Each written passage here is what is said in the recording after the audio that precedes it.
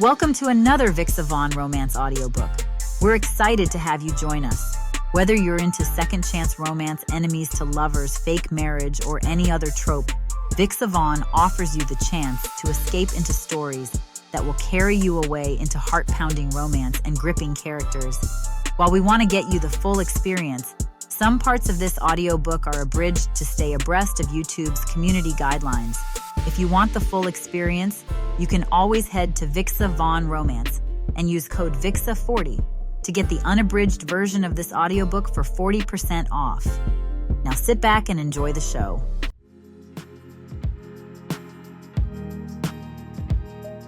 Chapter 1. Monica. The cinnamon wafts through my kitchen, wrapping around me like a warm hug. I pipe another swirl of buttercream onto a chocolate cupcake, adding it to the growing army lined up on my counter. The neighborhood block party is tomorrow, and I promised 24 of my signature treats. Mommy, can I help now? You said I could help. Matthew bounces on his toes beside me, practically vibrating with excitement. Just a minute, baby. Let me finish this row. I concentrate on keeping my hands steady, creating the perfect spiral on each cupcake. But you said that forever ago. He dramatically flops against the counter, sending a container of rainbow sprinkles teetering dangerously close to the edge. I catch it just in time. Matthew Hudson, what did I tell you about being careful in the kitchen? His big brown eyes widen. That it's a place for walking feet and gentle hands. He recites our kitchen rules perfectly, then immediately contradicts them by hopping from one foot to the other. But I've been waiting so long. Okay. I laugh, unable to resist that face. You can put sprinkles on these ones I've finished. His entire face lights up as I slide 5 completed cupcakes toward him and hand over the sprinkle container. Remember, just a little? Too late. Matthew upends the entire container, creating a rainbow avalanche across my perfectly frosted creations. Sprinkles bounce everywhere, onto the floor, the counter, even somehow landing in my hair. I made them beautiful. He beams with pride. I take a deep breath. You sure did, buddy. I survey the damage. Each cupcake now sports approximately 3,000 sprinkles, and my clean kitchen floor looks like a candy factory explosion. While Matthew creates more masterpieces, I let my mind wander to my dream. My own bakery. Not just working for Juliana at Sweetie Treats. Not just a kitchen in our tiny apartment, but a real storefront with my name on it. Hudson's Sweet Spot. I can see it so clearly. Glass cases filled with eclairs drizzled with chocolate, fruit tarts with glazed berries, cinnamon rolls drowning in cream cheese frosting. Mommy, look! I made a mountain. Matthew's voice pulls me back to reality. He's created a sprinkle pyramid on top of one cupcake that defies the laws of physics. That's impressive. I shake my head, smiling despite myself. How about you go wash your hands while I finish these last few?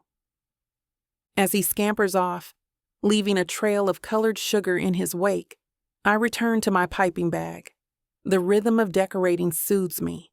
Squeeze, swirl, release. In my bakery, I'd have a kids' corner with small tables and chairs where children could decorate their own cookies while parents enjoyed coffee. I'd use ingredients from local farms and offer seasonal specials. The walls would be painted a warm yellow, and there'd be the constant perfume of butter and sugar and possibility. All clean, Matthew announces, thrusting his still damp hands in my face as proof. Good job. I ruffle his curls. Want to help me put these in the containers? As we work side by side, carefully transferring sprinkle-laden cupcakes into plastic carriers, that sense of purpose swells inside me again. This is more than just baking. It's building something, creating joy, leaving my mark. One day, I'll have that bakery. For now, I have this kitchen, these cupcakes, and this beautiful boy making a complete mess of everything. And honestly, It's pretty damn sweet.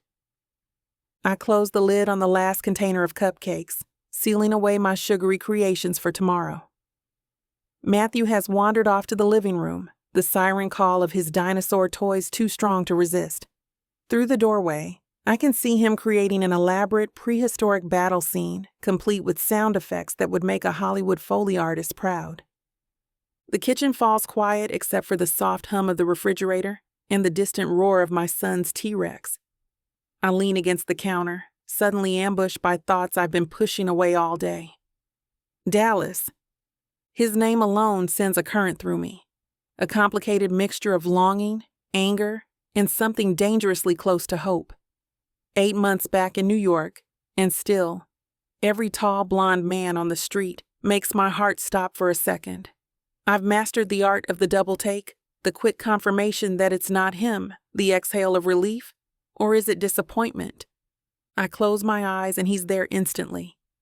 His blue eyes crinkling at the corners when he laughed, the way his hand would find the small of my back in crowded rooms, how he'd kiss my forehead before we depart for our college classes each morning. The memories flood back with such clarity, it's like watching scenes from a movie I've seen 1,000 times. Damn, I whisper, opening my eyes to banish the images. 5 years. 5 years since I packed my bags and left without a word. Only a few days after our breakup, the positive pregnancy test upended my life completely. I run my fingers through my curls, catching on knots from a long day of baking. Dallas and I were fire together, passionate, consuming, illuminating. But fire burns. And when his father made it clear I wasn't the proper choice for his golden boy, when I found out how his father was planning on setting him up with a gorgeous New York socialite bombshell, I couldn't handle it. So I ran. Back to Jersey, back to my mom's house, where I could figure out what to do with the life growing inside me. I never told him, never gave him the chance to choose us, or worse, reject us.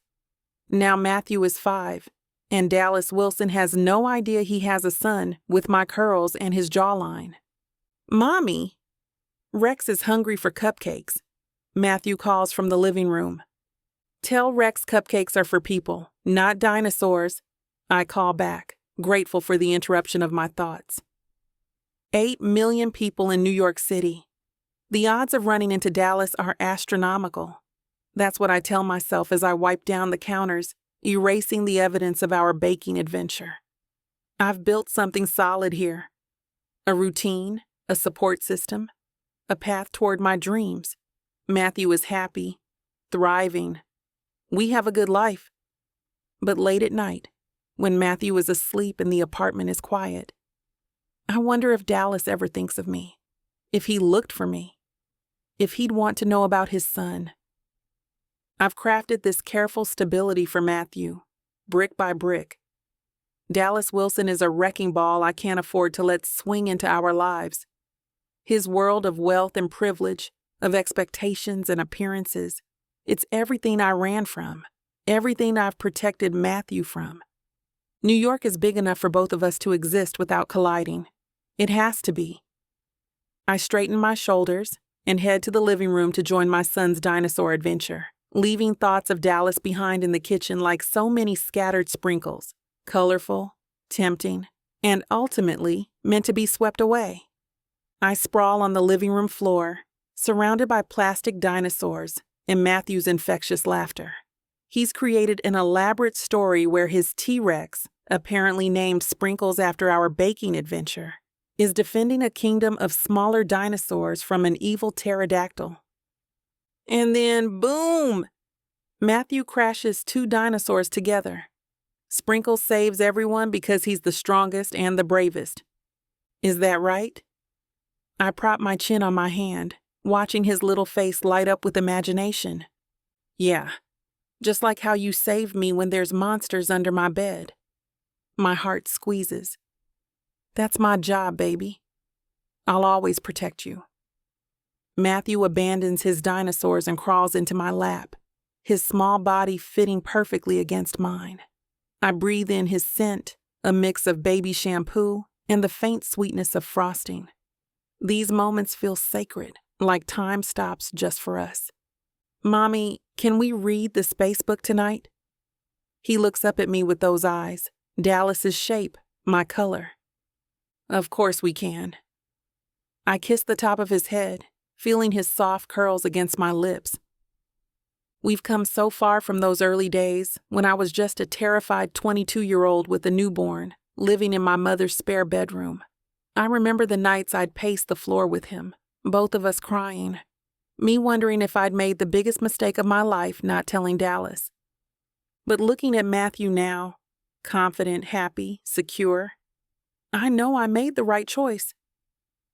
Later, after dinner and bath time, we curl up in his bed with the space book he's currently obsessed with. His room is a testament to his evolving interests. Dinosaur posters sharing wall space with rocket ships, building blocks stacked next to science kits, meant for kids twice his age. Did you know? Matthew says with all the authority his 5 years can muster, that astronauts have to exercise 2 hours every day in space or their muscles get all mushy? Is that so? I turn the page, admiring the colorful illustrations of the solar system. Yep, when I'm an astronaut, I'm going to exercise 3 hours so I'm extra strong. I smile at his determination. You can be anything you want to be, you know that? Even a Baker astronaut dinosaur doctor? Especially that. I tap his nose. As we read, I think about the parent-teacher conference I had last week. Miss Rivera had nothing but praise for Matthew. His vocabulary is advanced, his curiosity boundless, his social skills excellent. He's thriving, she'd said, and those 2 simple words had filled me with more pride than any accomplishment of my own. After the 3rd reading of the space book, Matthew's eyelids grow heavy. I sing our goodnight song, the same one my mother sang to me, and watch as he drifts off to sleep. I stand in his doorway, taking in the sight of him, one arm thrown dramatically above his head, mouth slightly open, chest rising and falling with each peaceful breath. This little person who carries half my DNA and half of Dallas's, yet is entirely his own unique being. In the quiet of our apartment, I allow myself a moment of pure gratitude. We may not have much, but we have enough. My job at Sweetie Treats pays the bills. Matthew's in a good school. We have health insurance. My savings for the bakery grows slowly but steadily. Most importantly, we have stability. That precious commodity I never fully had growing up with a single mom who worked 3 jobs. Matthew knows exactly what to expect each day. He knows he's loved, safe, protected. I've built this life for us brick by brick, sacrifice by sacrifice. No regrets. No looking back. The thought of anything or anyone disrupting what we've created sends a chill through me. Dallas's world of wealth and privilege comes with strings attached, expectations I couldn't meet. His father made that abundantly clear. Sleep tight, my little astronaut, I whisper, closing Matthew's door partway. Whatever happens, I'll make sure nothing destroys what we have. Nothing and no one, not even Dallas Wilson. Chapter 2. Dallas. I swirl the bourbon in my crystal tumbler, watching the amber liquid catch the light from the chandeliers overhead. Another party. Another night of the same conversations with the same people wearing different designer outfits. Dallas. There you are. Some CEO's wife touches my arm, her diamond bracelet catching the light. We simply must discuss your sponsorship of the charity gala next month. Everyone's talking about it. I flash my practiced smile, the one that makes magazine covers sell and shareholders feel confident. Looking forward to it. The ballroom of the Waldorf Astoria stretches before me, a sea of wealth and privilege. Women draped in couture gowns that cost more than most people's monthly salaries. Men in bespoke suits closing million-dollar deals between sips of champagne. The air smells expensive, a mix of rare flowers, imported perfumes, and entitlement. Wilson! How's the Asian market treating you? Gerald Thompson, hedge fund manager with a penchant for trophy wives, claps me on the shoulder. My people tell me your Q3 numbers are through the roof. Can't complain. I drain my glass, already scanning the room for the nearest waiter. I need another drink to make it through this conversation. Smart move with that Vietnamese manufacturing deal. Though between us, I hear labor regulations are pretty flexible there, if you know what I mean. He winks like we're conspirators in some grand scheme. My jaw tightens. Actually, we're implementing the same labor standards across all our facilities. Cost us more, but it's the right thing to do. Gerald's smile falters, and I can see him mentally filing me under gone soft. I don't give a damn. Dad might have built Wilson Athletics on cutting corners, but that's not my vision. 20 minutes later, I've nodded through discussions about someone's new yacht, another's private island purchase, and detailed specifications of 3 different supercars. My face aches from fake smiling. Then I spot them, Preston and Mary Huntington near the terrace doors, looking like the only authentic people in the room. Preston catches my eye and waves me over. Save me, I mutter, making my way through the crowd. There he is! Preston grips my hand firmly.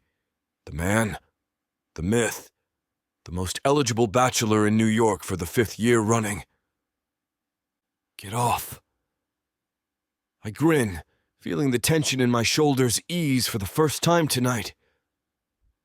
Mary, you look stunning. How do you put up with this? Mary laughs, looking in a simple blue gown. The contrast works great on her darker skin. Carefully managed expectations. How's Jackson? I ask, genuinely interested in their 6-year-old son. Mary's face lights up. Obsessed with dinosaurs and convinced he can fly if he jumps from high enough places.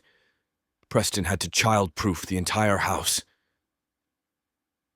Worth every penny, Preston says, his expression softening. Kid's the best thing that ever happened to me. Well, after reconnecting with this one. He pulls Mary closer. I feel a pang watching them. Their story still gets me. Young sweethearts separated by Preston's controlling parents, reunited by chance years later. Mary raising their son alone all those years, never telling Preston he existed. You should see them together, Mary says. Jackson has Preston wrapped around his little finger. Guilty as charged. Preston shrugs. Never thought I'd be that dad who carries around 50 photos of his kid. But here we are. You got lucky, I say quietly. Second chances don't come around often. Speaking from experience, Mary asks gently. Monica's face flashes in my mind, her laugh, the way she'd dance around the kitchen while cooking, how she challenged me on my nonsense in ways no one else ever had. Ancient history, I lie, draining my drink. Some things can't be fixed. Preston gives my shoulder a squeeze. Don't be a stranger, Dallas. Come over for dinner next week. Jackson's been asking about his tall uncle who throws him so high. I'd like that, I say, meaning it. Mary kisses my cheek. 7 o'clock Thursday. No excuses this time. I watch them disappear into the crowd, Preston's hand resting protectively on the small of Mary's back. The simple gesture hits me like a sucker punch. That used to be me and Monica, connected in sync, 2 parts of something real. The ballroom suddenly feels suffocating. I move toward the terrace doors, needing air that doesn't taste like expensive perfume. Outside, the New York skyline glitters against the night sky. I sigh and lean against the railing. 5 years. 5 years since I let her walk away. I close my eyes and see Monica's face the last time we were together. The hurt in her eyes when I told her about the ultimatum my father had given me. Wilson Athletics or her. Hannah Washington or her. The family legacy or our future. I thought I was being noble, giving her space to think while I figured out how to stand up to my father. Instead, she vanished. No calls, no texts, nothing. Just gone. I tried finding her. Hired people even. But Monica didn't want to be found. There you are! A woman's voice dripping with practiced seduction interrupts my thoughts. Amber something. Daughter of one of Dad's golf buddies. I've been looking everywhere for you. Just getting some air. She sidles up next to me, her perfume so strong it makes my eyes water. I was hoping we could discuss that charity gala. I'm on the committee, you know. Send the details to my office. My voice comes out harder than intended. Her smile falters. Of course. But perhaps over drinks? I know this intimate little place. Not tonight. Another time then. She touches my arm, her red nails contrasting against my suit. I can be very persuasive. I don't respond. After an awkward moment, she retreats back inside, undoubtedly to tell her friends what a jerk Dallas Wilson is. Add it to the list. The truth is, I haven't been interested in anyone since Monica. I've dated, sure. Slept with women whose names I sometimes couldn't remember the next morning. But nothing stuck because none of them were her. None of them challenged me like she did. None of them saw past the Wilson name to the man underneath. None of them made me laugh until my sides hurt or talked some sense into my thick skull when I needed it. I pull out my phone, opening my photos to a folder I never show anyone. There she is. Monica at 22, laughing on the Brooklyn Bridge, the wind blowing her curls across her face. Monica asleep on my chest, her hand curled against my heart. Monica cooking in my college apartment, dancing to music only she could hear. My thumb hovers over her face. Where are you now? I whisper. Mr. Wilson? The server appears at my elbow. Mr. Huntington asked me to check if you needed anything. I'm good. I slip my phone away, tucking the memories back into their hiding place. Actually, tell the coat check to have my car brought around. I've had enough schmoozing for one night. Inside, some finance bro with slicked back hair and a too-tight collar tries to corner me about investment opportunities he swears are once in a lifetime. A socialite whose father owns half of Manhattan sidles up beside me, champagne glass dangling between manicured fingers, hinting at her recent divorce and newfound freedom. A Wilson Athletics board member, gray at the temples and reeking of expensive scotch, wants to discuss Asian expansion plans and market penetration strategies like, I give a damn about any of that right now. I nod, smile, shake hands. I say all the right things at all the right times, but I'm not really there. My body's on autopilot while my mind is with Monica in that tiny Brooklyn apartment we used to escape to whenever we came home from our college classes, exhausted but so goddamn happy. I'm holding her hand as we walk through Prospect Park in the fall, kicking through leaves and planning futures that seemed so certain then. I'm promising her forever while knowing my father would never allow it. His air with a girl from the wrong side of the tracks, as he so eloquently put it during our final showdown. As I slip out of the gala, dodging goodbye conversations and avoiding eye contact with anyone who might delay my exit, I rip off my tie and breathe in the cool night air. I wonder for the 1000th time if she's happy somewhere out there. If she ever thinks of me during quiet moments like I think of her. If she's found someone who deserves her more than I did. Someone who fought harder, who didn't cave to family pressure, who put her first like I should have done. Chapter 3. Monica. The morning rush at Sweetie Treats is finally winding down. I wipe down the glass display case, now half empty after the breakfast crowd, decimated our cinnamon rolls and morning buns. My arms ache pleasantly from hours of kneading dough, but the satisfied faces of our regulars make it worth every sore muscle. Monica, you're a godsend. Juliana emerges from the back office, her silver-streaked black hair pulled into a messy bun. Those new lemon tarts you suggested are selling out faster than we can make them. I smile, pride warming my chest. Told you people would go crazy for that candied zest on top. You've got instincts, girl. She taps a stack of papers against the counter to straighten them, which is why I want you to take point on this. She slides a contract across to me. I scan the document, my eyes widening at the figures. The Bloomfield Tech Conference? That's huge. Juliana nods, excitement dancing in her eyes. 3-day event at the Marriott. 500 attendees, morning pastries, afternoon cookies, and special dessert reception on the final night. She leans forward. And the budget is very generous.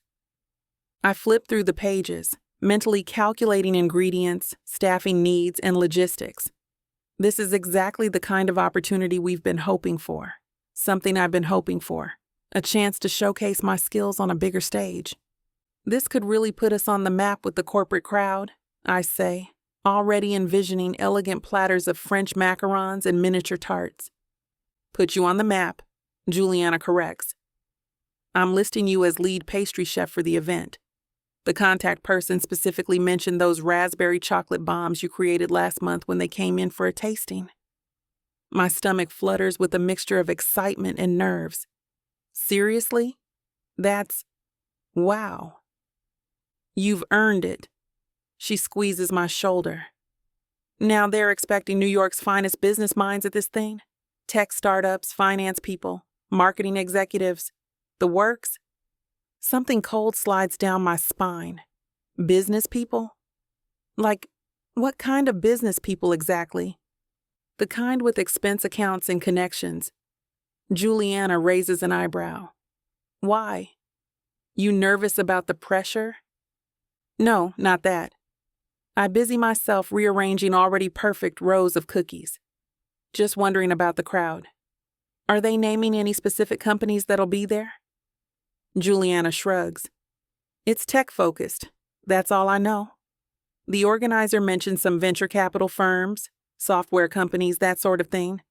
She studies my face. What's going on? You look like you've seen a ghost. I force a smile. Nothing.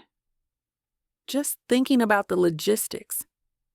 But my mind is racing through possibilities. New York is packed with business elites. What are the chances Dallas would be at this random tech conference? His family's company makes sportswear, not software. There's no reason for him to be there. Earth to Monica. Juliana waves her hand in front of my face. Where'd you go just now? Sorry. Just mentally planning the menu already? I take a deep breath. This is a great opportunity. Thank you for trusting me with it. You're the best baker I've ever hired. Just don't tell the others I said that. She winks. Now, I need a preliminary menu by Friday. Think you can handle that? Absolutely. I push away the irrational worry. Matthew needs new winter clothes, and my bakery fund could use a boost. This job is too important to pass up because of some far-fetched fear. Good. Because I'm thinking this could become a regular client if we knock their socks off. Juliana heads back toward her office. Oh, and they requested something innovative but accessible for the closing reception, whatever that means. As she disappears into the back, I lean against the counter, trying to settle my nerves. The rational part of me knows how unlikely it is that Dallas would be there. And even if by some cosmic joke he was, so what? I'm not the same girl who ran away 5 years ago. I'm a professional, a mother. I've built a life without him. I straighten my shoulders and pull out my notebook to start sketching dessert ideas. This is my chance to shine, to take another step toward my own bakery. I won't let ghosts from my past haunt this opportunity. Besides, what are the odds in a city this size? Practically zero. Right? I spend the rest of my shift at Sweetie Treats trying to focus on anything but Dallas. The afternoon rush keeps me busy, a blessing in disguise. I pipe cream into eclairs, dust powdered sugar over lemon bars, and chat with regulars who've come to expect my smile, along with their treats. These blueberry scones are insane, Monica. Mr. Patel, who stops in every Tuesday, takes another bite and closes his eyes in appreciation. What's your secret? If I told you, it wouldn't be a secret anymore. I wink, sliding him an extra napkin. But between us, it's all about grating frozen butter. This is what I love, these small connections, the joy of feeding people something that makes their day better. My fingers move automatically through familiar motions while my mind races ahead to the tech conference. I pull out my notebook during a lull and start sketching dessert ideas. Mini pavlovas with seasonal berries, chocolate hazelnut tartlets, cardamom spiced cookies with royal icing. I lose myself in the creative process, calculating quantities and costs. Someone's inspired today. Juliana appears at my shoulder, peering at my growing list. Just getting a head start on the conference menu. I tap my pen against the page. I'm thinking we showcase some of our signature items, but also create a few new showstoppers specifically for the event. I knew you were the right person for this. She squeezes my shoulder before heading back to her office. Her confidence in me pushes away the anxiety that's been lurking at the edges of my thoughts. This is ridiculous. I'm acting like a teenager worried about running into an ex at prom. Dallas probably doesn't even remember me anymore. Just another college girlfriend in his past. He's likely married to some perfect socialite by now, living in a penthouse with 2.5 designer children. The thought stings more than it should. I attack the kitchen with renewed vigor, scrubbing down surfaces and reorganizing the walk-in fridge. By closing time, my arms ache and my feet throb, but the physical exhaustion feels good, cleansing. You planning to move in? Juliana jokes as I wipe down the counters one final time. Sorry, got carried away. Don't apologize for being thorough. She hands me my coat. Just don't burn yourself out before the big event. It's still 3 weeks away. 3 weeks. Plenty of time to prepare incredible desserts. Plenty of time to build up my confidence. I'll pace myself, I promise, though we both know it's a lie. Outside, the October air has a crisp bite. I pull my jacket tighter and hurry toward the subway, mentally calculating how long I have before I need to pick up Matthew from after-school care. My phone buzzes with a text from my good neighbor Keisha. Got mad already. He's helping Zoe with her science project. Take your time. Relief washes over me. Keisha is a godsend, a fellow single mom who understands the constant juggling act. Our kids are the same age and inseparable. We formed our own little support system, trading childcare and late-night pep talks. I text back, "You're an angel," bringing pastries home as payment. With the gift of unexpected free time, I duck into a coffee shop and claim a corner table. I pull out my notebook again, this time creating a detailed timeline for the conference prep. The methodical planning soothes my nerves. What are the actual chances Dallas would be at this random tech conference? It wouldn't make any sense. And even if by some cosmic joke he did attend, I'm not the same nervous girl who ran away 5 years ago. I'm a professional, a mother, a woman with goals and ambitions. I straighten my shoulders, drawing strength from the thought. I've built a life without Dallas Wilson, a good life. This conference is my opportunity to take another step toward my dream bakery, the one with Matthew's college fund secure in the back office. The fear of running into Dallas isn't going to hold me back. I refuse to let it. I close my notebook with newfound determination. This tech conference could be a launching pad for bigger opportunities. Corporate clients with deep pockets, connections to investors who might back a small business loan. My phone buzzes again. A photo from Keisha showing Matthew and Zoe proudly displaying what appears to be a papier-mâché volcano. My son. My reason for everything. For him, I can face any fear. Even the ghost of Dallas Wilson. Chapter 4. Dallas. I study the fabric swatches spread across my desk, running my thumb over a new moisture-wicking material we're considering for our performance line. Across from me, Ava and Marcus, our lead designers, are mid-argument about color palettes. The market research clearly shows Gen Z gravitating toward these earth tones, Ava insists, tapping her tablet screen with perfectly manicured nails. Her brow furrows as she swipes to another graph. Look at these numbers. They're undeniable. 78% of our target demographic is responding to these muted, sustainable color stories. Marcus shakes his head, running a hand through his meticulously styled hair.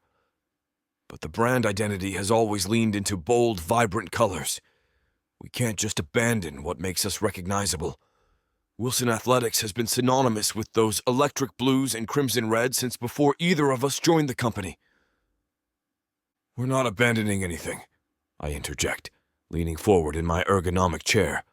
We're evolving. The sustainable angle with these natural dyes gives us both authenticity and marketability. It's not about following trends, it's about setting them while staying true to our core values. They nod, seemingly satisfied with the compromise. Ava's shoulders relax while Marcus makes a note on his tablet, already sketching modifications to incorporate both viewpoints. I reach for my coffee, black, no sugar, in a reusable ceramic mug with our logo embossed on the side, and take a thoughtful sip while glancing at the design mock-ups spread across my glass-top desk.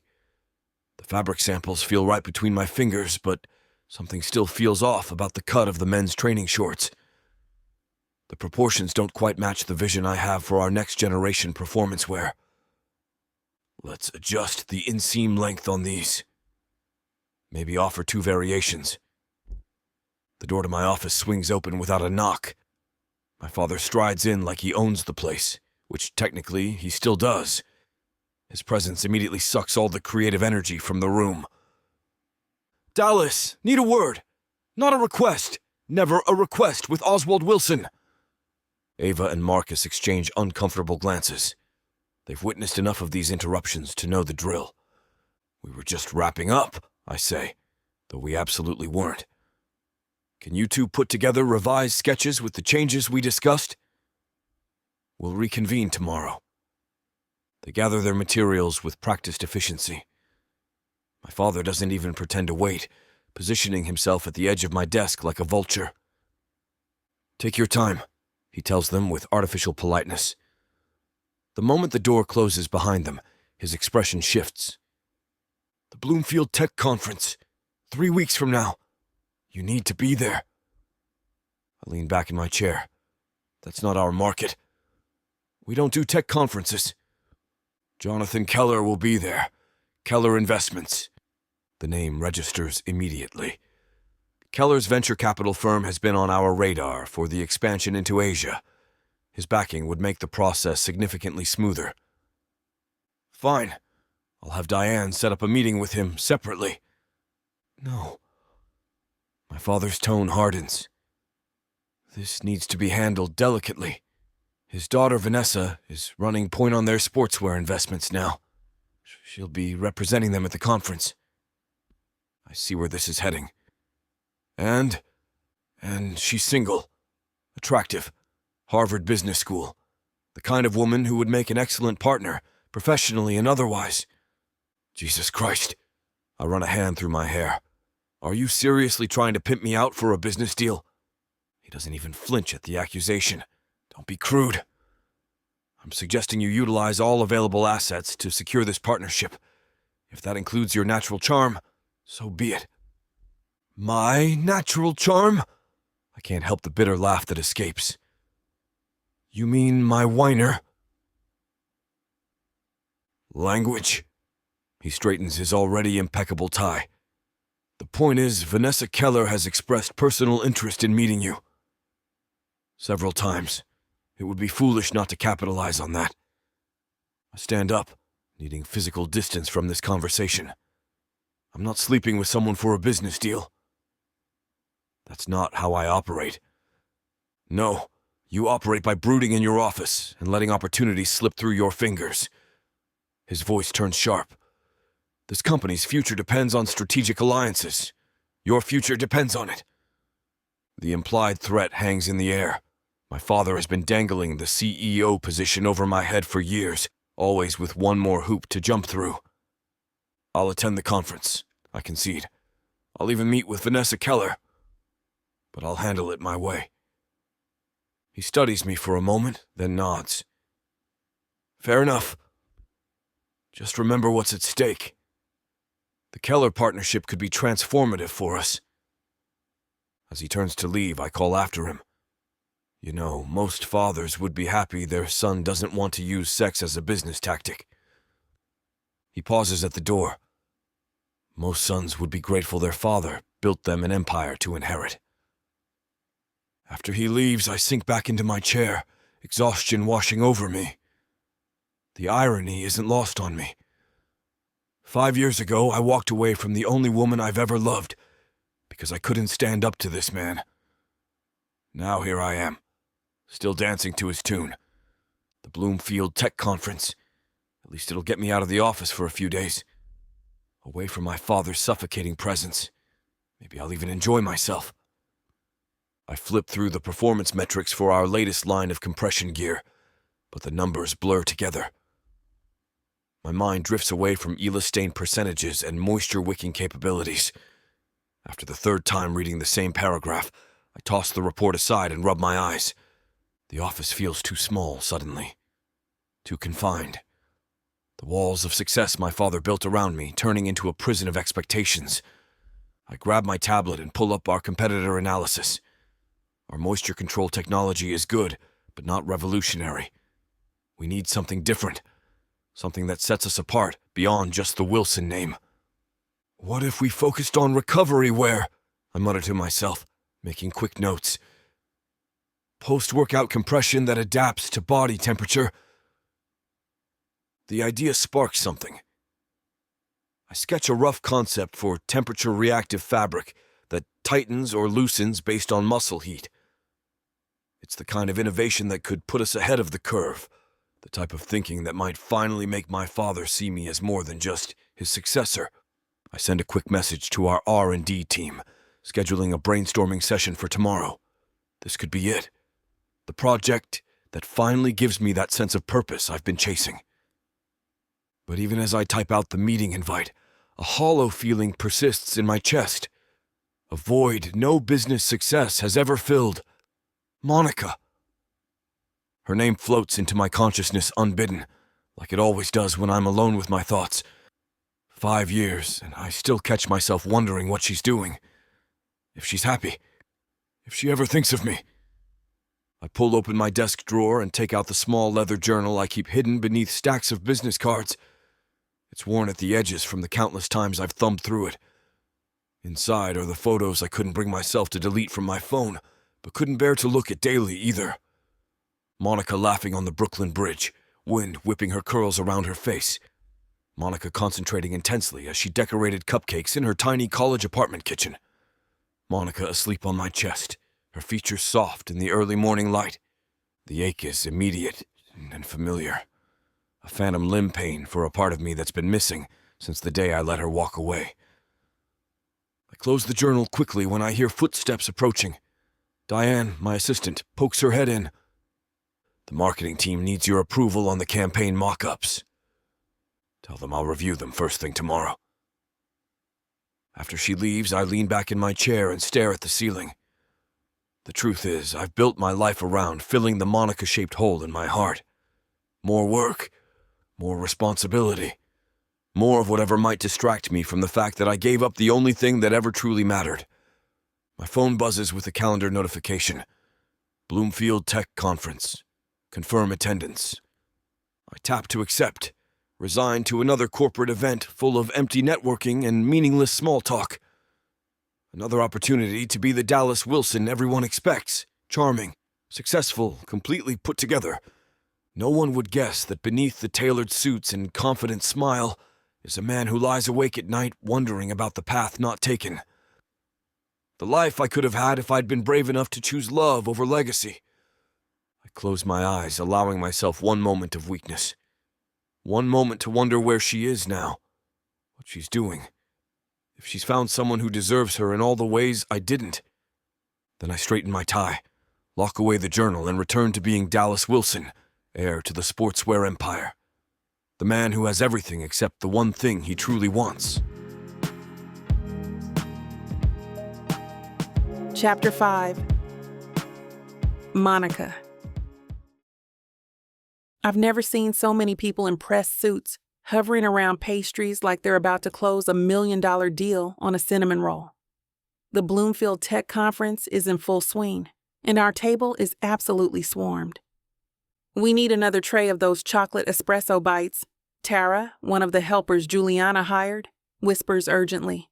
"They're going faster than the free Wi-Fi passwords." I nod, sliding a fresh tray from under the table.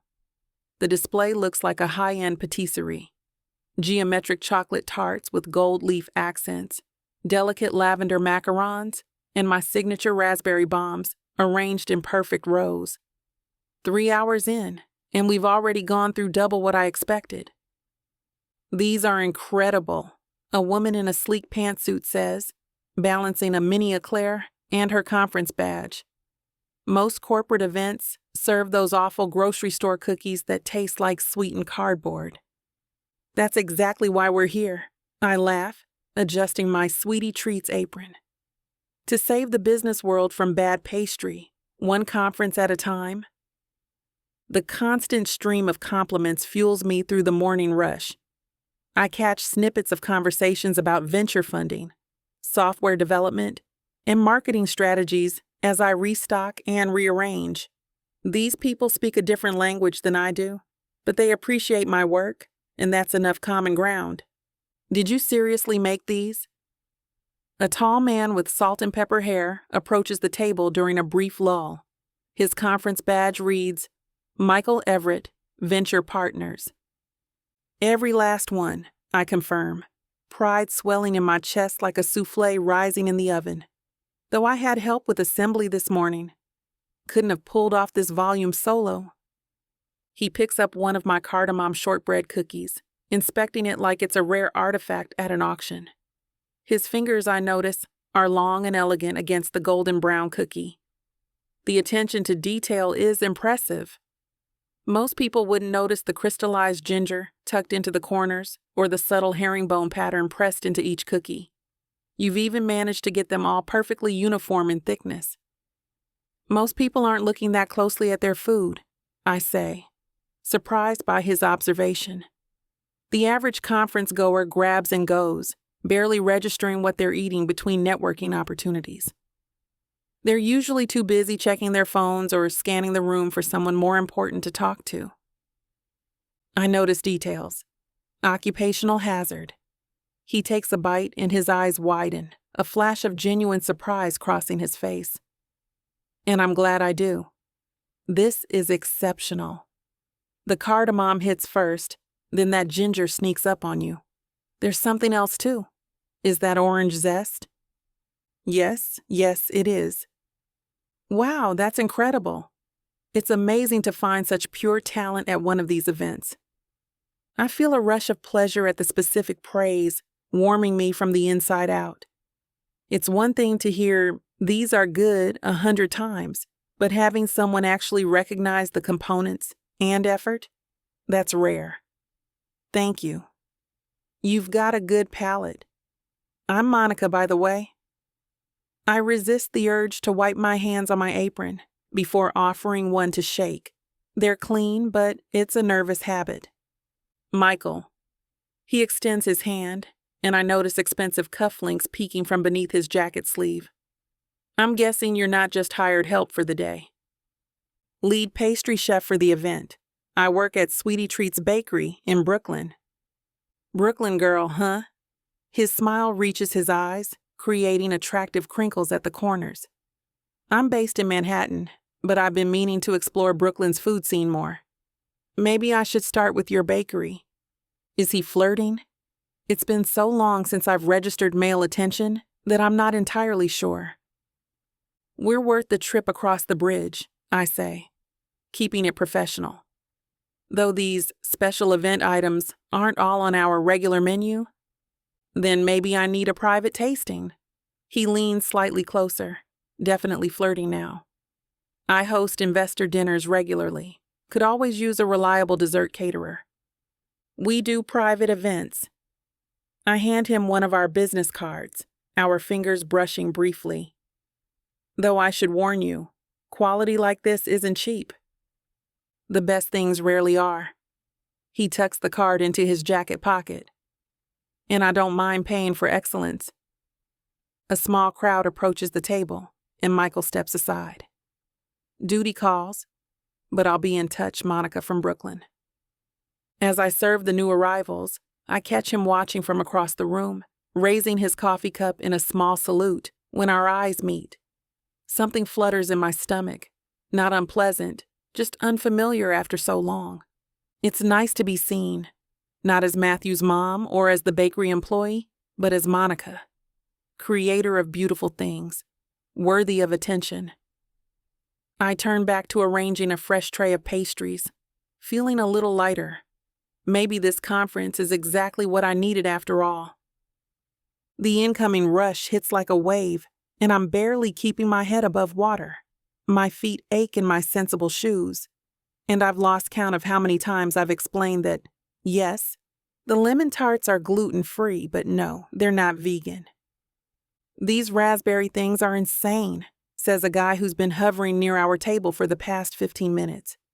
He's younger than Michael, maybe early 30s, with the kind of confidence that comes from having parents who paid for Ivy League tuition. What do you call them again? Raspberry bombs, I answer, rearranging the display. They're filled with white chocolate ganache infused with raspberry liqueur. He leans against the table, getting a little too close. I bet you could make a killing selling these. Ever thought about your own place? Every day.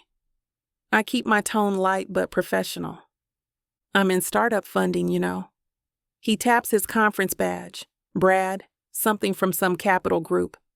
Always looking for passionate entrepreneurs with the right assets. The way his eyes drift down to my chest makes it clear what assets he's referring to. I resist the urge to roll my eyes. That's fascinating, I say flatly. Would you like another pastry before they're gone? I'd like your number, actually. His smile shows too many teeth. For professional reasons, of course. To discuss your business potential. I appreciate the interest, but I'm focused on this event right now. I turn slightly to help another guest, hoping he'll take the hint. He doesn't. Come on, I'm just being friendly. Most women would be flattered. Most women would be exhausted, I think. But I need this gig to go well, so I plaster on my customer service smile. The business cards on the table have all my professional contact information. As I hand a chocolate tart to an elderly woman, I feel the weight of someone's gaze, not Brad's, but something different. Something familiar that sends electricity skittering across my skin. I look up and the world stops spinning. Dallas. He stands across the room, tall and imposing in a charcoal suit that fits him like it was poured onto his frame. His sandy blonde hair is styled more conservatively than I remember, but his eyes, those piercing blue eyes, are exactly the same. They lock onto mine with an intensity that makes my lungs forget how to function. 5 years dissolve in an instant. My body remembers him before my brain can catch up. The way my heart stutters, how my skin warms up, the almost magnetic pull that makes me want to move toward him, despite everything that happened between us. He looks good, better than good. Success suits him in a way that makes me both proud and resentful. While I've been struggling to build something from nothing while taking care of Matthew, he's clearly been thriving in the world that was always waiting for him. Brad is still talking, something about angel investors and getting in on the ground floor, but his voice fades to background noise. Dallas takes a step forward, then stops, like he's unsure of his welcome. The hesitation is so unlike the confident man I knew that it catches me off guard. "Excuse me," I mumble to Brad, not caring if it's rude. My hands tremble as I wipe them on my apron. Dallas is moving now, weaving through the crowd with purpose.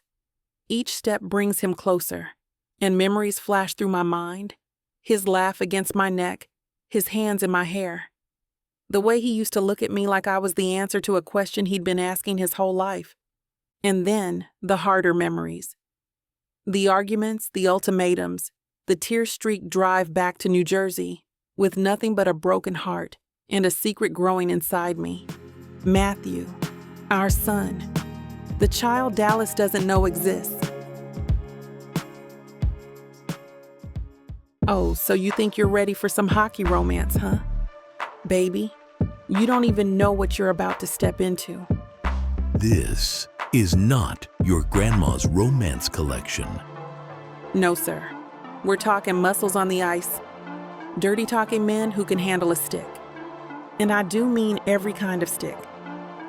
8 full-length audiobooks, over 30 hours of heat, sass, and love stories that'll melt more than just the ice. And honey, these aren't just some regular old stories. These are the kind that'll have you fanning yourself, yelling at your headphones, and staying up till 3 a.m. talking about one more chapter. Normally, a collection like this would cost you a small fortune. But baby, you know we don't play like that. Right now, it's already sitting at a jaw-dropping 70% off. If you order today and use the YouTube exclusive code VIXA40, that's VIXA40. Boom. Even bigger savings. That's right. Your romance binge just got cheaper than your last DoorDash order. One click, endless passion. Vixa Vaughn Romance.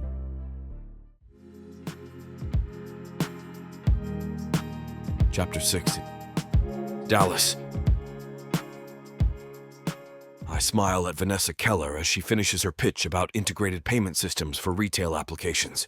Her voice has that particular cadence of someone who's memorized their talking points but doesn't fully understand them. That's fascinating. I lie, maintaining eye contact while mentally calculating how quickly I can extract myself from this conversation. The cross-platform integration could definitely enhance our customer experience. She touches my arm, her fingers lingering longer than necessary. I knew you'd get it. Most executives I meet with need the dumbed-down version. I've been playing this game long enough to recognize the signs. The unnecessary touching, the slightly exaggerated laugh at my mild joke about quarterly projections, the way she keeps mentioning her recent vacation to Santorini, clearly fishing for an invitation to discuss it over drinks. We should continue this conversation, I say, giving her exactly what my father wants. I'd like to hear more about your implementation timeline. Her smile widens. I'm free tonight. Perfect. I'll have my assistant set something up. I pull out my phone as if to make a note, creating the buffer I need. I should make the rounds before the next session starts, but I'm looking forward to our discussion. She seems satisfied with this promise, finally releasing me from conversational purgatory. As I navigate through clusters of tech bros and venture capitalists, I text Diane. Need dinner reservation tonight with Vanessa Keller. Somewhere public. Group setting preferred. The response comes quickly. Already on it. Table for 6 at Montrose, added Preston and the Goldstein twins to buffer. I smile at my assistant's perception. This is why I pay her an obscene salary. The conference hall buzzes with networking energy, that particular mix of desperation and ambition that fuels these events. I scan the room, noting potential contacts and competitors. A flash of movement catches my eye near the refreshment area, and I turn automatically. And then I see her. The world stops. Monica. She's standing behind a display of pastries, her hands moving with practiced efficiency as she arranges something on a tray. Her curls are pulled back from her face, a few rebellious strands escaping to frame her cheeks. She's wearing chef's whites, and she looks absolutely gorgeous, despite the apparent exhaustion written all over her face. 5 years vanish in an instant. My body recognizes her before my brain fully processes what I'm seeing. That immediate tightening in my chest, the sudden dryness in my mouth, the way everything else in the room fades to background noise. She looks up and our eyes lock across the crowded space. I forget how to breathe. My feet are moving before I make a conscious decision to approach. People step aside as I cut through the crowd, muttering half-formed apologies without taking my eyes off her. She watches me coming, her expression shifting from shock to something more complicated, a mixture of wariness and recognition that makes my heart pound harder. The last time I saw her, she was walking away from me, tears streaming down her face. I told myself it was for the best, that we wanted different things, that she deserved someone who could give her the simple life she craved. What nonsense. What complete and utter nonsense. I stop a few feet from her table, suddenly uncertain.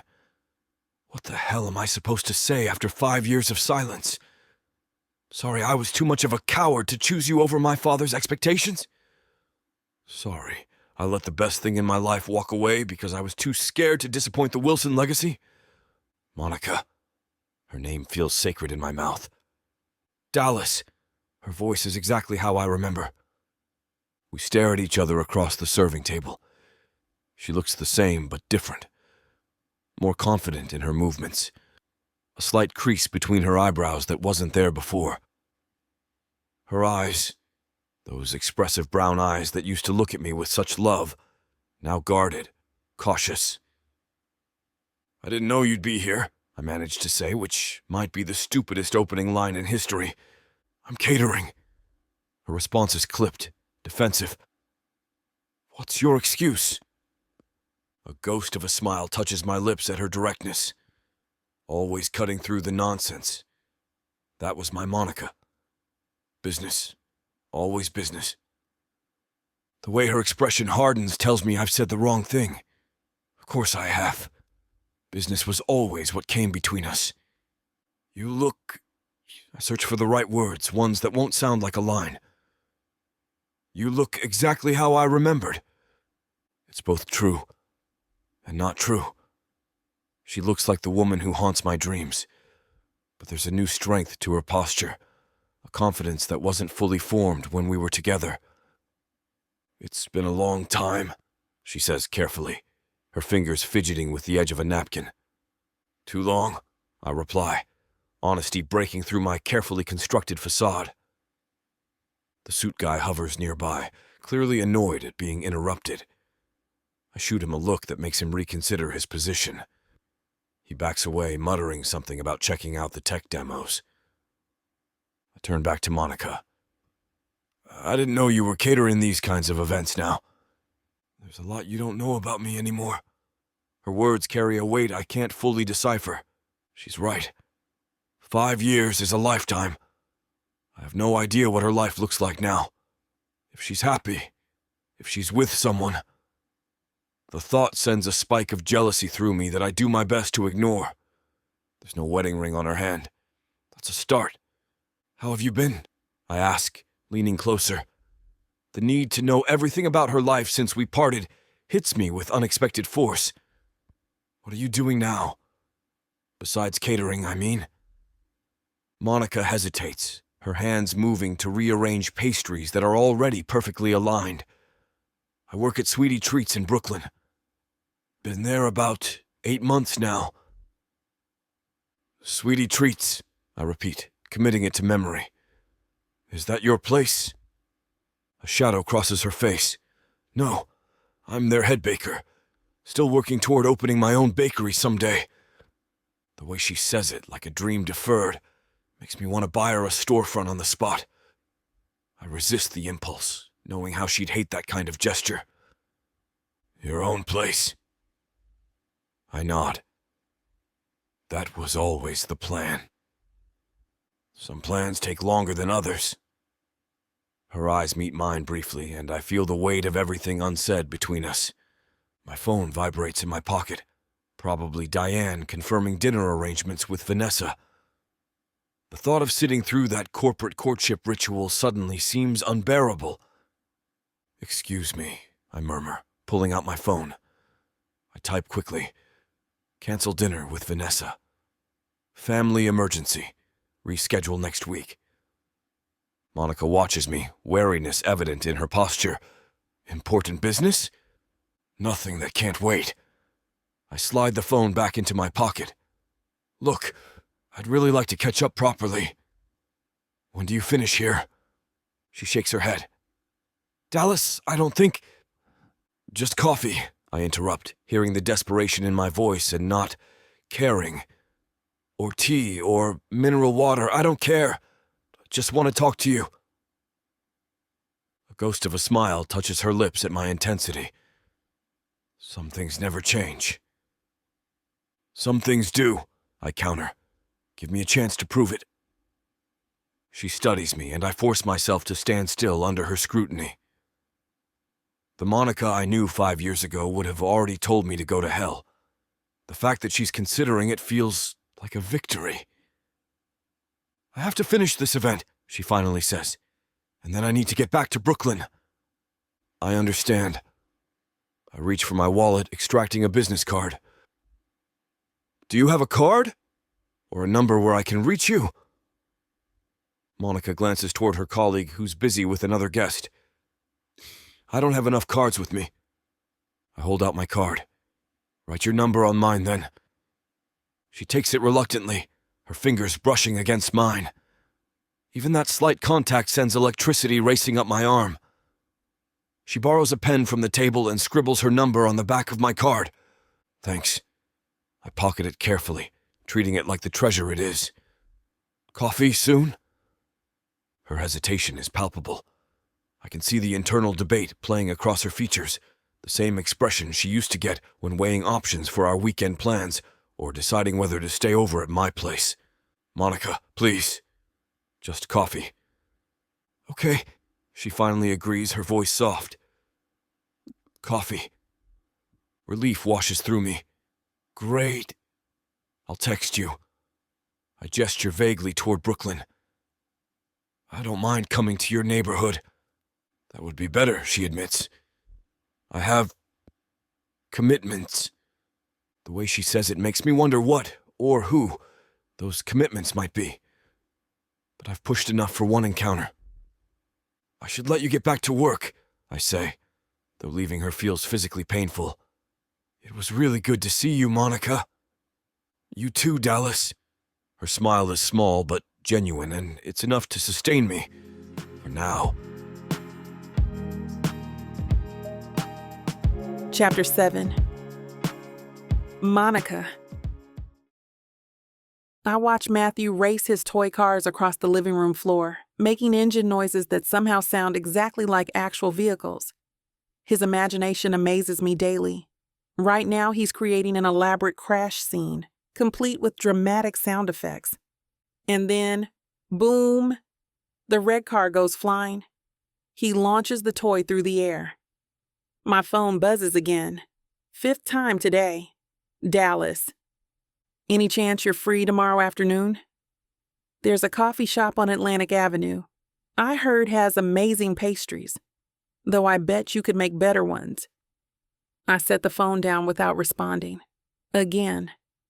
What was I thinking, giving him my number? Every text feels like a ticking bomb. Each message carries the weight of our history, of all the ways he could disrupt the life I've carefully built. Mama, watch. Matthew crashes 2 more cars together with gleeful abandon, sending colorful plastic pieces scattering across the hardwood floor like miniature debris. One wheel rolls under the coffee table, while a tiny plastic driver flies toward the TV stand. I'm watching, baby. I smile at him, grateful for the distraction from the phone, burning a hole in my palm. His imagination is the perfect escape from my swirling thoughts. That was quite a crash. Was anyone injured in this terrible accident? My phone lights up again, the screen illuminating against the coffee table. I flip it over immediately, my heart racing. I don't need to see his name to know it's him. Dallas doesn't know about Matthew, doesn't know he has a son. The thought makes my stomach clench and twist into painful knots every time I consider meeting him for coffee.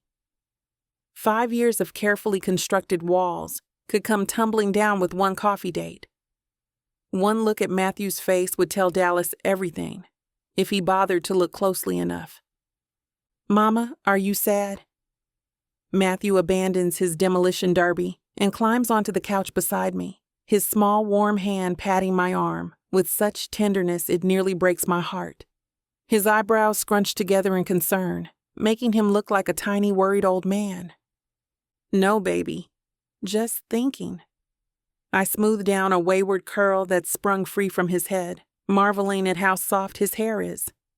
About what? His curious brown eyes, so like mine, thankfully, with no trace of piercing blue, search my face with an intensity that sometimes catches me off guard. He notices everything, this child of mine. Grown-up stuff. I pull him into a hug, breathing in his scent of Play-Doh and apple juice, mixed with the faint smell of the sandbox from the playground earlier. I hold him tighter than necessary, as if Dallas might materialize in our living room and snatch him away at any moment. What would Dallas do if he knew? Would he try to claim rights to Matthew? Would he walk away again? Either option terrifies me.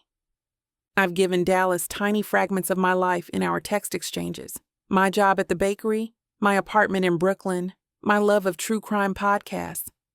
Safe topics. Nothing about the beautiful boy currently squirming in my arms. Can we have mac and cheese for dinner? Matthew asks, already moving back to his cars. Sure thing. My phone buzzes again. I grab it, intending to silence it completely, but find myself reading Dallas's message instead. No rush on the coffee hangout. I know you're busy.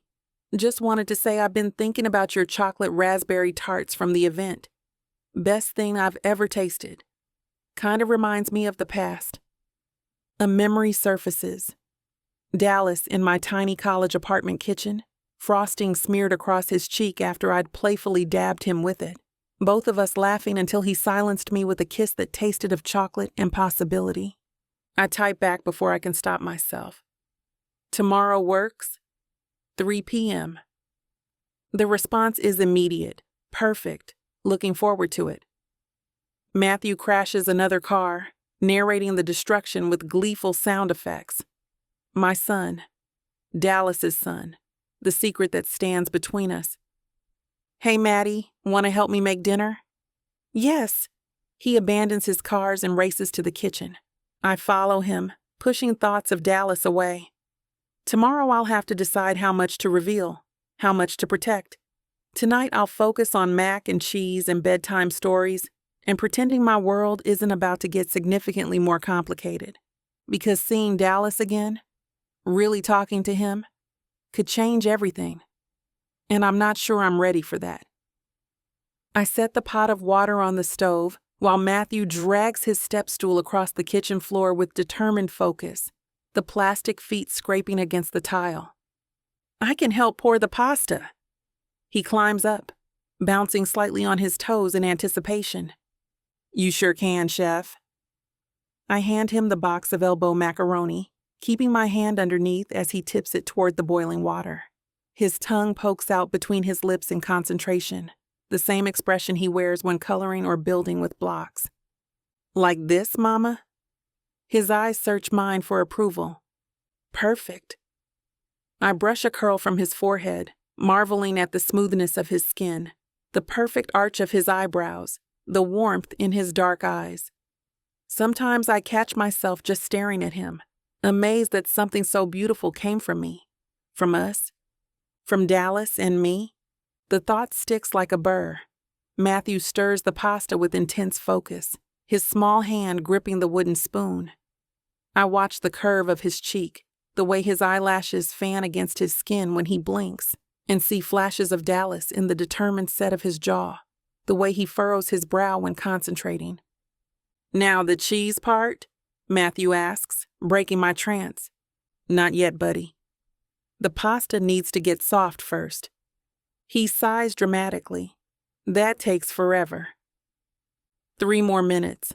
I tap his nose. Want to help grate the cheese while we wait? Yes. He nearly tumbles off the stool in excitement. We move to the counter where I set up the grater and a block of cheddar. I place my hand over his, guiding the cheese against the metal teeth. His laugh bubbles up as the orange shreds pile beneath the grater. It's snow and cheese. It sure is. I kiss the top of his head, breathing in the scent of his shampoo. You're the best helper. What would Dallas think of him? Would he see himself in Matthew's expressions? in the way he builds elaborate stories around his toys, in his stubbornness when he doesn't get his way. The thought of Dallas knowing about Matthew sends a current of anxiety through me. Not because Dallas doesn't deserve to know, he does, but because knowing means choices. It means decisions about involvement, about custody, about explanations. It means risking Matthew's heart. "Mama, I think the pasta's done. It's floating." Matthew points to the pot with cheese-covered fingers. "Good eye, chef." I drain the pasta, then let Matthew help add butter, milk, and the freshly grated cheese. He stirs with intense concentration, beaming with pride as the sauce thickens. "We made the best dinner ever," he declares as I scoop the mac and cheese into bowls. "We sure did." At the table, Matthew chatters about his cars, about the dog he saw at the playground, about how his friend Elijah can jump from the second step without falling. I nod and respond, but my mind keeps drifting to tomorrow's coffee meeting. What if Dallas wants to be part of Matthew's life and then changes his mind? What if corporate life calls him back? What if family pressure makes him walk away again? Matthew would be devastated. The thought of my son experiencing even a fraction of the heartbreak Dallas caused me makes my chest tighten. "Can we have ice cream?" Matthew asks, cheese sauce smeared across his chin. "After you eat 3 more bites of broccoli." He groans but complies, dramatically chewing each piece. I've protected him from disappointment as much as any mother can. I've built our life carefully, filled it with love and stability. Dallas could enhance that life, or he could shatter it. All done. Matthew shows me his empty plate. "Ice cream time?" I smile, pushing tomorrow's worries aside. Ice cream time it is. For tonight at least, our world remains perfectly intact. Chapter 8. Dallas. I arrived 20 minutes early at Percolate, this little brick-walled coffee shop on Atlantic Avenue that Preston recommended when I asked him for advice. The place smells like heaven, fresh ground beans and something buttery baking. I grab a table by the window, positioning myself where I can see the door. My leg won't stop bouncing under the table.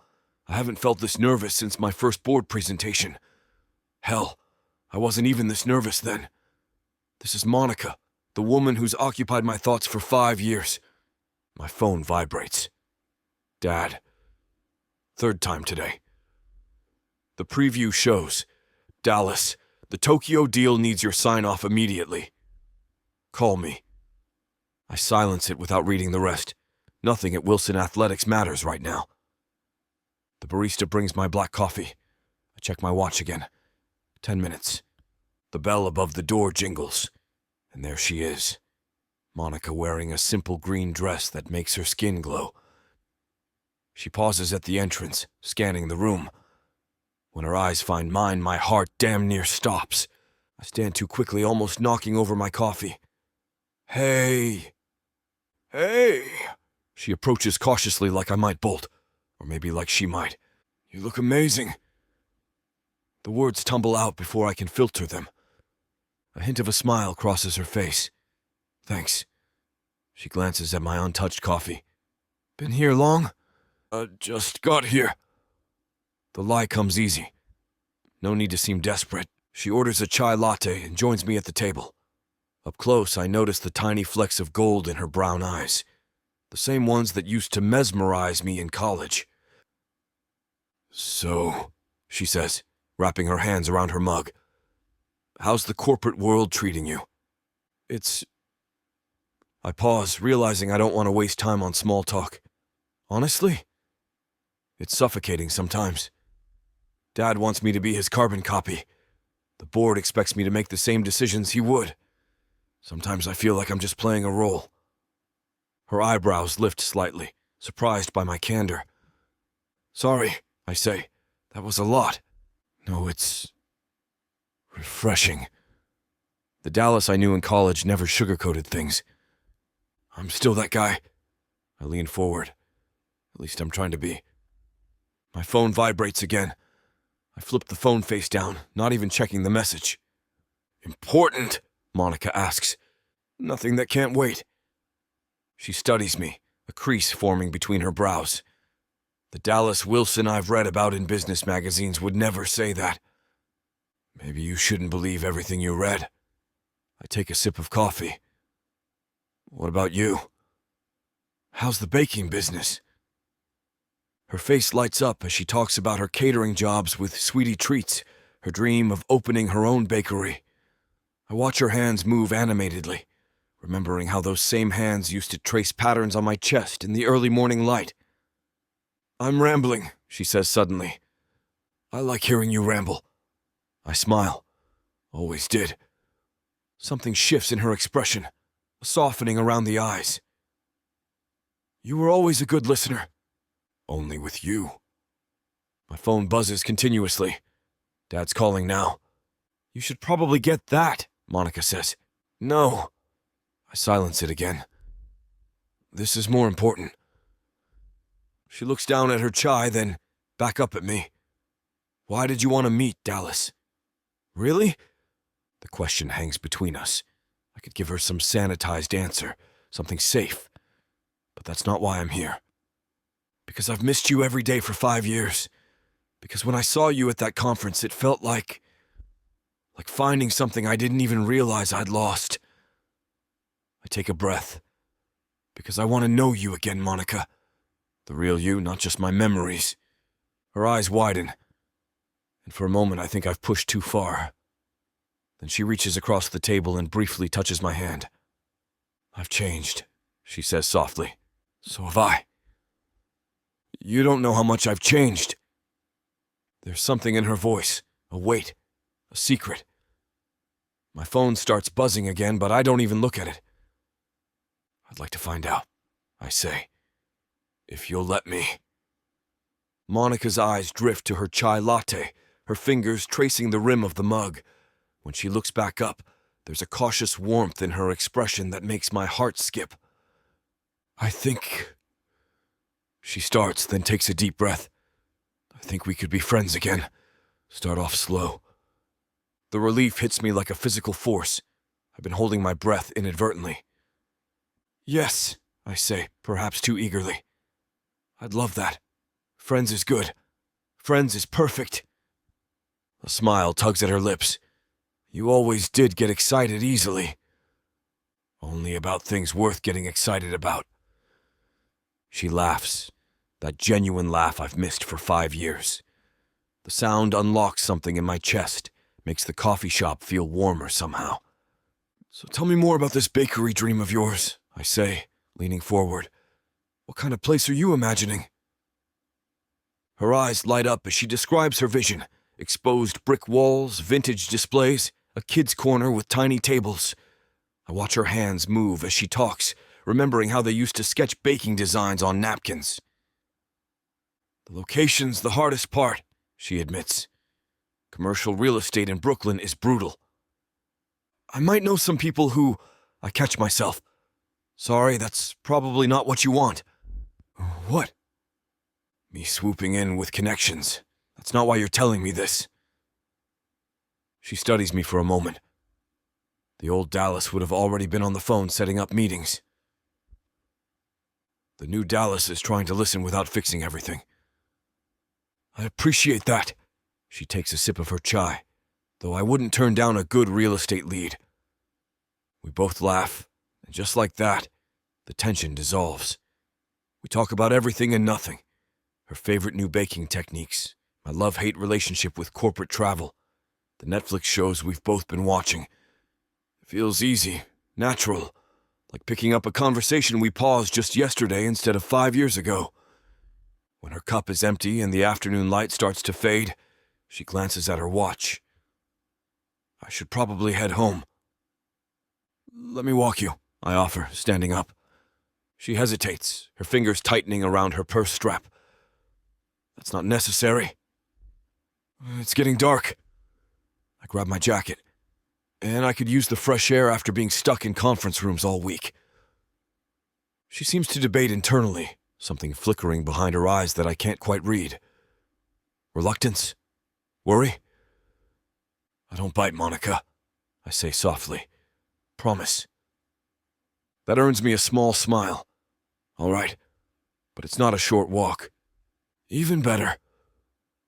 Outside, the evening air has that perfect fall crispness. We walk side by side, close but not touching. Brooklyn feels different with her beside me. More alive, more vibrant, even as the streetlights flicker on. So what changed? She asks suddenly. What do you mean?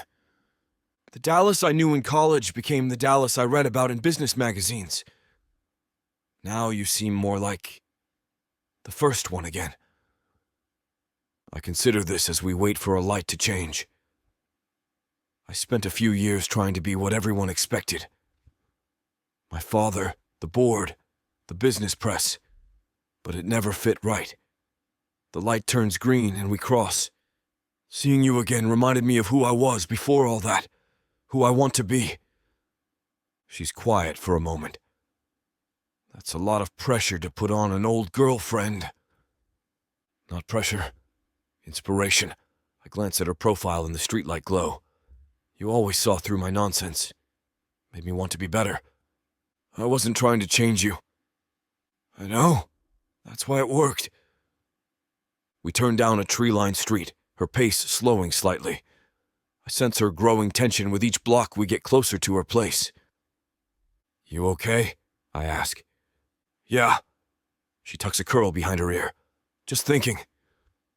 Dangerous pastime. So I've been told. She smiles, but it doesn't reach her eyes. We walk in silence for another block, and I can't shake the feeling that she's holding something back. Something important. Monica --. This is me, she interrupts, stopping in front of a brick apartment building with window boxes full of mums. Thanks for walking me. I look up at the building, wondering which windows are hers, imagining her life inside those walls. Thanks for letting me. She shifts her weight, keys already in hand. This was nice. The coffee. It was. I stuff my hands in my pockets to keep from reaching for her. Can we do it again sometime? Her eyes meet mine, searching. Whatever she finds there must reassure her, because she nods. I'd like that. Chapter 9. Monica. I'm halfway through the building's front door when Dallas calls out behind me. Hey, Monica. Hate to ask, but could I use your bathroom before heading back? My heart stops. Matthew is upstairs at Jaden's apartment for a play date. Safe. But my apartment is a different story. It's filled with evidence of my son. Our son. Sure. The word comes out strained. I try to sound casual as I add, it's just up on the 3rd floor. My mind races as we climb the stairs. Matthew's tiny sneakers by the door, his dinosaur toothbrush in the bathroom, the refrigerator covered with his kindergarten artwork, photos everywhere. Nice building, Dallas says, trailing behind me. How long have you lived here? Just for a few months. It's an upgrade compared to my last place. We reach my door, and my hands shake slightly as I work the key into the lock. The apartment beyond feels like a minefield of secrets. Sorry for the mess, I say automatically as we step inside. Wasn't expecting company. Dallas chuckles. You've seen my old apartment. Nothing could be worse than that. I scan the living room frantically. Matthew's Lego tower sits on the coffee table. A small blue jacket hangs on the coat rack. I spot his favorite stuffed T-Rex peeking out from behind a couch cushion. Bathroom's down the hall, first door on the right. I point, then quickly grab the dinosaur and shove it under a throw pillow. I'll make us some water. Dallas nods and heads down the hallway. I dash around the living room, snatching up Hot Wheels cars and shoving them into a drawer. I grab Matthew's jacket and stuff it into the coat closet. The sound of the bathroom door closing gives me a moment to breathe. Then panic hits again. The bathroom is full of Matthew's things.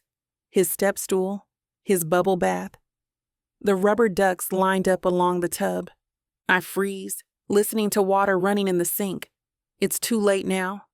I fill 2 glasses with water, my mind spinning with possible explanations. Maybe I can say I babysit, or that the items belong to my niece or nephew.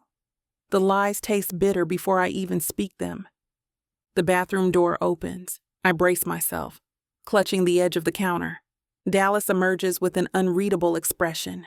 He walks slowly into the kitchen, eyes catching on a drawing, magnetized to the fridge.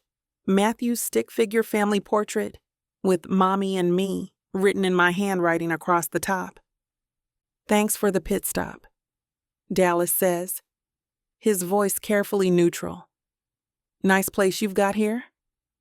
I hand him the water glass. "Thanks." He takes a sip, gaze drifting to the living room where a basket of children's books sits in plain view. I never had a chance of hiding everything. "So," he says finally, setting down his glass, "you have a kid." It's not a question. There's no point denying it. "Yes." I swallow hard, my throat suddenly dry as sandpaper. "His name is Matthew. He's 5. Dallas nods slowly, his eyes doing the mental calculation I've dreaded for years. Nearly 6 years since our devastating breakup. 9 months of pregnancy that followed. The timeline is painfully, unmistakably obvious. I can practically see the gears turning behind those piercing blue eyes. "He's at a play date right now," I add, voice barely above a whisper, my fingers fidgeting with the hem of my shirt. "With a friend in the building. The Jacobsons up on the 4th floor. Their son Jaden is his best friend." Dallas rubs the back of his neck, a gesture so familiar it makes my chest ache. His eyes dart around the room, taking in every colorful detail of our life, but not quite meeting mine. The tension between us thickens with each passing second. "Do you have any pictures?" "Of your son?" he finally asks. The question hits me like a bucket of ice water dumped over my head. I freeze instantly, clutching my water glass so tightly I'm surprised it doesn't shatter in my grip. My heart hammers against my ribs like it's trying to escape. "Why?" The word comes out sharper than I intended, almost accusatory in its intensity.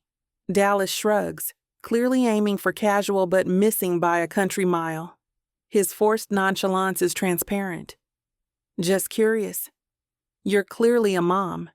He gestures vaguely around the apartment, pointing to the superhero action figures on the coffee table, the small sneakers by the door, the alphabet magnets scattered across the lower half of the refrigerator. "I'd like to see the kid who's got dinosaurs and superhero toys everywhere, the one who's obviously the center of your universe." My mind races. Saying no would be weird. What parent doesn't jump at the chance to show off their child? But showing Dallas a picture of Matthew feels like crossing a dangerous line, one I've spent 5 years carefully maintaining. I take a deep breath. Matthew's features are a perfect blend of us both. There's no hiding the truth once Dallas sees him. But I'm tired of secrets. Tired of the weight pressing on my chest every time I look at our son and see flashes of his father. "Sure," I say, the word barely audible. I pull my phone from my pocket, thumb trembling slightly as I open my photo gallery. I scroll past dozens of images before finding one from last weekend. Matthew and me at the park, both smiling wide as we pose on the swings. His curls are wild in the wind, his eyes bright with joy. I pass the phone to Dallas.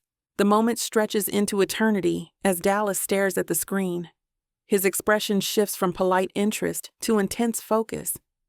I watch his eyes trace Matthew's features, lingering on details that must seem hauntingly familiar. "He's beautiful," Dallas says finally, his voice thick. "What did you say his name was?" "Matthew." My heart pounds so hard I wonder if he can hear it. "Matthew James Hudson." Dallas nods slowly, still staring at the photo. His finger hovers over the screen like he wants to touch Matthew's face. How old is he again? The question comes carefully, measured, as if Dallas is trying to maintain control over emotions, threatening to spill over. I swallow hard, my throat suddenly dry as sandpaper. This is it. The moment of truth I've rehearsed in my head 1,000 times, yet nothing could prepare me for the reality of it. He turned 5 last month. I force myself to meet Dallas's eyes, watching as the information registers. My heart hammers against my ribs like it's trying to break free. I see the calculations happening behind his eyes, the mental math that can't be denied. 5 years and 9 months ago. The timing, it's unmistakable. Dallas's jaw tightens, a muscle twitching beneath his tan skin. His shoulders rise with a deep breath that he seems to hold for eternity. He hands the phone back to me, our fingers brushing in the exchange. The contact sends electricity up my arm, a reminder of a connection that never fully severed, despite years and distance. Monica? His voice is quiet but intense, loaded with a storm of emotions. Those piercing blue eyes, the same ones that used to make me weak in the knees, lock onto mine with laser focus. Is he mine? The question hangs between us, 5 years in the making, heavy, unavoidable. There's nowhere to hide anymore, no way to dodge the truth that's written all over Matthew's face. And now, all over Dallas's face, the same jawline, the same dimple when they smile. Even the way Matthew tilts his head when he's curious. It's all Dallas. It always has been. I open my mouth, but no words come out. My chest constricts as if bound by invisible ropes. I've carried this secret for so long that releasing it feels like letting go of something vital. My silence stretches between us, becoming its own kind of confession. My silence is answer enough. Chapter 10. Dallas. Is he mine? I repeat her silence back to her, my voice harder this time, demanding the confirmation my heart already knows. The room feels like it's spinning, the walls closing in. Monica, answer me. Is Matthew my son? Her eyes fill with tears, spilling over and tracking down her cheeks. She doesn't bother wiping them away. Yes. The single word hits me like a physical blow. Matthew is your son. I stagger backward until my legs hit the couch and I sink down, my knees suddenly unable to support my weight. The truth crashes over me in waves. I have a son. A 5-year-old boy who's been living and breathing in this world without me knowing he exists. Why? The question tears from my throat, raw and wounded. Why didn't you tell me you were pregnant? Monica wraps her arms around herself, a defensive posture I recognize from our worst arguments in college. What was I supposed to do, Dallas? Your father made it perfectly clear I wasn't good enough for his precious heir. My father? What does he have to do with this? Everything. Her voice cracks. He cornered me at that gala you took me to, remember? The one where you introduced me as your girlfriend for the first time to all those important people. I nod, the memory surfacing. Dad had seemed perfectly pleasant that night, though a bit reserved. After you went to get drinks, he told me exactly what he thought of me. Her laugh is bitter, hollow, that I was a distraction, that you were destined for someone from your world, some socialite with the right connections. He showed me pictures of the girl he'd picked out for you, said it was just a matter of time before you realized where you belonged. Jesus Christ! I run my hands through my hair, tugging at the roots. Why didn't you tell me? Would it have mattered? You were always going to choose your family's legacy. I saw how much you wanted to please your father. That's why we fought so much near the end. And then we broke up. She wipes at her tears with the back of her hand. Soon after that, I found out I was pregnant. And I just couldn't deal with it all. I couldn't fight your father, your family name, your whole world. so I left without looking back. I stand abruptly, anger surging through me. You didn't give me a choice, Monica. You decided for both of us, for all three of us. I was 22 and terrified, she fires back. Your father made it clear I'd never belong in your world. What was I supposed to do? Force you to choose between your family and me? Between your inheritance and a baby you never asked for? Yes. I slam my palm against the wall, making her jump. That's exactly what you should have done. Let me decide what I wanted, not you, not my father, me. 5 years. 5 years of my son's life I've missed. First steps, first words, first day of school, birthdays, Christmas mornings, all gone, moments I can never get back. He looks just like you, Monica says softly, cutting through my rage. Same eye shape, same smile. He even tilts his head the same way when he's thinking hard about something. The fight drains out of me as quickly as it came, replaced by a crushing sense of loss. I sink back onto the couch, my head in my hands. I have a son, I whisper, the reality of it still impossible to fully grasp.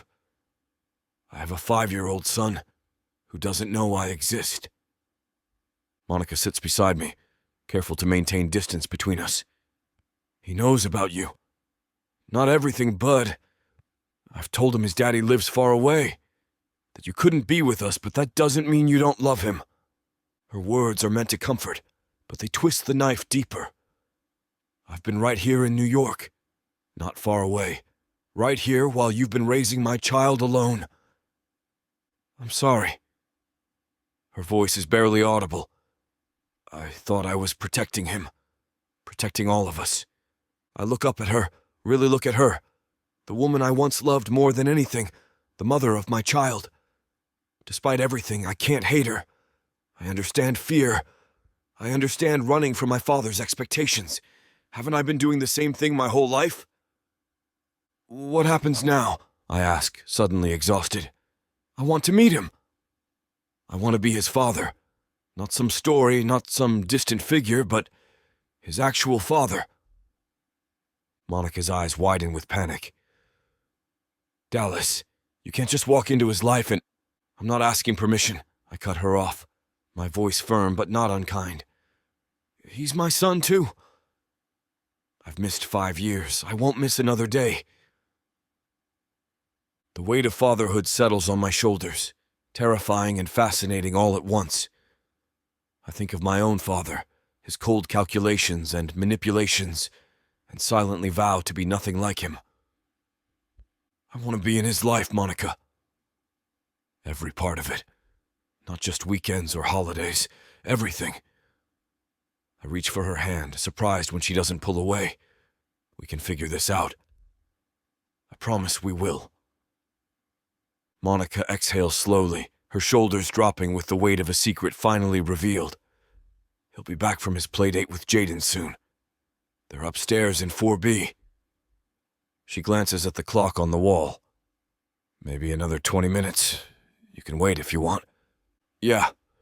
I nod, trying to process everything. Yeah, I'd like that. We settle into an awkward silence in her living room. I scan the space more deliberately now, taking in every detail that speaks of my son's existence. A small bookshelf overflowing with children's titles. A plastic dinosaur peeking out from under the couch. Building blocks stacked in the corner. My son. The words still don't feel real. What's he like? I finally ask, my voice rough with emotion. Monica's expression softens, a small smile playing at her lips. He's incredible, Dallas. So smart it scares me sometimes. His teacher says he's reading at a 2nd grade level already. Pride swells in my chest for this child I've never met. He gets that from you. You were always the brains between us. Maybe, she laughs softly. But he's got your charm. Makes friends everywhere we go, and your stubbornness, too. Poor kid. He loves dinosaurs, she continues, warming to the subject. T-Rex is his favorite. He can name about 50 different species and tell you what period they lived in. She reaches for her phone, scrolling through photos. He's obsessed with space, too. Wants to be an astronaut paleontologist when he grows up. I lean forward, hungry for every detail. Does he play sports? Soccer. He's just started. He's not exactly coordinated yet, but he has fun. She passes me her phone, showing a video of Matthew in oversized shin guards, chasing a ball with determined concentration.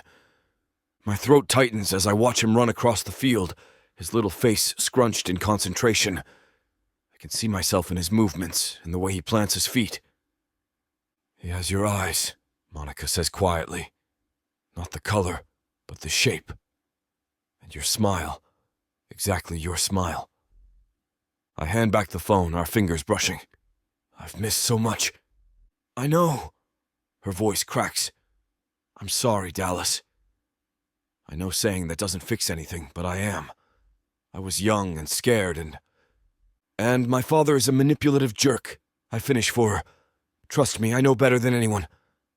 Monica, what am I supposed to say to him? The panic suddenly hits me. When he gets here, what do I even say? Hey, I'm your dad. Nice to meet you. Monica shakes her head. No, not today. Let's just introduce you as my friend for now. He needs time. We all do. She reaches across the coffee table and takes my hand. This is a lot for him to process. For all of us. I nod, grateful for her guidance even as frustration simmers beneath the surface. More waiting. More time lost. He has your temper too, she adds with a sad smile.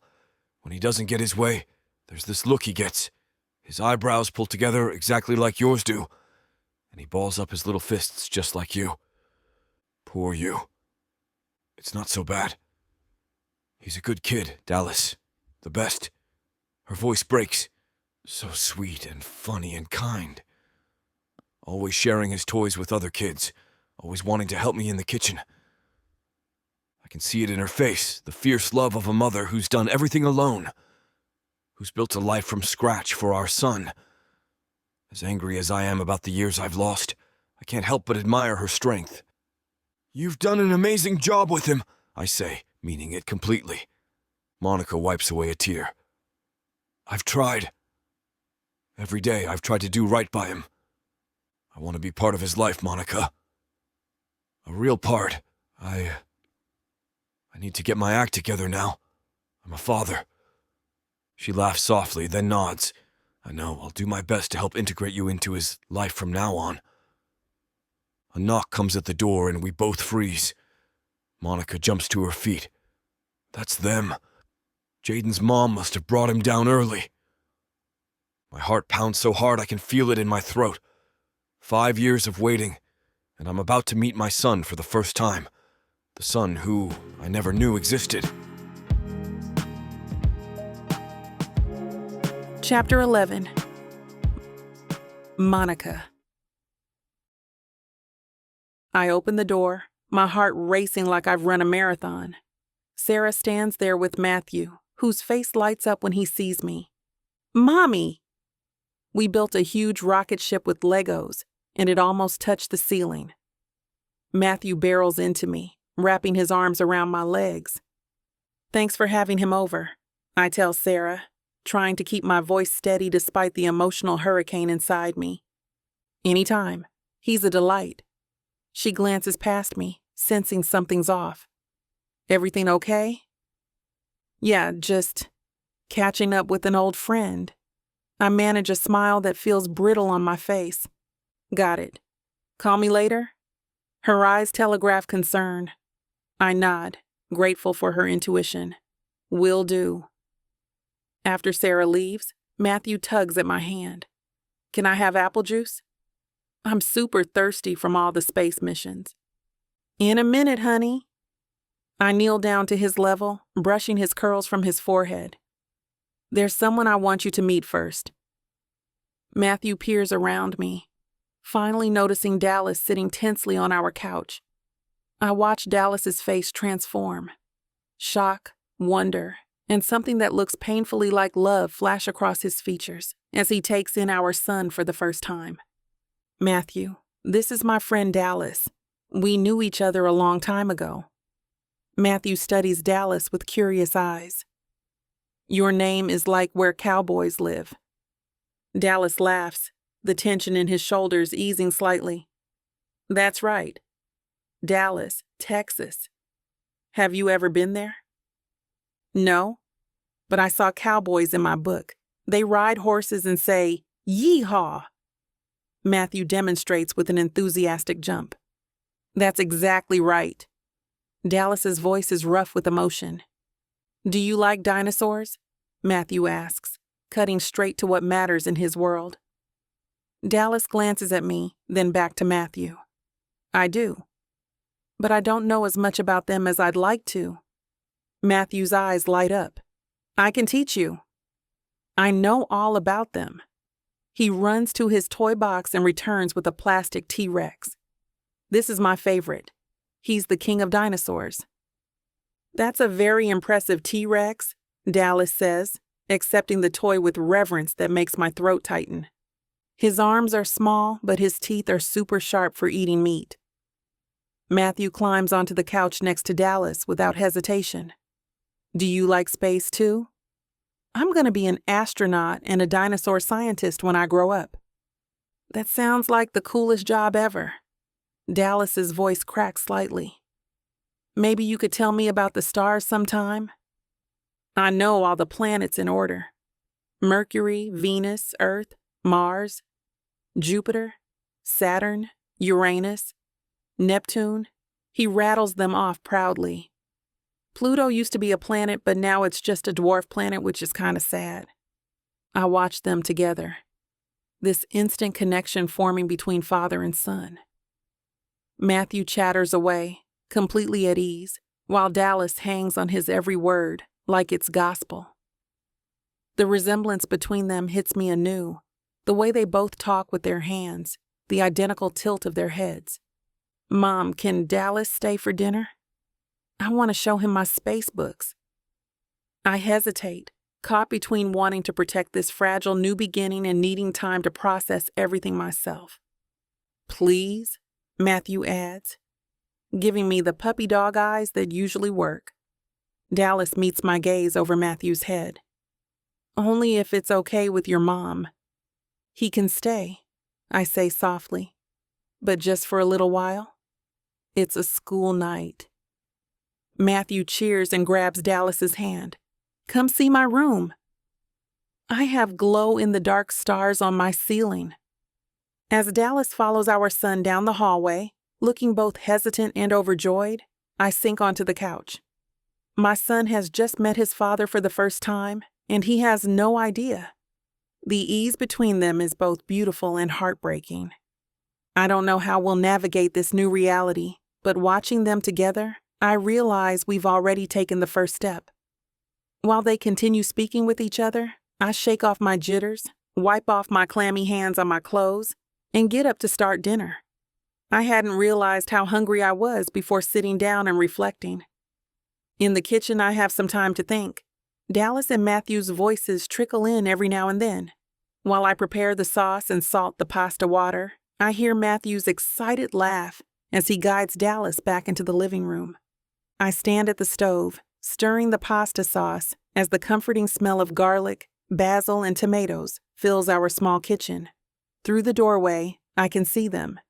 Dallas cross-legged on the floor with Matthew, both hunched over a collection of dinosaur toys spread across the living room rug. No, T-Rex can't be friends with Triceratops," Matthew explains with the authority only a 5-year-old can muster. "T-Rex eats meat. He'd try to eat him." "What if they made a deal?" Dallas suggests, moving the plastic T-Rex closer to the Triceratops. "Maybe T-Rex promises not to eat him, if Triceratops helps protect his territory." Matthew considers this, his brow furrowing in concentration, exactly like Dallas's does when he's deep in thought. "That could work," Matthew finally decides, "but only if T-Rex Pinky promises." I watch as Dallas solemnly extends his pinky to wrap around the tiny claw of the dinosaur toy. The gesture is so earnest, so gentle, that I have to look away. I focus on the sauce, adding a pinch more oregano, pretending my eyes aren't stinging. Mom! Dallas says dinosaurs might have had feathers. Is that true? Some scientists think so. I call back, grateful my voice remains steady. Remember that book we checked out from the library last month? With the colorful pictures? Oh yeah. Matthew jumps up. I'll show you. He races to his room, leaving Dallas and me in a moment of charged silence. Dallas looks up at me from the floor, his eyes filled with wonder. He's incredible, Monica. I know. I can't help the pride that seeps into my voice. He has your laugh, Dallas says softly, and your kindness. I turn back to the pasta, checking if it's al dente. Dinner's almost ready. Can you help him wash his hands when he gets back? Of course. I listen to them in the bathroom. Matthew giving detailed instructions on how to use the dinosaur-shaped soap dispenser. Dallas's deep laugh mingles with Matthew's higher-pitched giggles, creating a harmony I never expected to hear in this apartment. By the time I'm setting 3 plates on the table, 3, not our usual 2, they're thick as thieves. Matthew pulls out the chair next to his for Dallas without prompting. Mom makes the best sketty in the whole world, Matthew informs Dallas as I serve them both. Even better than school lunch. High praise, Dallas says with a wink in my direction. I sit across from them, watching as Matthew twirls pasta around his fork with messy enthusiasm. Dallas copies him exactly, abandoning his usual perfect table manners to slurp a noodle, making Matthew erupt in laughter. For a moment, just a moment, I allow myself to imagine this as our reality, the 3 of us around this table every night, Dallas helping Matthew with homework, family movie nights with popcorn battles and blanket forts. The fantasy is so vivid it aches. You got sauce on your face, Matthew points out to Dallas, who deliberately makes it worse trying to wipe it off. Did I get it? Dallas asks, a red smear now covering his cheek. No! Matthew dissolves into giggles. You made it worse. Help me out, buddy. Matthew leans over with his napkin, carefully wiping Dallas's face with such tenderness my heart constricts. This is what we could have had all along. What Matthew deserved. What I denied them both. Dallas catches my eye over Matthew's head, and I know he's thinking the same thing. The weight of 5 lost years hangs between us. I force myself to remember reality. Dallas has a life that doesn't include 6 a.m. cartoon marathons or parent-teacher conferences. His world is business meetings and galas, not playground politics and superhero bandages. This little domestic scene is just a temporary diversion for him. A novelty. More sauce, please, Matthew requests, breaking my spiral of thoughts. I serve him another spoonful, then offer the same to Dallas. This really is the best spaghetti in the world, he says, and the sincerity in his voice catches me off guard. It's just jarred sauce with some extra herbs, I admit. No, it's not, Matthew defends loyally. It's Mom's special recipe. She puts love in it. Dallas smiles at him, then at me. I can taste it. I look down at my plate, unable to hold his gaze, because despite all my walls and warnings to myself, I'm starting to hope. And hope is the most dangerous thing of all.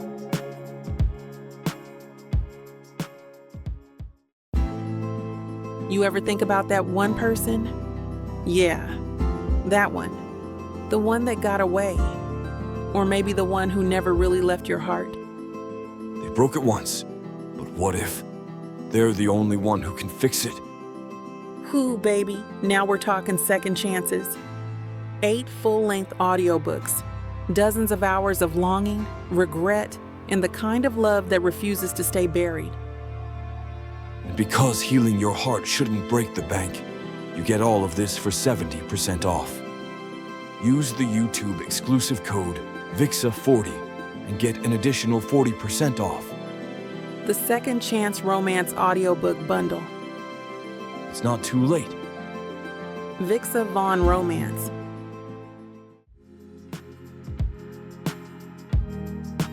Chapter 12. Dallas. I stare at the profit and loss statement, but the numbers blur together. My mind is back in Monica's apartment, helping Matthew build a Lego spaceship that can definitely reach Mars, Dallas, I promise. It's been a week since that happened, and now I've been prioritizing Monica and Matthew, choosing them over my work obligations each and every time the opportunity arises. The knock on my door is sharp, authoritative. I know who it is before I look up. Dallas. My father fills the doorway, his custom suit impeccable as always. Oswald Wilson doesn't enter rooms. He commands them. Dad, didn't know we had a meeting. I straighten the papers on my desk, trying to look engaged with work I've barely touched. We don't. He closes the door behind him. That's the problem. I've missed 3 executive meetings this week, rescheduled 2 calls with our Japanese distributors, handed off key tasks to my assistant. The Robinson account, he says, settling into the chair across from me. They've been waiting for your call for 2 days. I'm handling it. Are you? His eyes narrow. Because Diane tells me you left early yesterday, and Tuesday, and Monday. I lean back in my chair. I've been putting in the hours at home. The lie sits heavy between us. I've been at Monica's, watching Matthew demonstrate his dinosaur knowledge, helping him with his kindergarten homework, eating dinner at their small kitchen table that somehow feels more like home than any place I've ever lived. Wilson Athletics doesn't run itself, son. His voice softens slightly. Whatever's going on. Nothing's going on, I cut in. I'm just prioritizing differently. Prioritizing what exactly? The question hangs in the air. This is my opening. The perfect moment to tell him about Monica. About Matthew, my son, his grandson. I open my mouth, then close it. Personal matters, I say finally. His eyebrow raises. Personal matters, I see. He smooths an invisible wrinkle from his pants leg. The company is facing some challenges right now. The European market is soft. Nike is eating into our basketball line. This isn't the time for personal matters. There's never a good time with you, is there? The words escape before I can stop them. He looks genuinely surprised. What's that supposed to mean? Nothing. I shake my head. I'll call Robinson today. Good. He stands but doesn't leave. Instead, he walks to the window overlooking Manhattan. You know, I'm starting to think you're seeing someone. Is it Vanessa? Because if it is, I understand. It's hard keeping your head on straight when you have a beautiful woman you're trying to win over. I think of Matthew's face lighting up when I walked through the door yesterday, of Monica's reluctant smile when I brought them both ice cream, the way her guard drops just a little each time I show up. Maybe I am happy. Dad turns. Is it serious? More serious than he could possibly imagine. A child, a family I never knew I had. It could be. He nods slowly. Just remember your responsibilities. To the company, to the family name. The same old refrain, the Wilson legacy. The expectations that have shaped every decision of my life, including the one that cost me 5 years with my son. I always do, I say, the familiar weight settling on my shoulders. After he leaves, I stare at my phone. 3 missed calls from suppliers, an urgent email from marketing, a text from Monica with a photo of Matthew proudly holding up a drawing of what appears to be a T-Rex wearing a business suit. He says it's you at work, her message reads. I trace the crayon lines with my finger, something cracking open inside me. This matters more than these stupid reports, more than the Wilson legacy, more than anything. I text back. Tell him it's perfect. I'll frame it for my office. Then I dial Robinson, my decision already made. I'll do what needs to be done for Wilson Athletics. I'll meet the minimum requirements, but my priorities have shifted permanently. My family, the one I'm just beginning to know, comes first. I attack my work like a man possessed. Reports fly off my desk. The Robinson account? Locked down with a quick call and follow-up email. The Japanese distributors? I smooth things over with profuse apologies and promises of exclusivity on our new athletic line. By 3 o'clock, I've cleared my schedule of every urgent matter my father flagged. Diane looks shell-shocked when I hand her the last batch of signed contracts. "That's everything?" she asks, clearly suspicious of my sudden productivity. "Everything critical." I check my watch. I'm heading out early again. "Mister, Wilson asked me to remind you about the budget meeting tomorrow morning. I'll be there." I grab my jacket.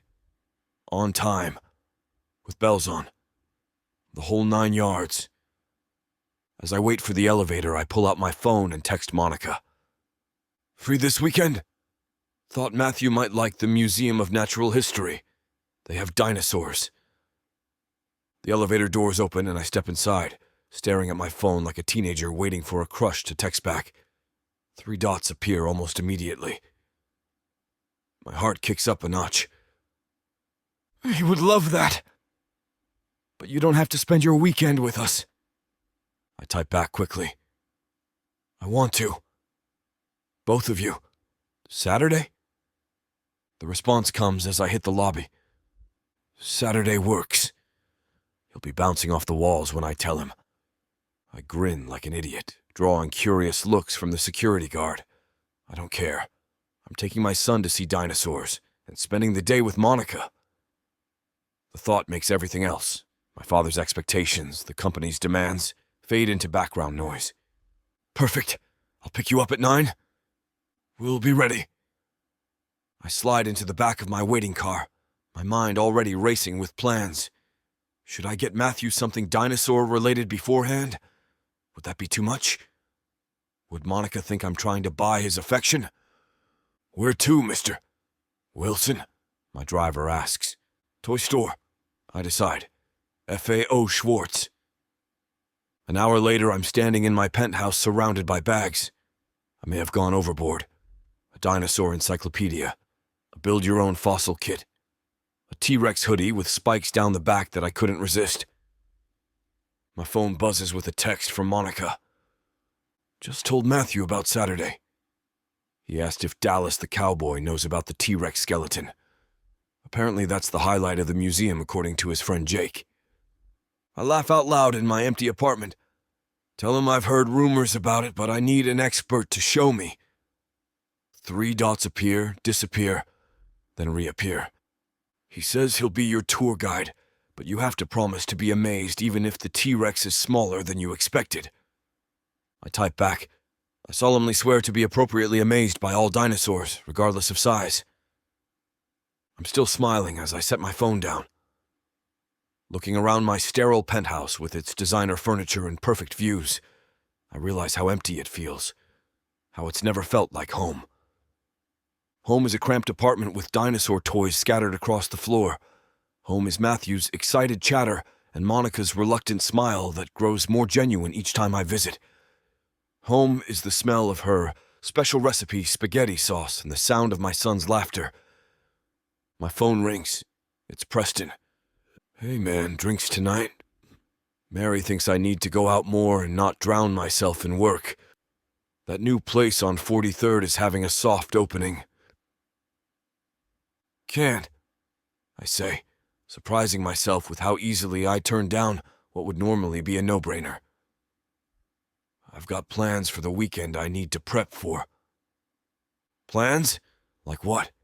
I heard news about your dad teasing about a new acquisition for Wilson Athletics. Not work. Personal stuff." Preston pauses. "Personal stuff? Who are you and what have you done with Dallas Wilson?" I laugh. "I'm taking my son to see dinosaurs on Saturday." The words hang in the air. It's the first time I've said it out loud to anyone. My son. It feels right. Natural. Like I've been waiting my whole life to say those words. Wait, what? Preston sputters. You have a son? Since when? 5 years. I sink onto my couch. It's a long story. One I should probably tell you over those drinks. Just not tonight. Damn straight you will. Call me Sunday. I want every detail. After we hang up, I stare at the pile of dinosaur gifts. Maybe I should scale it back. Just bring one thing. Keep it casual. But there's nothing casual about this. I'm trying to make up for 5 years of absence in a single day. I know it doesn't work that way, but I can't help wanting to give Matthew everything. I put away all but the encyclopedia. That seems reasonable. Educational. Monica can't object to a book. As I get ready for bed, I feel lighter than I have in years. For once, I'm not dreading the next day of meetings and obligations. I'm looking forward to the weekend, to dinosaurs and museum cafeteria food, and watching Matthew's face light up when he sees that T-Rex skeleton. To being a father, to being part of a family. Chapter 13. Monica. Mom, the T-Rex is even bigger than Dallas. Matthew tugs at my sleeve, his eyes wide with wonder as he points at the massive skeleton towering above us. I laugh, watching Dallas crouch down to Matthew's level. You're right, buddy. That thing could eat me in one bite. No way.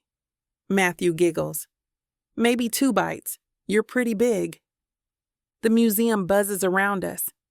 But at this moment, it feels like we're in our own little bubble.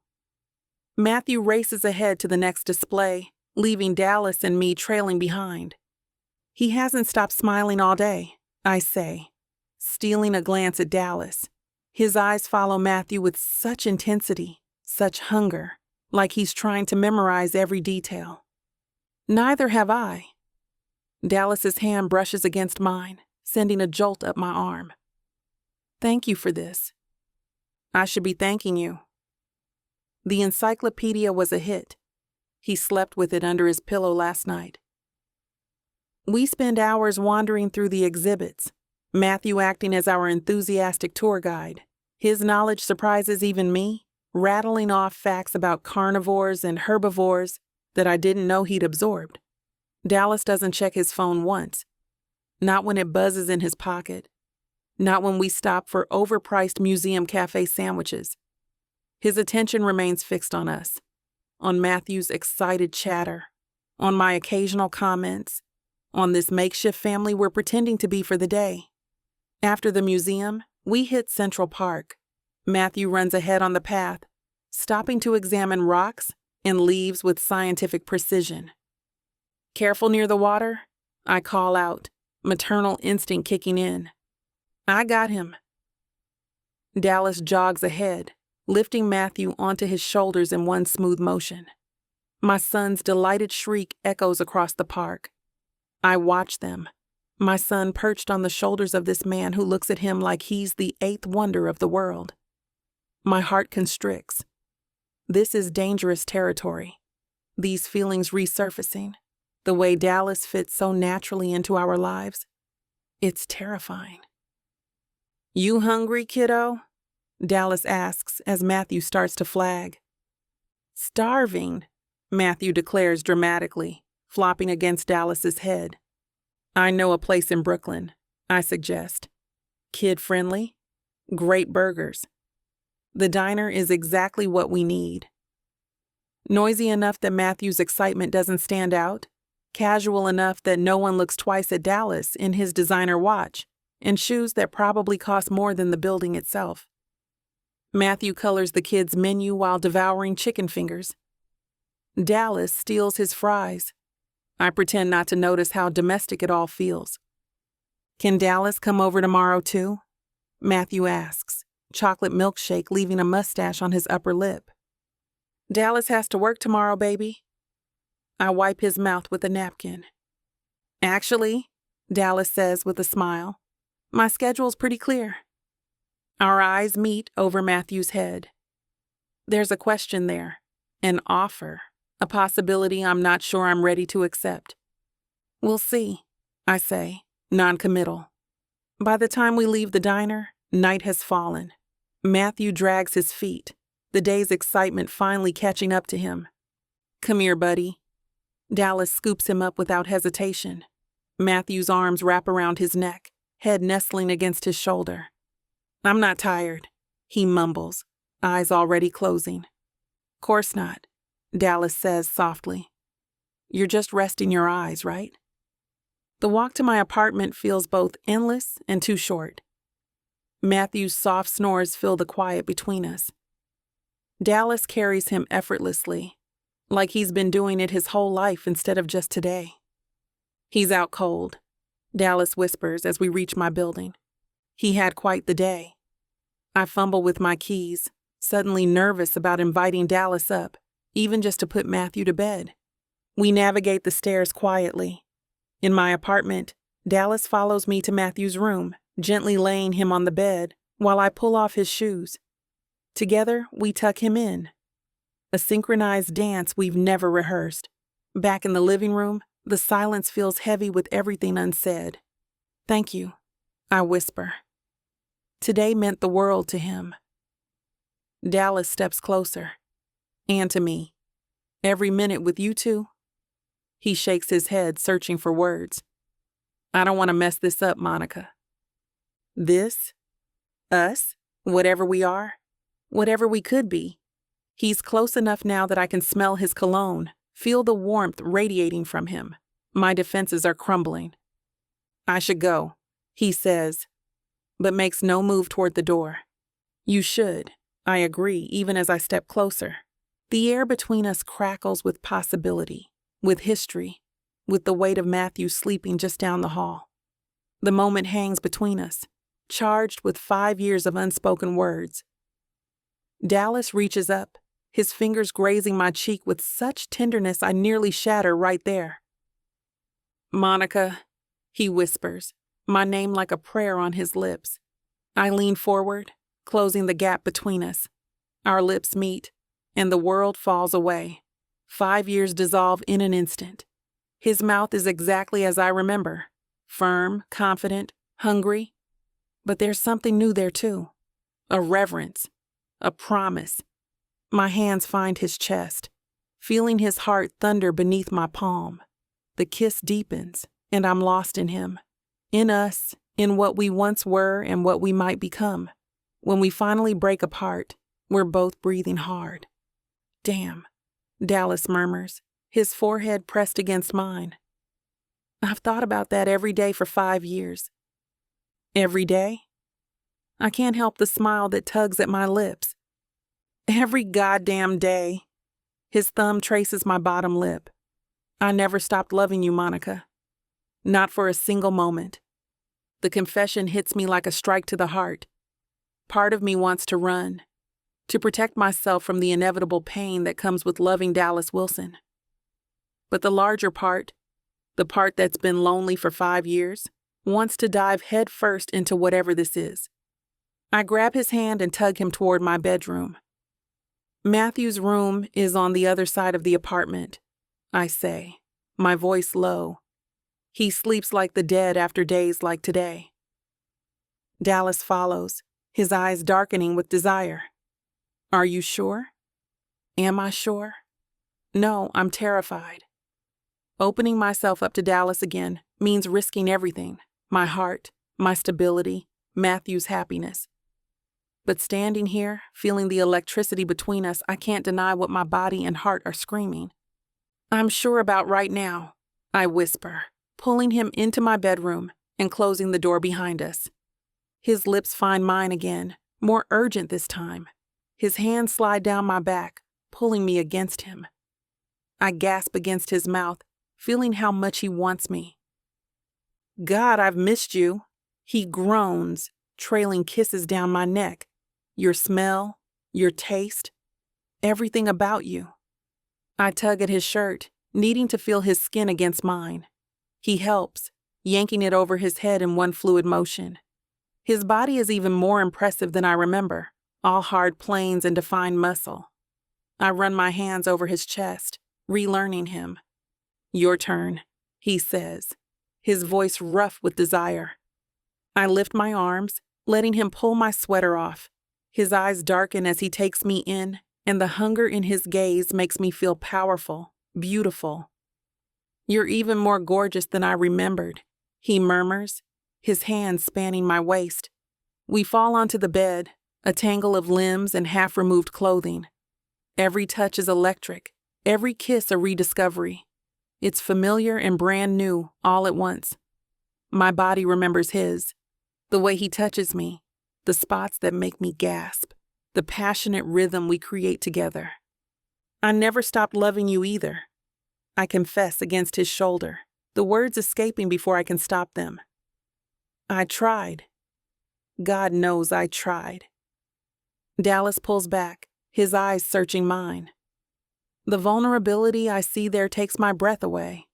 There's a deep desire that threatens to overwhelm me, and I'm willing to let it happen, to immerse myself in Dallas again, as if the past 5 years of distance never truly happened. We have a lot to figure out, he says, stroking my hair back from my face. But right now, I just need you. All of you. I nod, pulling him back down to me. Tomorrow, we'll face reality, the complications, the past hurts, the uncertain future. But tonight, in this room far from Matthew's sleeping form, we can just be Dallas and Monica again. For now, that's enough. Chapter 14. Dallas. Her skin beneath my fingers feels like coming home. I tug at her jeans, sliding them down her legs, revealing the soft curves I've dreamed about for nearly 6 years. My heart hammers against my ribs, a thundering reminder that this is real. Monica is here, beneath me, wanting me as much as I want her. I hate to burst your bubble when things are just getting started, but this platform won't allow us to air the steamy content coming up in this chapter. If you want us to keep bringing you free audiobooks, we have to abide by their rules.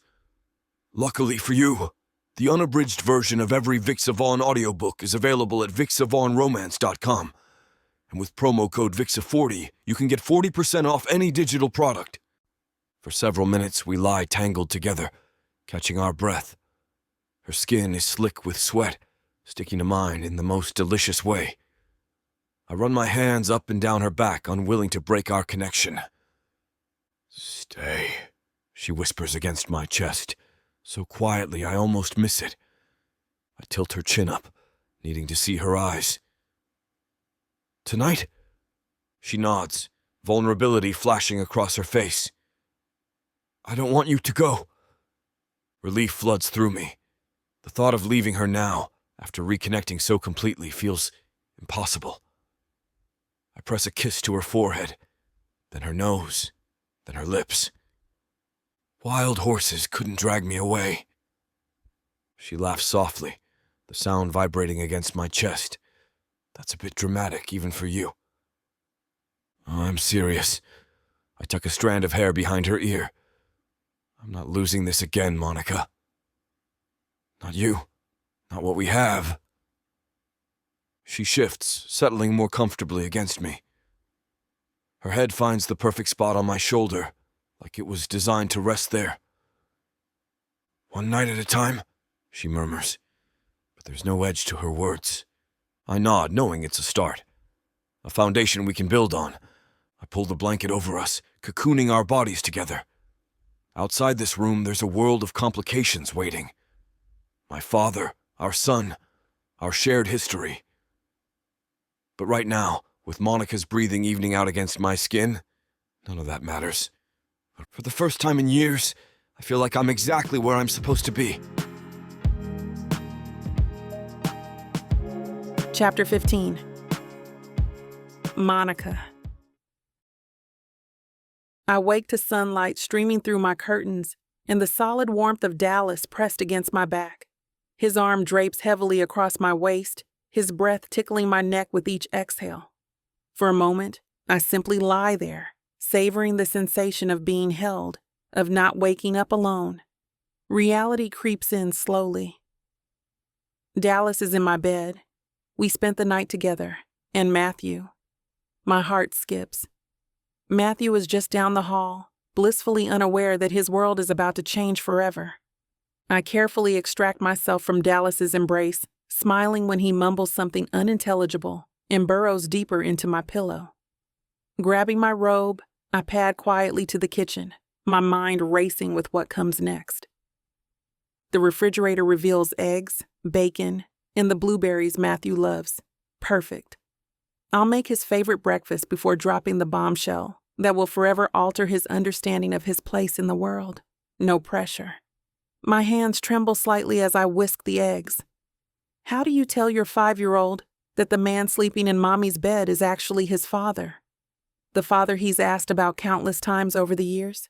Hey there. I jump, nearly spilling egg mixture everywhere. Dallas stands in the doorway, hair adorably mussed, wearing just his jeans from yesterday. The sight of his bare chest sends a strong course of heat through me. Sorry, he says, moving behind me to place a gentle kiss on my neck. Didn't mean to scare you.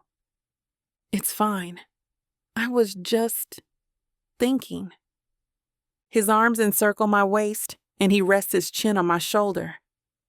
About telling Matthew? I nod, pouring the eggs into the heated pan. I don't know how to start that conversation. We'll figure it out together, he murmurs against my skin. The simple we in his statement makes my heart flutter traitorously. Coffee's in the cabinet above the microwave, I say, needing some space to think clearly. His proximity scrambles my brain. Dallas moves away, navigating my small kitchen with surprising ease. We work in companionable silence, me finishing the eggs and bacon, him brewing coffee and setting the table. It feels domestic, dangerous. Mom, I'm hungry. Matthew's voice precedes his appearance. He shuffles into the kitchen in dinosaur pajamas, rubbing sleep from his eyes. He stops short when he sees Dallas. You're still here. His face lights up with genuine delight. Dallas crouches down to Matthew's level. Morning, buddy. Your mom's making an awesome breakfast. Matthew studies Dallas with curious eyes before breaking into a wide grin. Did you have a sleepover? Like when I stay at Jake's house? I nearly dropped the spatula. Dallas catches my eye, his expression a mix of amusement and uncertainty. Something like that, I manage, transferring food to plates. Wash your hands, baby. Breakfast is ready. The three of us settle at the table, Matthew immediately diving into his blueberry-laden pancakes. Dallas catches my eye over his coffee mug, giving me an encouraging nod. It's now or never. Matthew, I begin, my voice steadier than I feel. Remember how you've asked me about your daddy before? Matthew nods, mouth full of pancake. You said he lives far away. That's right. But sometimes people who live far away can come back. I reach across the table and take Dallas's hand. Dallas isn't just my friend. He's your father, Matthew. Matthew's fork freezes halfway to his mouth. His eyes dart between us, processing this revelation with a child's directness. You're my real dad? He asks Dallas. Dallas leans forward, his expression serious but gentle. I am, buddy. And I'm sorry I haven't been here for too long, but I'm so happy to finally get to spend more time with you. I hold my breath, waiting for confusion, anger, tears, any of the reactions the parenting books warned about. Instead, Matthew's face splits into the biggest grin I've ever seen. I knew it, he exclaims, bouncing in his seat. I told Jake you were special. He said you were just Mom's boyfriend, but I said no way. Relief washes through me, so profound I feel lightheaded. Dallas looks equally stunned by this enthusiastic reception. You're not upset? I ask carefully. Matthew shakes his head, curls bouncing. Now I have a dad who knows about dinosaurs and cowboys. He scrambles down from his chair and races around the table to Dallas. Do you live in a big house? Can I see it? Do you have a dog? I really want a dog, but Mom says our apartment is too small. Dallas laughs, lifting Matthew onto his lap with an ease that makes my heart clench. I do have a pretty big place and no dog yet, but maybe we can talk about that. He shoots me a questioning look over Matthew's head, and I give a small nod. We'll figure out the details later. Right now, I'm too overwhelmed by the joy radiating from both of them. Matthew throws his arms around Dallas's neck in a fierce hug. This is the best day ever.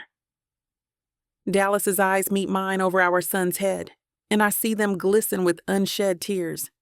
His arms tighten around Matthew, one hand cradling the back of his head in a protective gesture that seems instinctive rather than learned. Before long, Matthew is back in his seat, but he's bursting at the seams with excitement. He can't even sit still. Do you have a car? Is it big? Can we ride in it? Matthew bounces in his seat, syrup threatening to drip from his fork. I do have a car, Dallas answers, his patience seemingly endless. And yes, we can definitely go for a ride sometime. Today? Matthew's eyes widen with hope. Dallas glances at me, seeking permission. The silent communication between us feels so natural it scares me. Maybe not today, buddy, I interject. But soon.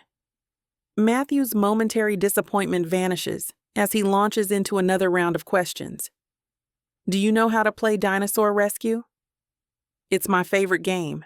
Since you're my dad, you have to know. I can teach you. I'd love to learn, Dallas says, his focus entirely on our son. I sip my coffee, taking in the scene before me. My kitchen has never felt so full, not just with people, but with possibility. The three of us around this small table feels right in a way I hadn't allowed myself to imagine. Dallas catches my eye over Matthew's head and smiles. That genuine smile that reaches his eyes, not the polished one he uses for business. Something warm unfurls in my chest. Mom makes the best chocolate chip cookies, Matthew informs Dallas with authority. Way better than the store ones. Is that so? Dallas raises an eyebrow at me. I'll have to try them sometime. We can make some today, Matthew suggests, nearly knocking over his juice in excitement. That sounds like a great idea, I find myself saying. If Dallas has time. I have all the time in the world for you two, Dallas says quietly, and the sincerity in his voice makes my throat tight. After breakfast, Matthew insists on showing Dallas his entire dinosaur collection, explaining each one's diet and habitat with scientific precision. Dallas listens with rapt attention, asking questions that make Matthew beam with pride. I clean up the kitchen, watching them through the doorway. Dallas sits cross-legged on the floor, completely unbothered by his expensive jeans against our worn carpet. Matthew climbs into his lap without hesitation, as if he's been doing it his whole life. The sight makes my heart swell until I think it might burst. This is what Matthew deserved all along. A father who looks at him like he's the center of the universe. As I load the dishwasher, I allow myself to dream. Maybe this could work. Maybe Dallas could be part of our lives in a real, lasting way. Maybe we could be a family. The thought both thrills and terrifies me. I've built my life around self-sufficiency, around proving I could raise Matthew on my own. Opening our world to Dallas means risking that independence, risking our hearts if he decides this family life isn't what he wants after all. But watching them together, Matthew's uninhibited joy, Dallas's obvious adoration, I can't imagine denying either of them this connection. Mom, Dallas says he can help with your bakery, Matthew calls out, interrupting my thoughts. I walk into the living room, wiping my hands on a dish towel. Oh, does he now? Dallas has the grace to look slightly embarrassed. I might have mentioned I know some people in the restaurant business. Dallas says you make the best cakes and cookies and everyone should try them, Matthew reports proudly. I might have said that too, Dallas admits with a grin. I sit on the couch, watching them on the floor. I've been thinking about it more seriously lately. A small storefront, maybe. Nothing fancy. You'd be amazing, Dallas says, his faith in me unwavering. Your passion for baking has always been obvious. Can we make cookies now? Matthew interrupts, blissfully unaware of the charged moment. Sure, baby. I stand, extending my hand to him. Let's show Dallas how it's done. In the kitchen, we fall into a rhythm. I measure ingredients while Dallas helps Matthew crack eggs, both of them laughing when shells fall into the bowl. Matthew stands on his step stool, stirring the batter with intense concentration while Dallas sneaks chocolate chips when he thinks I'm not looking. It feels like we've been doing this forever. Like Dallas has always been here, making Sunday mornings brighter, filling our home with deeper laughter. As Matthew carefully places dough on the baking sheet, I allow myself to envision a future where this is our normal. Weekend breakfast together, family outings, a bakery of my own with Dallas and Matthew cheering me on. For the first time in years, I feel completely, utterly happy. The weight I've carried, single motherhood, financial struggles, the constant worry, seems lighter with Dallas beside me. These are going to be the best cookies ever, Matthew declares, admiring our work. Dallas puts his arm around my waist, pulling me gently against him. I think you're right, buddy. I lean into his embrace, no longer fighting the feeling of rightness that comes with his touch. With Matthew's joyful presence and Dallas's steady strength beside me, I finally believe that maybe, just maybe, we can have it all. Chapter 16. Dallas. I shuffle through the product line proposals, trying to focus on the sports bureau redesigns that marketing swears will revolutionize our women's athletic wear division. The numbers blur together as my mind drifts to Matthew's laughter this morning when I flipped pancakes too high and one stuck to the ceiling. So if we push the launch to coincide with the Olympics, we'll capitalize on the exposure, Diane says, tapping her tablet. The marketing team wants your sign-off on the budget increase. Makes sense, I whisper, forcing myself back to the present. What's next? Diane flips to another screen. The Boston expansion. The real estate agent sent over 3 potential locations for the flagship store. I'm about to respond when the door to my office slams open. My father storms in, his face flushed with anger, eyes narrowed to slits. You're treacherous, he snarls. Diane freezes, her tablet clutched to her chest. I maintain my composure, though my heart rate doubles instantly. Diane, would you excuse us? I keep my voice steady. We'll finish this later. She practically sprints for the door, closing it softly behind her. The silence that follows feels like the calm before a hurricane. Something on your mind, Dad? I lean back in my chair, feigning relaxation I don't feel. Don't play dumb with me. He plants his hands on my desk, leaning forward.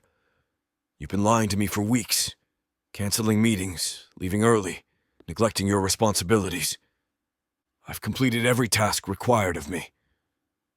I meet his gaze unflinchingly. The company isn't suffering. The company isn't your only obligation. The Wilson name carries weight in this city. He straightens up, adjusting his already perfect tie. I had Johnson follow you. My blood runs cold. You had me followed? Necessary precaution when my son and heir starts acting erratically.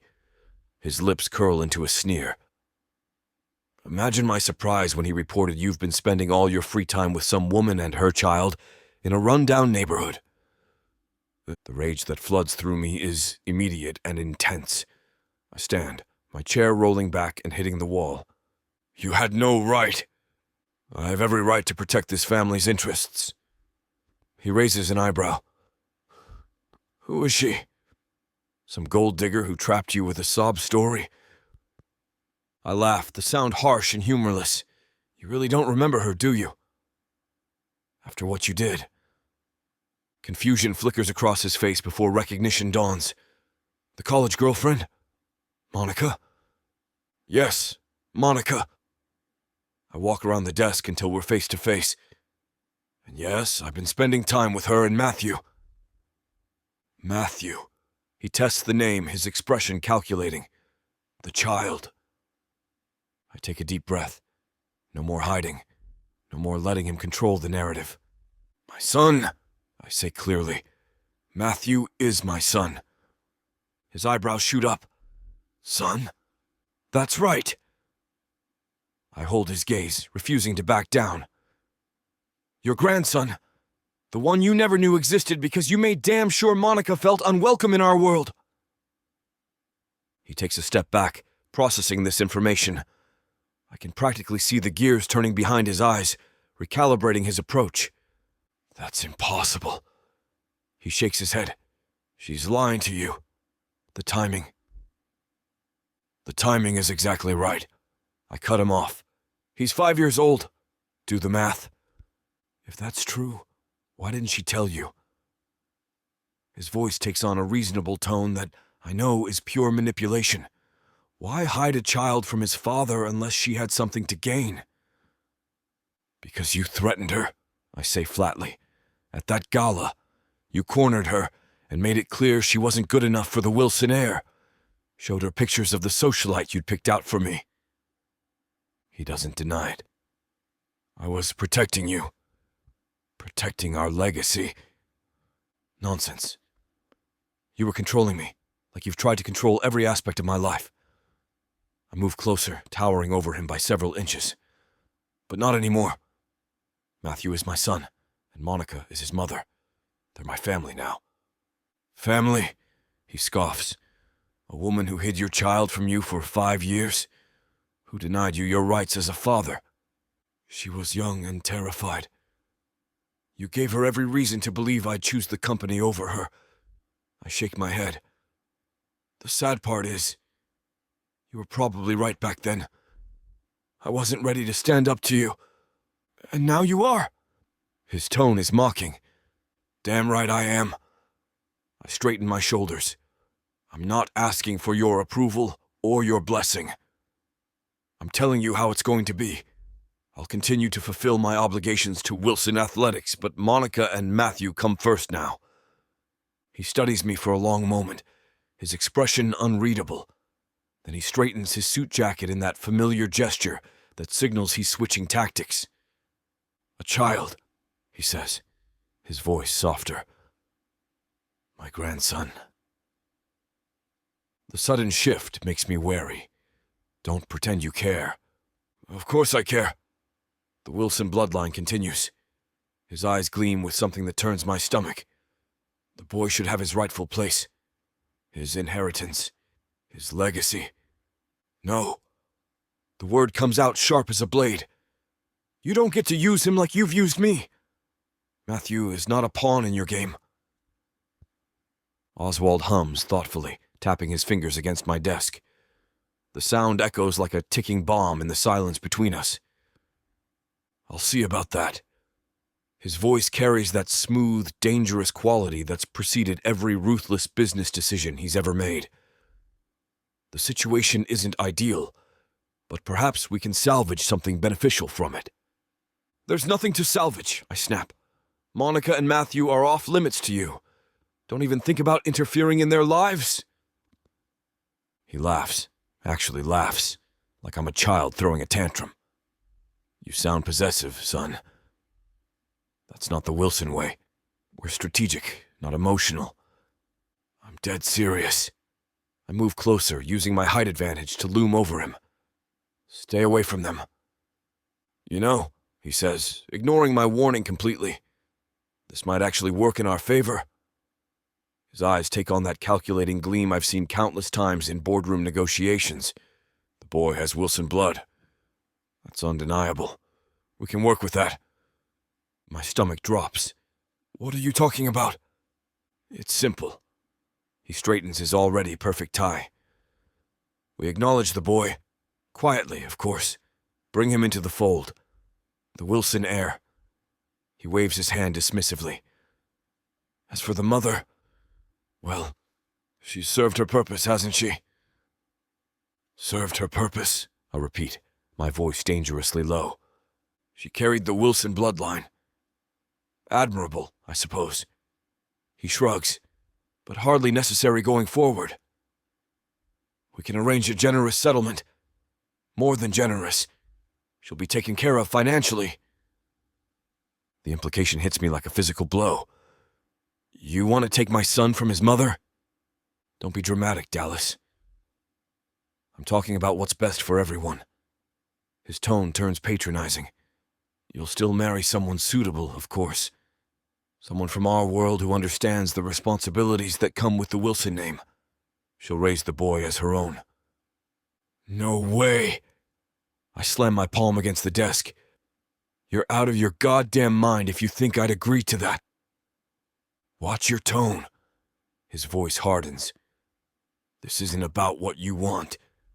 It's about what's best for the Wilson legacy, for the company, for your son's future. Matthew stays with Monica. Period. End of discussion.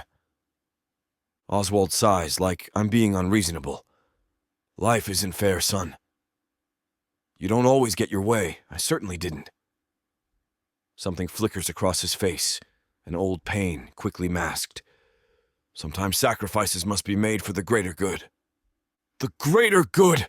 I laugh bitterly. You mean your control, your vision, your legacy? Our legacy, he corrects. The boy is as much a part of it as you are. His name is Matthew, I growl, and he's not a pawn in your game. Oswald stands, brushing imaginary lint from his immaculate suit. We'll continue this discussion when you're thinking more clearly. In the meantime, I suggest you consider your priorities. He heads for the door, then pauses. Oh, and Dallas? Don't make the mistake of underestimating me. I've been playing this game since before you were born. The door closes behind him with a soft click that somehow sounds more ominous than if he'd slammed it. I sink into my chair, a cold pit forming in my stomach. I know my father. When he wants something, he takes it, by force, by manipulation, by whatever means necessary. And now he wants Matthew, my son, my flesh and blood, the child I've only just discovered. I pull out my phone, my finger hovering over Monica's number. I should warn her, tell her what he's planning. But what would I say? That my father wants to steal our son? That he sees Matthew as nothing more than the next link in the Wilson chain? The truth would terrify her. She might run, taking Matthew somewhere I couldn't find them. And I couldn't blame her. I set the phone down, my mind racing. I need a plan, a way to protect them both from my father's machinations. Because one thing is crystal clear. My father has declared war, and Monica and Matthew are caught in the crossfire. Chapter 17. Monica. I slide another tray of raspberry tarts into the display case at Sweetie Treats, arranging them just so. The morning sun streams through the front windows, casting a warm glow across the bakery. My fingers work quickly, muscle memory taking over after years of practice. Someone's humming today, Juliana comments, eyebrow raised as she refills the coffee urns. I haven't heard you this cheerful on a Monday morning since, well, ever. I touch my cheek, suddenly aware of the smile that's been plastered on my face all morning. Am I? Guess I didn't notice. She gives me a knowing look. And you've been checking your phone every 5 minutes. Expecting a call from someone special? Heat rushes down my body, just checking on Matthew. Matthew, who's at school right now? The same school he's been at every Monday for the past year without you obsessively checking your phone?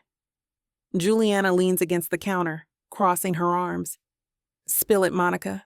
Something's different. I busy myself with wiping down the already spotless counter. Nothing's different. Nonsense. Juliana's tone is light but insistent.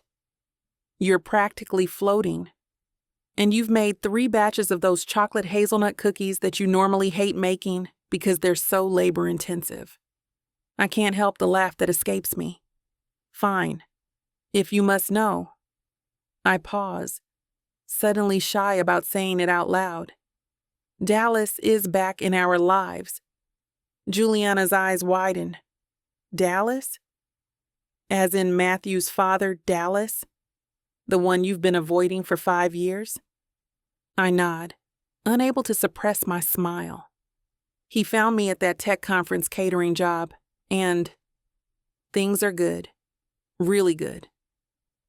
Define really good. Juliana abandons all pretense of working, giving me her full attention. He's amazing with Matthew. They bonded instantly, like they've known each other forever. I fiddle with the pastry bag, reorganizing the tips. And with me, it's like no time has passed. Except we're both more mature now, more certain about what we want. And what do you want? Him. The word comes out before I can overthink it. I want him in our lives.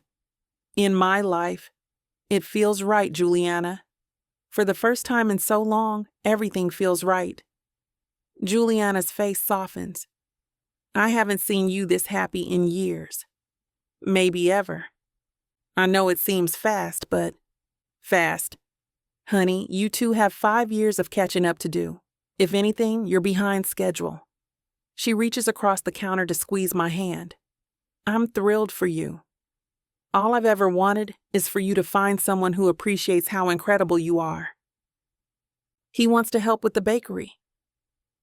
I can barely contain my excitement now. He has connections, experience with business plans. He thinks we could make it happen within a year. Your own place? Monica, that's fantastic. Juliana doesn't look the least bit concerned about losing her best baker.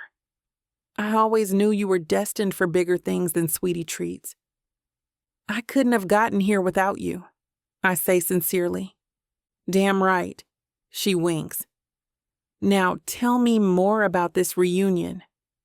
Did you make him grovel appropriately? I laugh, recounting the story of our reconnection, leaving out the more intimate details, of course. As I talk, I realize how much lighter I feel. The weight I've carried for years has lifted. With Dallas by my side, everything seems possible. You deserve this, Juliana says when I finish. Both of you do. Matthew, too. I was so afraid, I admit. Terrified that letting Dallas in would somehow ruin what Matthew and I have built. But it's like he was the missing piece all along.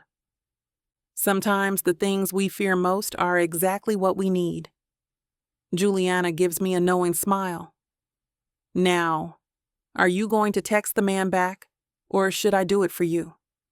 I glance at my phone, seeing Dallas's message waiting. Missing you already? Dinner tonight? With a grin, I type back. Can't wait. Matthew's already planning the menu. As I slide my phone back into my pocket, I catch Juliana watching me with something like pride in her eyes. What? I ask. Nothing. She shakes her head, smiling.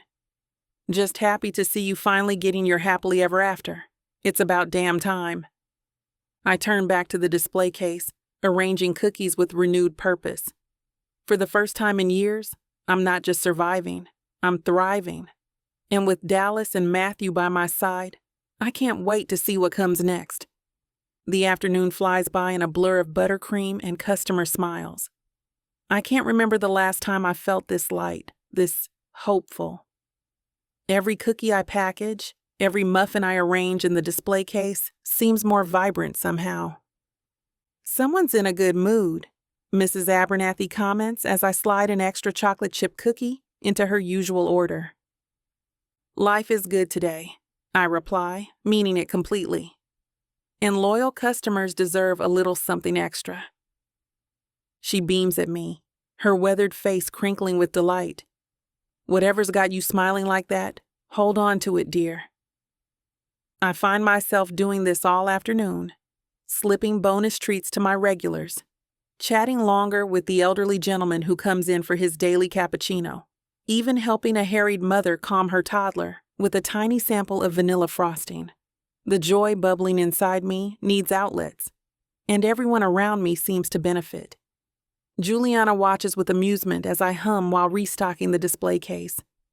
If I'd known getting a man would improve your customer service this much, I'd have set you up years ago. It's not just any man, I say, arranging cranberry scones in perfect rows. It's Dallas. The way you talk about him, he sounds too good to be true. I pause, considering this. The weight of her words settles on me as I wipe flour from my hands onto my apron. Dallas Wilson, heir to a sportswear empire, back in my life after all these years. It does sound like a fairy tale. He's not perfect. Trust me, he's got his flaws. That stubborn streak of his runs a mile wide, and sometimes he curses like he's trying to set a world record. I smile despite myself. But he's perfect with Matthew. You should see them together, Jules. And with me, it feels right. Like we're picking up exactly where we should have been all along, just with more wisdom between us. The afternoon rush keeps me busy, a parade of customers ordering lattes and pastries. But I check my phone whenever I get a moment between orders. Dallas hasn't responded to my last text about dinner tonight. The little blue delivered notification stares back at me mockingly, probably stuck in meetings. The man does help run a multi-billion-dollar company after all. Not like he can just drop everything because I've invited him over for spaghetti with a 5-year-old. When Mr. Chen comes in for his usual tea and lemon square, I add a raspberry tart to his order, nestling it beside his regular selection in the white bakery box. "What's this for?" he asks, adjusting his glasses as he peers inside with surprise. His thin fingers trace the edge of the box carefully. "Just trying something new. I remembered you mentioned your wife likes raspberries." I close the box with a practiced flick of my wrist. "Let me know what you think. I'm considering adding it to the permanent menu." His face lights up, deep wrinkles crinkling around his eyes. Such kindness. "My May will love this. You make an old man very happy today, Miss Monica." Every small interaction feels heightened today, more meaningful. I notice details I usually miss in the rush. How Mrs. Abernathy's hands shake slightly when she opens her purse. How the college student who comes in every Wednesday has dark circles under his eyes. How the businessman in the corner always leaves a generous tip despite barely making eye contact. By late afternoon, the display cases are nearly empty. A successful day by any measure. "You should be this happy more often," Juliana says as we begin cleanup. We sold out of almost everything. I check my phone again, still nothing from Dallas. A tiny flicker of worry tries to ignite, but I smother it. He's busy, important, running an empire while I frost cupcakes. "Earth to Monica." Juliana waves her hand in front of my face. "You still with us?" "Sorry." I tuck my phone away. As I wipe down the counters, I mentally plan dinner. Matthew's been begging for spaghetti and meatballs. Dallas mentioned it was his favorite childhood meal, too. One of those small coincidences that makes my heart squeeze. I could make it tonight, set the table nicely, maybe even light candles after Matthew goes to bed. The bell over the door jingles, and a last-minute customer enters. I look up with my customer service smile ready. "We're closing soon, but we still have a few..." The words die in my throat. It's Mrs. Kapoor, Matthew's teacher. Her expression is apologetic. "Monica, I'm so sorry to bother you at work. Matthew's still waiting at after-school care. They tried calling but couldn't reach you." My stomach drops. "What? But it's only..." I glance at the clock and feel my stomach drop to the floor. It's nearly 6:30. I was supposed to pick him up an hour ago. "I was heading home and saw him still waiting," Mrs. Kapoor explains gently. "I told them I'd find you." Shame and guilt crash over me like a wave. I've never been late picking up Matthew, not once in 5 years. "I'll lock up," Juliana says immediately. "Go." I grab my coat and bag, fingers fumbling with the buttons. "Thank you," I whisper to Mrs. Kapoor. I don't know how I lost track of time. As I rush to the school, my phone finally buzzes. My heart leaps, thinking it's Dallas, but it's just a notification about tomorrow's weather. The happiness that carried me through the day curdles into something sour. I was so caught up in daydreams about Dallas that I forgot the one person who truly matters. What kind of mother does that make me? Chapter 18, Dallas. I watch Matthew slurp up the last strand of spaghetti, marinara sauce smeared across his cheeks like war paint. The kid eats with the same enthusiastic abandon he approaches everything. Full throttle, no hesitation. His eyes sparkle as he tells me about the triple scoop ice cream cone Monica bought him after the school pickup mishap. "Mom got me chocolate and cookie dough and mint chip," he explains, gesturing wildly with his fork. "And she let me have sprinkles even though it was a school night." "Sounds like the best ice cream ever," I say, catching Monica's eye across the table. She looks exhausted but relieved, the guilt from earlier seemingly melted away by Matthew's obvious forgiveness.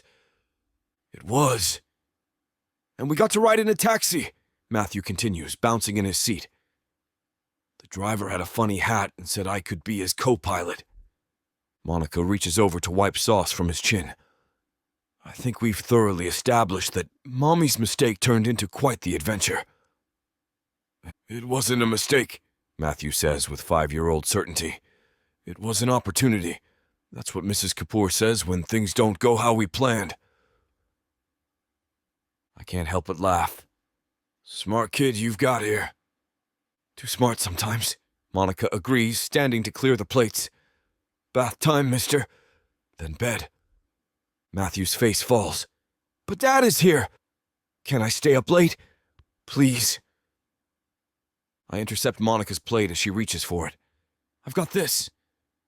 "You two go handle bath time." "You sure?" she asks. "Positive." I lean in close as I take the plate, whispering, "Besides, I was hoping I could help with bedtime too." "If that's okay." Her expression softens. "Of course it is." While they disappear into the bathroom, I clean up dinner, listening to Matthew's giggles and splashes echoing down the hall.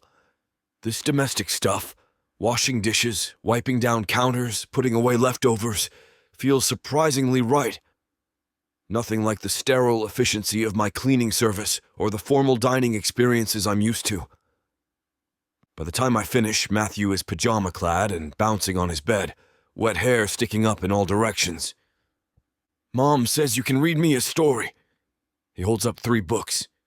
"You have to do the voices, though. That's the rule." I settle beside him on the narrow bed. I think I can handle that. Monica leans against the door frame, arms crossed, watching us with a soft expression that makes my chest tighten. "I'll leave you boys to it. Don't let him con you into more than one story." "No promises," I say, already knowing I'll read all 3 if he asks. The first book involves a dinosaur who can't find his hat. I give the T-Rex a deep, growly voice that makes Matthew dissolve into giggles. By the 3rd book, his eyelids are drooping, though he fights sleep valiantly. "One more?" he pleads, voice thick with approaching dreams. "Tomorrow night," I promise, tucking the blanket around him. "Get some sleep, buddy." He yawns widely. "Are you gonna be here in the morning?" The question catches me off guard. "Not tomorrow morning, but soon, okay?" He nods, seemingly satisfied with this answer. "Good night, Dad." Dad. The word hits me hard, beautiful and terrifying all at once. I lean down and press a kiss to his forehead, inhaling the clean scent of his shampoo. "Good night, Matthew." I stay until his breathing deepens into sleep, watching the gentle rise and fall of his chest. This small person, this perfect combination of Monica and me, has no idea how drastically he's changed my life, how fiercely I already love him. My father's words echo in my mind. The boy has Wilson blood. We acknowledge him. Quietly, of course. As for the mother, she served her purpose, hasn't she? My hands clench into fists at the memory. My dad doesn't see a child. He sees an asset, a continuation of the Wilson legacy. He doesn't understand that Matthew is perfect exactly as he is, growing up in this modest apartment with dinosaur sheets and a mother who buys triple scoop ice cream to make up for being late. I will protect them both, whatever it takes. When I finally emerge from Matthew's room, Monica is curled on the couch with a glass of wine. She offers me a soft smile that doesn't quite reach her eyes. He's out cold, I report, accepting the glass she offers. You're good with him, she says. It comes naturally to you. I take a long sip of wine. Doesn't feel natural. Feels terrifying, actually. Like I'm going to screw it up at any moment. Welcome to parenthood. She laughs quietly. That feeling never really goes away. I settle beside her, close enough to feel her warmth but not touching. Monica, there's something we need to talk about. She studies my face, her expression growing concerned. What's wrong? I take a deep breath, knowing this conversation needs to happen. I spoke with my father today. He knows about you and Matthew. Monica stiffens immediately, her hand tightening around her wine glass. The warmth in her eyes cools, replaced by wariness that cuts straight through me. What did he say? Her voice is controlled, careful. He had me followed. Found out I've been spending time with you both. I run a hand through my hair, frustration building as I recall his words. He wants to acknowledge Matthew as a Wilson heir, but on his terms. Which means bringing Matthew into the fold while pushing you out. Of course he does. Her laugh is bitter, hollow, the sound scraping against my ears like broken glass. History repeats itself. The great Oswald Wilson swoops in to claim his bloodline while discarding the inconvenient parts. I reach for her hand, but she pulls away sharply, setting her wineglass down with such deliberate care, I can practically feel the restraint it takes for her not to slam it. Monica stands abruptly, pacing the small living room, her bare feet silent against the worn carpet. Her fingers twist anxiously in the fabric of her sweater. So, now what? Your father decides he wants his grandson, and we're supposed to just fall in line? Is that why you've really been here all this time, Dallas? Playing house and reading bedtime stories? To implement your father's master plan? No. I stand too, blocking her path with my body, close enough to smell the vanilla on her skin. I'm here because I want to be. Because I need to be. Because I love you. I've always loved you, even when I was too much of a coward to fight for us. She freezes, her body going completely still. Her eyes, those deep brown eyes that have haunted my dreams for 5 years, search mine with fierce intensity, looking for any hint of deception or manipulation. I love Matthew too, I continue, my voice gaining strength with each word, my hands clenching into fists at my sides. And I will never, never let my father do to him what he did to me. Or what he did to us. That manipulative bastard destroyed enough lives, including ours. He doesn't get to touch our son. Pretty words. Her voice wavers. But we've been here before. Your father interferes, and I end up raising our son alone for 5 years. I step closer, taking her face in my hands. That was then. I was younger, weaker. I let him control me because I didn't know any better. And now I know exactly what matters. My thumbs brush her cheekbones. You, Matthew, U.S. I won't let him take that away again. Her eyes glisten with unshed tears. How can I trust that? How do I know next week, Next month you won't decide the Wilson Empire is more important. Because I've lived that life without you, and it's empty. I press my forehead against hers. I have money, power, everything my father said would make me happy, and none of it means anything compared to 5 minutes with you and Matthew. A tear escapes, sliding down her cheek. I catch it with my thumb. I'm not asking you to trust me right away, I whisper. I'm asking for a chance to prove it. To show you and Matthew that you're my priority. My family. Dallas. Her voice breaks on my name. I'm not going anywhere, Monica. Not this time. She looks up at me, vulnerability and hope warring in her expression. Then she rises on her toes and presses her lips to mine. The kiss starts gentle, tentative, a question rather than a statement. I respond with equal care, letting her set the pace. Her hands slide up my chest to curl around my neck, drawing me closer. When she parts her lips, deepening the kiss, something breaks loose inside me. My arms circle her waist, pulling her flush against me as the kiss transforms from tender to urgent. Her fingers tangle in my hair, tugging slightly as our mouths move together with increasing hunger. I back her against the wall, one hand cradling her head, while the other traces the curve of her hip.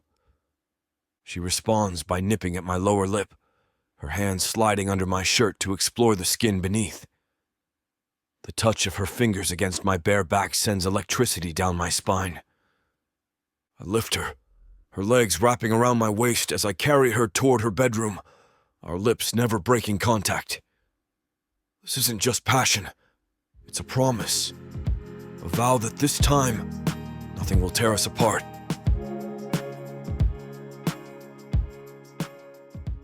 Fake love? Baby, ain't nothing fake about what you're about to feel. 9 full-length audiobooks, dozens of hours of passion, drama, and the kind of chemistry you can't fake. Oh, these couples swear it's just for show. Fake fiancés, pretend dates, contracts and schemes. But baby, when the sparks start flying, somebody's catching feelings. Enemies turned lovers, friends turned more. And listen here, this ain't no skimpy sample pack. You're getting the whole buffet. And right now, it's already sitting pretty at 70% off. Take a look at VixAvaughnRomance.com. Hot fomance. I fake do. This diva don't do I do easily. Only serve it up if you deserve me. Playeress. A fake southern fiancé. Fake lover. Faux love. Wife for hire. The Fake Love Romance Audiobook Bundle. It's time to play pretend and never look back. Vixa Vaughn Romance.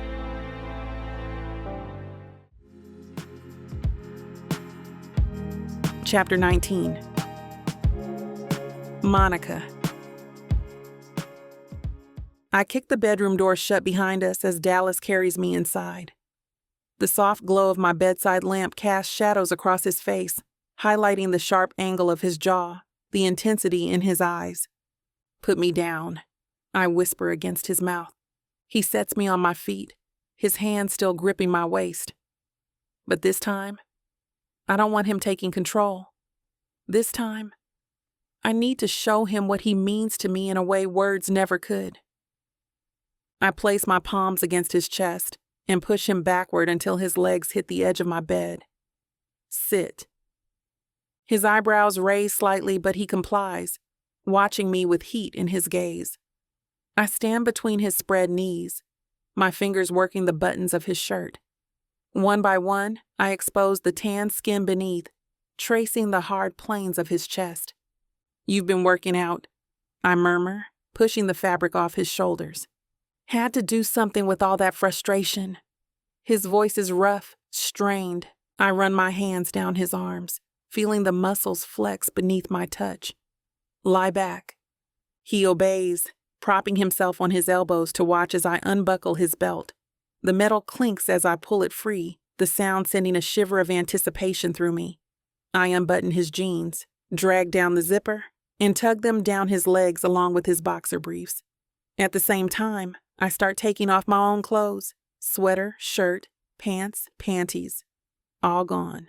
I hate to burst your bubble when things are just getting started, but this platform won't allow us to air the steamy content coming up in this chapter. If you want us to keep bringing you free audiobooks, we have to abide by their rules. Luckily for you, the unabridged version of every Vixavon audiobook is available at vixavonromance.com. And with promo code VIXA40, you can get 40% off any digital product. Chapter 20. Dallas. The morning sun streams through my office windows as I spread fabric samples across my desk, comparing the moisture-wicking properties of 3 different synthetic blends. The new athletic line needs to hit the market by spring, and every detail matters when you're competing with Nike and Under Armour. I pick up the lightest sample, feeling the texture between my fingers. This could work for the base layer shirts, but the durability tests showed some pilling after 20 wash cycles. Back to the drawing board. My phone buzzes with a text from Monica. Matthew wants to know if you're coming to his soccer game Saturday. A smile tugs at my lips as I type back. Wouldn't miss it. Tell him I'll bring those new cleats we talked about. 3 dots appear immediately, then disappear, then appear again. Finally. You don't have to buy him so many things, Dallas.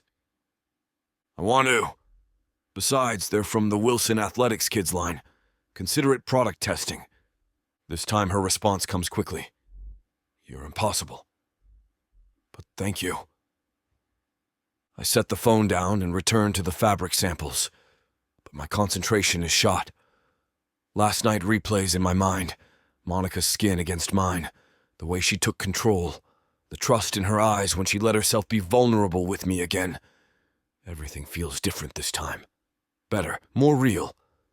The acquisition reports for Premier Sports Distribution sit in a neat stack beside the fabric samples. Dad wants to move fast on this deal, says it'll give us better distribution in the Southeast markets. The numbers look solid, but something about their inventory management system bothers me. Too many discrepancies in their reports. I'm highlighting a particularly suspicious cost variance when my office door opens without a knock. Diane steps inside with that expression that means trouble. Her usually perfect hair looks slightly disheveled, and she's clutching a manila folder against her chest like a shield. We need to talk, she says, closing the door behind her with more force than necessary. I lean back in my chair, studying her face. Diane doesn't do drama. She's the most level-headed person I know, which is why she's one of the few people I trust completely in this company. What's wrong? She approaches my desk but doesn't sit in either of the leather chairs across from me. Instead, she places the folder on my desk and crosses her arms. Your suspicions were correct. Your father has been following you for the past 2 weeks. Diane opens the folder and spreads out several photographs. My stomach clenches as I see images of myself outside Monica's apartment, walking with Matthew to the park. The 3 of us at a pizza place in Hoboken. There are more. I pick up one of the photos, Monica laughing at something Matthew said while we waited for our food. The photographer captured her perfectly, the joy lighting up her entire face. Seeing this private moment reduced to surveillance material makes my vision blur with rage. How did you get these? The investigator your father hired made the mistake of trying to expense some equipment through Wilson Athletics. Diane's voice carries her own anger. I flagged it because the vendor wasn't in our approved system. When I dug deeper, I found the contract. My hands clench into fists on the desk. What else does he know? Everything. Diane pulls out a typed report. Monica Hudson, 27, single mother, works at Sweetie Treats Bakery. Matthew Hudson, 7 years old, plays youth soccer for the Hoboken Hawks. They live at 428 Washington Street, apartment 3B. Each fact feels like a violation. Monica's address, Matthew's team, her workplace, all reduced to bullet points in my father's dossier. It gets worse, Diane flips to another page. He knows about your history with her. The investigator pulled records from your college days, found classmates who remembered you two together. He knows Matthew's age matches the timeline of your relationship, so that settles the possibility that she was trying to baby trap you, as he once described it. The implication slams into me. Dad knows for certain that Matthew is mine. He's been investigating my son, because in his mind that's exactly what Matthew is. A potential heir to Wilson Athletics that he needs to control. Has he approached them directly? Not that I can confirm, but Dallas... Diane leans forward, her voice dropping. This isn't just curiosity about your love life. Your father is planning something. The level of detail in this investigation, the money he's spending, it all points to something greater. I stand up abruptly, the chair rolling back and hitting the window behind me. The photographs scatter across my desk like evidence of a crime, which is exactly what this feels like. I'm going to confront him about this. Dallas, wait. No. I pace to the window, staring down at the bustling street below, where normal people live normal lives without private investigators documenting their every move. This crosses every line. He's investigating my son, Diane. My son. The words taste foreign on my tongue. I've thought them countless times over the past few weeks, but saying them out loud makes everything more real, more urgent. I know you're angry, and you have every right to be, Diane says, her voice measured. But think about your approach. If you storm into his office throwing accusations, he'll just deny everything and get better at hiding his surveillance. She's right, but the rational part of my brain is drowning in a sea of fury. Those photos aren't just invasion of privacy, they're a threat. Dad doesn't do anything without purpose, and if he's gathering intelligence on Monica and Matthew, it's because he plans to use it. I turn back to face Diane. Thank you for bringing this to me. I know it puts you in a difficult position. It's the right thing to do. She straightens, squaring her shoulders. Besides, since you've reconnected with Monica, you've been different. Happier. More, I don't know, carefree. Like you're actually enjoying your life instead of just going through the motions. The observation catches me off guard. I've been so focused on navigating the complexities of suddenly having a family that I hadn't considered how others might perceive the change in me. But she's right. For the first time in years, I wake up excited about the day ahead. I have reasons to leave work early, people who matter more than projections. You notice that? Everyone notices. You smile at your phone now instead of scowling at it. You take actual lunch breaks. Yesterday, you left a board meeting to take a phone call, and when you came back, you were practically glowing. Diane collects the scattered photos, organizing them back into the folder. I've worked with you for 3 years, and I've never seen you like this. It's good. The warmth in her voice surprises me. Diane maintains professional boundaries religiously, so this admission feels significant. It is good. Better than I ever imagined it could be. Then, we need to protect it. She closes the folder and meets my eyes. Your father doesn't understand what you have with them, but he will try to destroy it anyway. That's what he does. Eliminates things he can't control. The accuracy of her assessment sends a chill through me. Dad operates like a military strategist, identifying threats and neutralizing them with surgical precision. In his mind, Monica and Matthew represent chaos, variables that could derail his carefully orchestrated plans for my future. The fact that they make me happy is irrelevant to him, possibly even more reason for concern. I want to work with you on this, Diane continues. Help you stay ahead of whatever he's planning.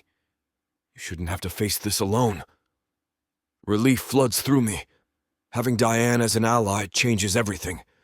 She understands the inner workings of Wilson Athletics better than anyone, knows where the bodies are buried and how my father operates. More importantly, she has access to information I might not be able to get on my own. You do that, even knowing it could put your job at risk? My job won't mean much if I have to watch you become miserable again. She pulls a thumb drive from her pocket and places it on my desk. I made copies of everything before returning the originals to the investigator's file. If your father escalates, we'll have documentation of his surveillance. I pick up the drive, feeling its weight in my palm. This small piece of technology contains evidence that could blow up my relationship with my father completely. But it also represents hope, proof of his overreach that I can use to protect Monica and Matthew if necessary. Thank you, I say, but the words feel inadequate for what she's offering. Seriously, having someone competent in my corner means everything. You don't have to do this alone anymore, Dallas. You have people who care about you now. Monica, Matthew, and yes, even me as your friend and colleague. She heads toward the door, then pauses with her hand on the handle. Just promise me you'll be strategic about confronting your father. Don't let emotion drive the conversation. After she leaves, I sink back into my chair and stare at the thumb drive. The fabric samples and acquisition reports that seemed so important this morning now feel trivial in comparison. My phone buzzes with another text from Monica, a photo of Matthew wearing his soccer uniform with a huge grin. The contrast between this innocent image and the surveillance photos makes my chest tighten. Monica has no idea she's being watched, that her daily routines are being cataloged and analyzed. The thought of her discovering the investigation makes me sick. I lock the thumb drive in my desk drawer. I'll need to use it one day. I just hope I can salvage my relationships before my father tries to burn everything to the ground. Chapter 21. Monica. Matthew's backpack bounces against his small frame as he practically skips beside me, his words tumbling out in an excited rush. And then Jake tried to trade his pudding cup for my apple slices, but I told him no way because you packed the good ones with caramel dip. And Mrs. Kapoor said we're going to start our science project about volcanoes next week. And can we make one at home too? Please? I adjust my purse strap, smiling at his enthusiasm. We'll see about the volcano. Tell me more about this pudding cup situation. Well, Jake always brings the chocolate ones, but they're not even good chocolate. They taste like fake chocolate, you know? Like when you accidentally eat the baking chocolate thinking it's going to be sweet, but then, Matthew, sweetie, you've never eaten baking chocolate. Okay, but I bet that's what it tastes like. He hops over a crack in the sidewalk with exaggerated precision. Oh, and guess what? Coach Martinez said I might get to play midfielder in Saturday's game instead of just defense. That's closer to scoring goals, right? Right. Your dad will be excited to hear that. The mention of Dallas brings a warmth to my chest. Last night replays in fragments. His hands, his mouth, the way he looked at me like I was something precious he'd thought he'd lost forever. This morning I woke up with phantom touches still tingling on my skin and the strangest sense that maybe, just maybe, we could actually make this work for real this time. Is Dad really coming to my game? Matthew stops walking entirely, forcing me to halt beside him. His brown eyes search my face with that serious expression he gets when something matters deeply to him. He promised he'd be there, didn't he? Yeah, but... Matthew kicks at a loose piece of concrete. Sometimes grown-ups promise stuff, and then they get busy with important grown-up things. The vulnerability in his voice makes my heart clench. He's only 5. But he's already learned that disappointment is a possibility when it comes to the adults in his life. I crouch down to his level, placing my hands on his shoulders. Matthew, listen to me. Your dad wants to be at your game more than anything. He's not going anywhere, okay? You promise. The weight of that question settles heavily between us.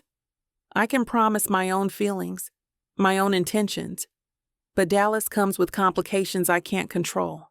His world, his family, his obligations, they're all variables I can't account for. But looking into Matthew's hopeful face, I can't bear to plant seeds of doubt. I promise he'll be there Saturday. Matthew's grin returns full force, and he launches back into his recap of the day as we resume walking. Our apartment building comes into view, its red brick facade looking particularly welcoming in the afternoon light. Mrs. Chen from 2A waves from her window, probably timing our arrival like she does every day. The familiar rhythm of our routine settles around us. Matthew's chatter, the weight of his backpack that I'll inevitably end up carrying, the anticipation of afternoon snacks and homework battles. That's when I see him. A man in an expensive charcoal suit stands near the entrance to our building, his posture radiating authority even in stillness. His silver hair is perfectly styled, and his sharp gray eyes scan the street with calculated precision. Everything about him screams money and power, from his Italian leather shoes to the gold watch glinting on his wrist. I recognize him instantly. He's the one who has haunted my nightmares all these years later. Oswald Wilson, Dallas's father, the man who built a sportswear empire through sheer ruthless ambition, who considers his son's life a chess game to be won. My stomach drops as our eyes meet across the distance. His gaze shifts to Matthew, and something predatory flickers in his expression. This isn't a chance encounter. He knows exactly where we live, exactly when we'd be walking home from school. He's been watching us. "Mom, why'd you stop walking?" Matthew tugs on my hand, oblivious to the danger approaching from our front door. "Just hold on a second, baby." But it's too late. Oswald Wilson straightens and begins walking toward us, with the confidence of a man who owns everything he surveys. His smile looks rehearsed, the kind politicians use when they're pretending to care about constituents they'll never see again.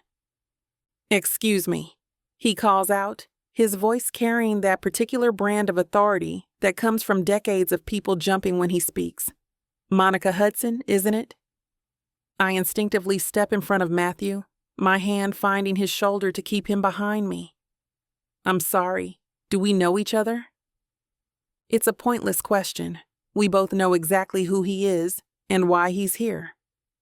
But I need time to think, to figure out how to protect Matthew from whatever this man wants.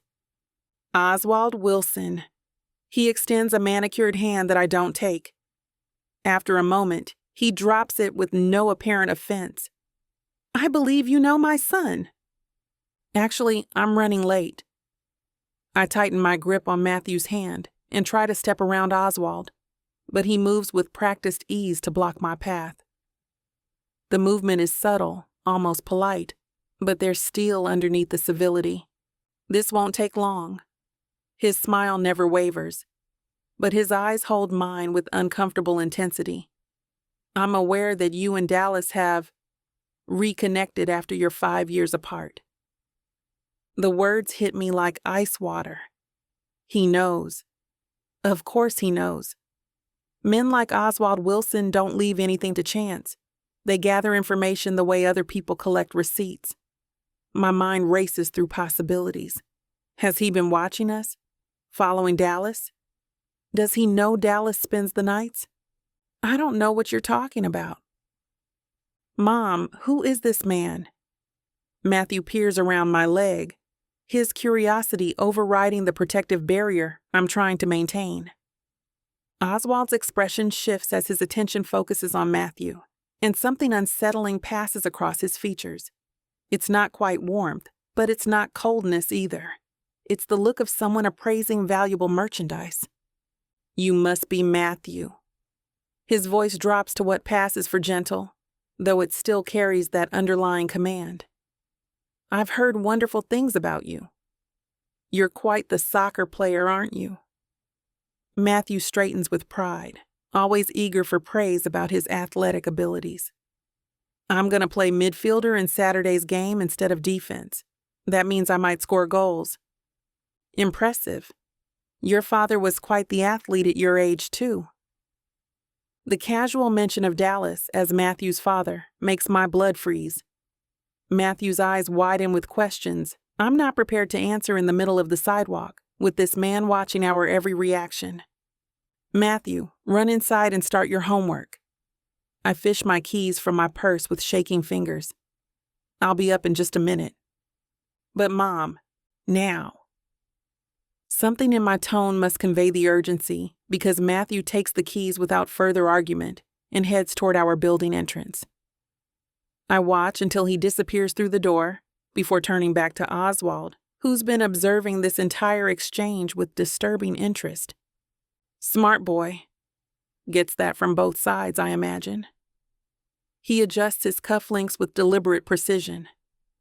I understand you have ambitions beyond your current circumstances, Miss Hudson. Excuse me? The bakery. It's quite admirable, really. A single mother pursuing her entrepreneurial dreams while raising a child. Very American dream of you. Terror crawls up my spine like cold fingers. How does he know about my business plans?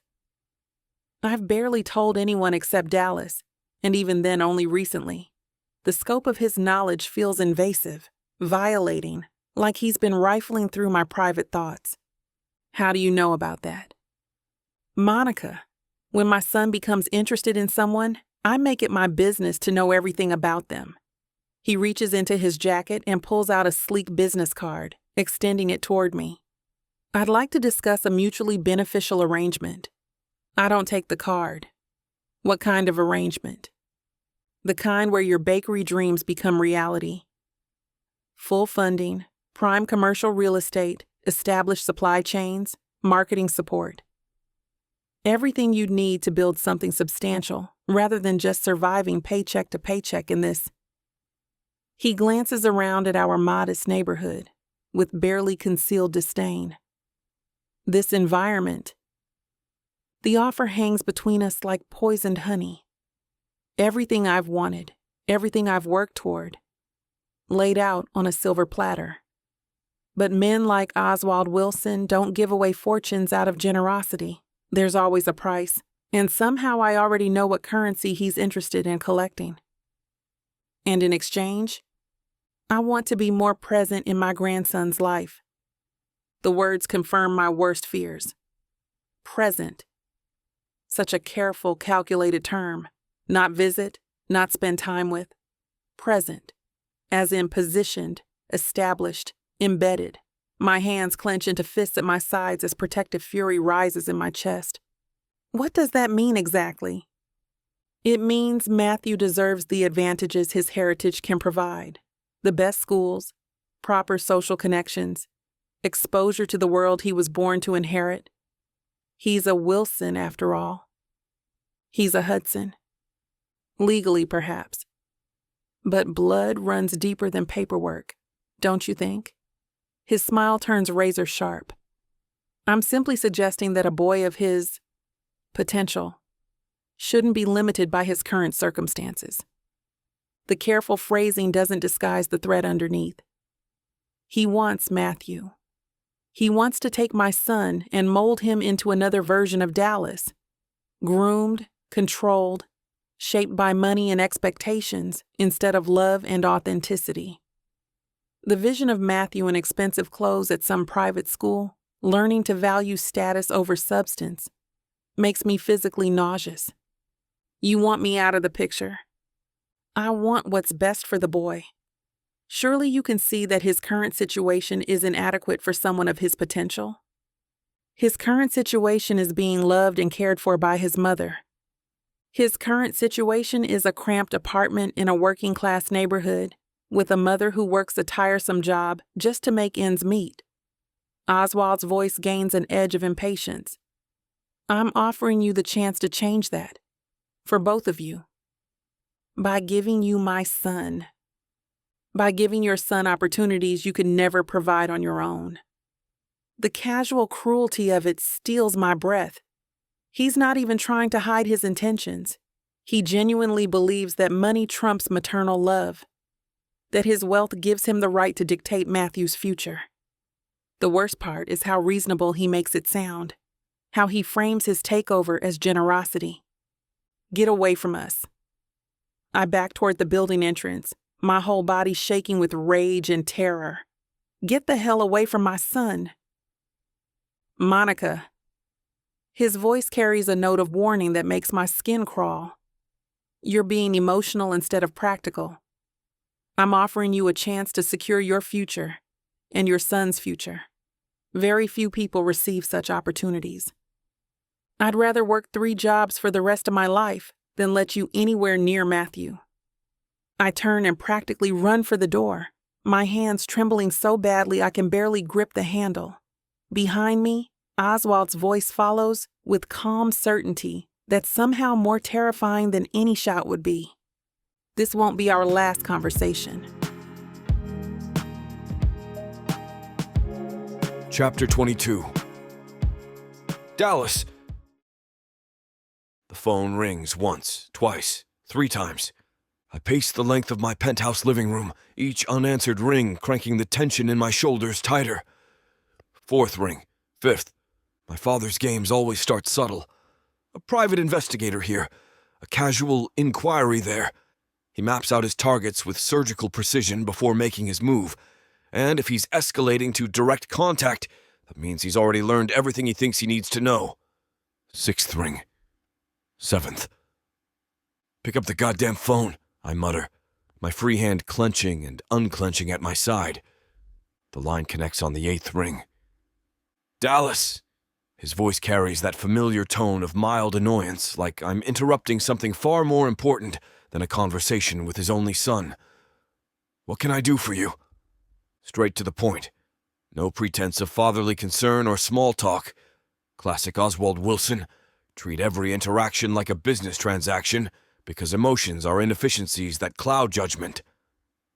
Cut the nonsense, old man. I know what you've been doing. A pause that stretches just long enough to confirm my suspicions. When he speaks again, there's amusement threading through his words like poison through honey. I'm afraid you'll need to be more specific. I've been quite busy lately. Monica and Matthew. The watching, the following, the whole surveillance operation you've got running. My voice rises despite my efforts to stay controlled. How long have you been having us followed? The laugh that bubbles through the phone line makes my skin crawl. It's the sound he used to make when I was 8 years old and tried to hide a bad report card, that particular brand of condescending amusement reserved for children who think they're cleverer than they actually are. Did you really think you could keep my grandson away from me indefinitely? The casual possessiveness in how he says, "my grandson," sends rage shooting through my veins like molten steel. Not your son or the boy. My grandson. Like Matthew is already his property, already claimed and cataloged in whatever twisted family legacy he's still trying to build. Answer the question.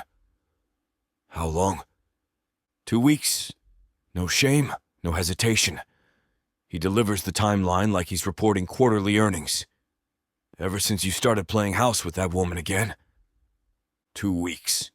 14 days of having every moment with Monica and Matthew documented, analyzed, filed away for future use. Every kiss goodnight, every dinner, every quiet evening on the couch, all of it observed and recorded by whatever team of professionals my father keeps on retainer for exactly these situations. You're sick. Language, Dallas. There's no need for dramatics. Papers rustle in the background, and I can picture him at his mahogany desk, probably reviewing contracts or board meeting notes while discussing the systematic invasion of my family's privacy. I needed to understand the situation before proceeding. The situation? The word comes out like acid. What situation would that be? A Wilson heir being raised in poverty by a single mother with no appreciation for his heritage or potential. His tone shifts, taking on that lecturing quality that used to make me want to punch holes in walls when I was younger. The boy deserves better than cramped apartments and public schools, Dallas. Matthew is happy. He's loved. He's exactly where he belongs. With you, perhaps. Eventually. But certainly not with her. The dismissive way he refers to Monica makes my vision blur red around the edges. Not by name, never by name, just her, like Monica is some interchangeable obstacle rather than the woman who sacrificed everything to raise our son alone, because my family made it clear she'd never be welcome in our world. Listen to me very carefully. I stop pacing and plant myself in front of the windows, my reflection staring back with eyes that probably look as dangerous as I feel. You're going to leave my family the hell alone. No more surveillance, no more investigators, no more goddamn interference. Do you understand me? Your family. Another laugh, this one sharper. Is that what you're calling this little reunion? How touching. But I'm afraid I can't accommodate your request. It wasn't a request. Good, because my answer would have been no regardless. The amusement drains from his voice, replaced by the cold authority I remember from childhood, the tone that meant arguments were over before they began. I'll consider backing off once I have proper custody arrangements in place for Matthew. The words hit like a punch to the gut. Custody. Not visitation rights or family involvement. Custody. Legal control over every aspect of Matthew's life, from where he lives to where he goes to school, to who gets to make decisions about his future. Monica would become a weekend visitor in her own son's life, if she was lucky enough to get even that. You're out of your goddamn mind if you think I'm letting you anywhere near custody of my son. Your son? The condescension drips through the phone like battery acid. The one you've known about for a few weeks? How exactly does that make him yours? Each word lands like a calculated blow, hitting every insecurity I've carried since Monica first told me about Matthew. The truth burns. I wasn't there for his first steps, his first words, his first day of school. I missed everything that mattered. That's different and you know it. I didn't know he existed. Semantics. Papers shuffle again, like this conversation is boring him. What matters is what's best for the boy moving forward, and what's best is ensuring he receives the education, opportunities, and social connections that come with the Wilson name. He's 5 years old. He doesn't need social connections. He needs his mother. He needs both parents. And since you've proven yourself incapable of providing him with proper stability, I am building that stability right now. Living in sin with his unmarried mother. Please. The disgust in his voice makes my jaw clench. Even if I were inclined to overlook that particular moral failing, the woman clearly lacks the resources to provide for him adequately. Monica is an incredible mother. Matthew wants for nothing. Nothing except a proper education, extracurricular activities, tutoring, travel opportunities, cultural enrichment. He's happy, you self-righteous bastard. Happiness is a luxury children can't afford to prioritize. What he needs is preparation for the life he was born to inherit. Oswald's voice takes on that familiar lecturing tone, the same one he used when explaining why I couldn't have friends over who didn't meet his social standards. However, I'm not unreasonable. I understand the woman has aspirations. The way he pronounces aspirations makes it sound like Monica's dreams of opening her own bakery are cute delusions rather than legitimate goals.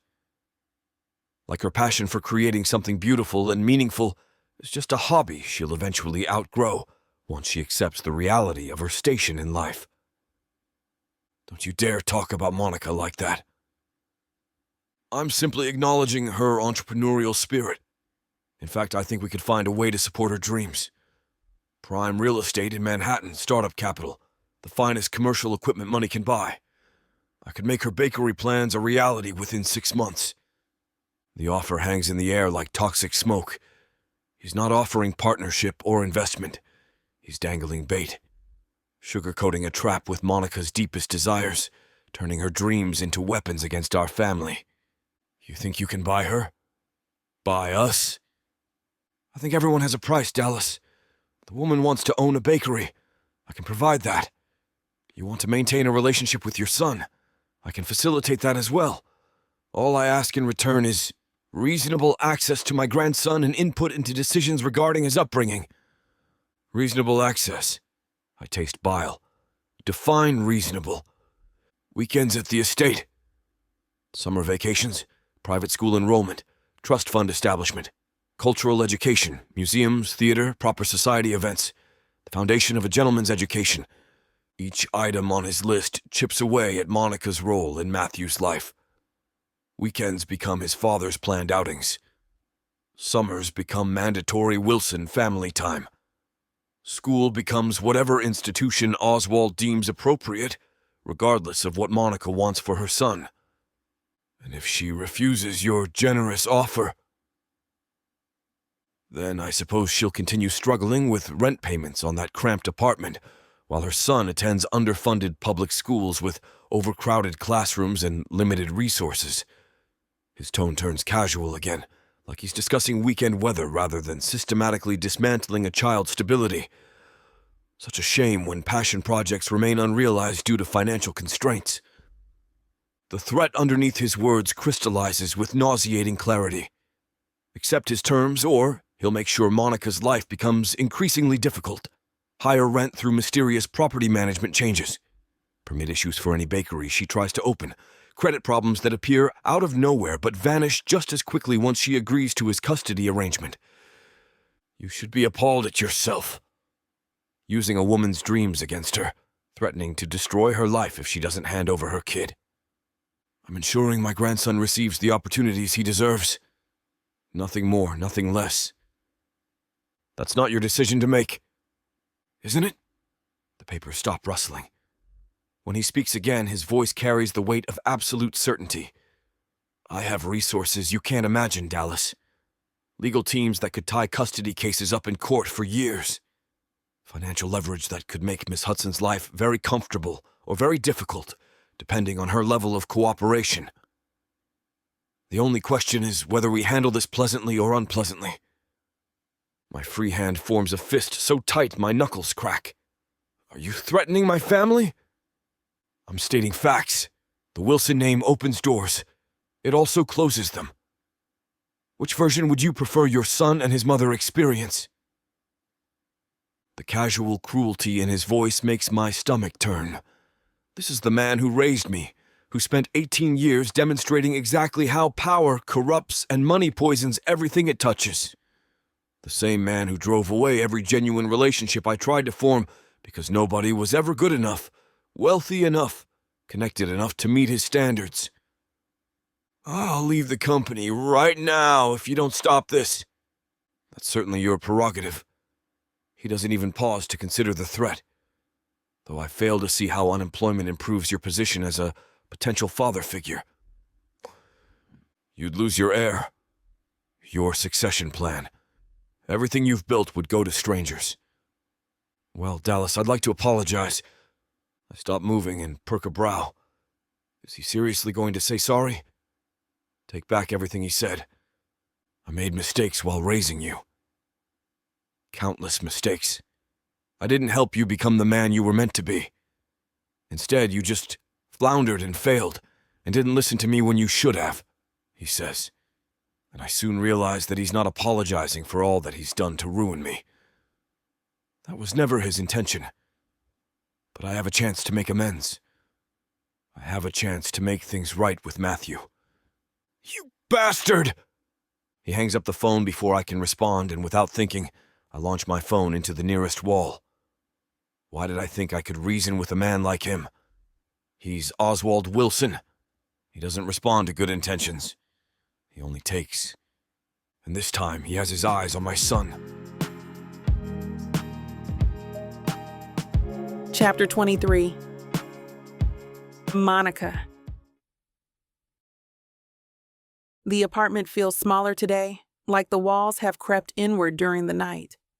I've triple-checked the locks twice this morning, peered through the blinds more times than I care to count, and jumped every time a car door slams outside.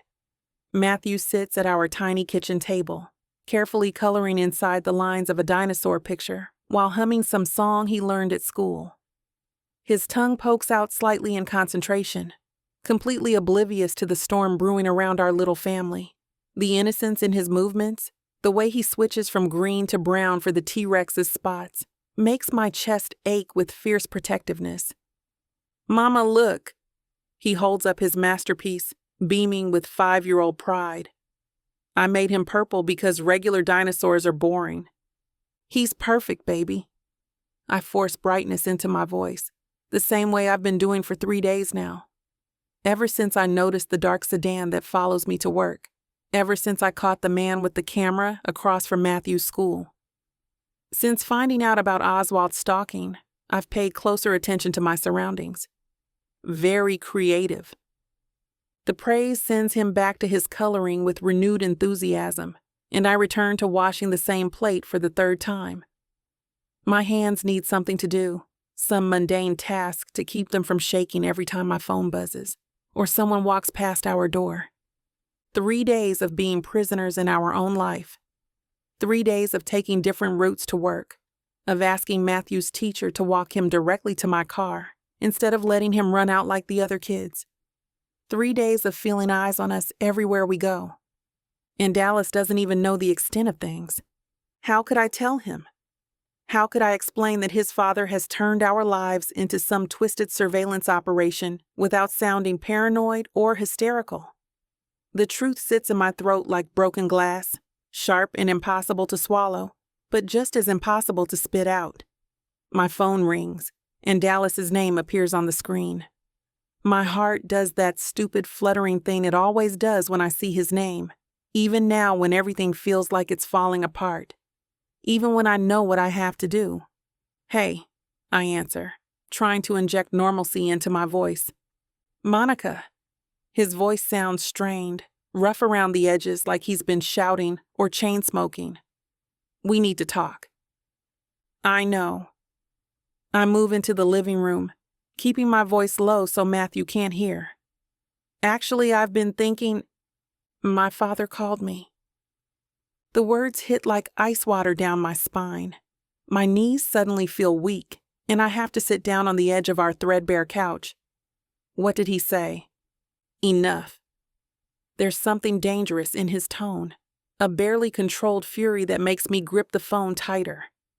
"Monica, I need you to know that I'm handling this. Whatever he thinks he's doing, whatever game he's playing, Dallas." I close my eyes, gathering courage for what I have to say. "I think we should take some space." Silence stretches between us so complete, I wonder if the call dropped. Then his voice comes back, quiet and confused. "What?" Some distance. From each other. Each word feels like I'm ripping pieces of my heart out and feeding them to wolves. "I think it would be best if we cooled things down for a while." "Are you serious right now?" The disbelief in his voice cuts through me. "Monica, whatever he said to you?" He didn't say anything to me. The lie comes easily because it's technically true. Oswald Wilson hasn't spoken to me directly. He doesn't need to when his message comes through so clearly in other ways. This is my decision. Nonsense. I hear him moving around, probably pacing the way he does when he's agitated. The image of him running his hands through his hair, his blue eyes stormy with frustration, makes my resolve waver for a dangerous moment. It's not nonsense, Dallas. It's reality. I stand up and move to the window, careful to stay back from the glass. This isn't working. What isn't working? Us? Because the last time you fell asleep in my arms felt pretty perfect to me. My throat tightens at the memory. Only a week ago, when I let myself pretend that we could build something real together. When I allowed myself to believe that love might be enough to overcome the difference in our worlds, before I understood exactly what I was up against. I can't do this anymore. The words taste like ash. I can't keep putting Matthew at risk.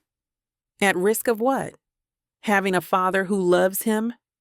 At risk of getting caught in your family's games? My voice rises despite my efforts to stay calm, and I have to pause, checking to make sure Matthew is still occupied with his coloring. At risk of becoming a pawn in whatever twisted power play your father has planned. He doesn't get to dictate our lives, Monica. Doesn't he? I laugh, but there's no humor in it. Dallas, you live in a penthouse that costs more than most people make in a year, You drive cars that cost more than my annual rent.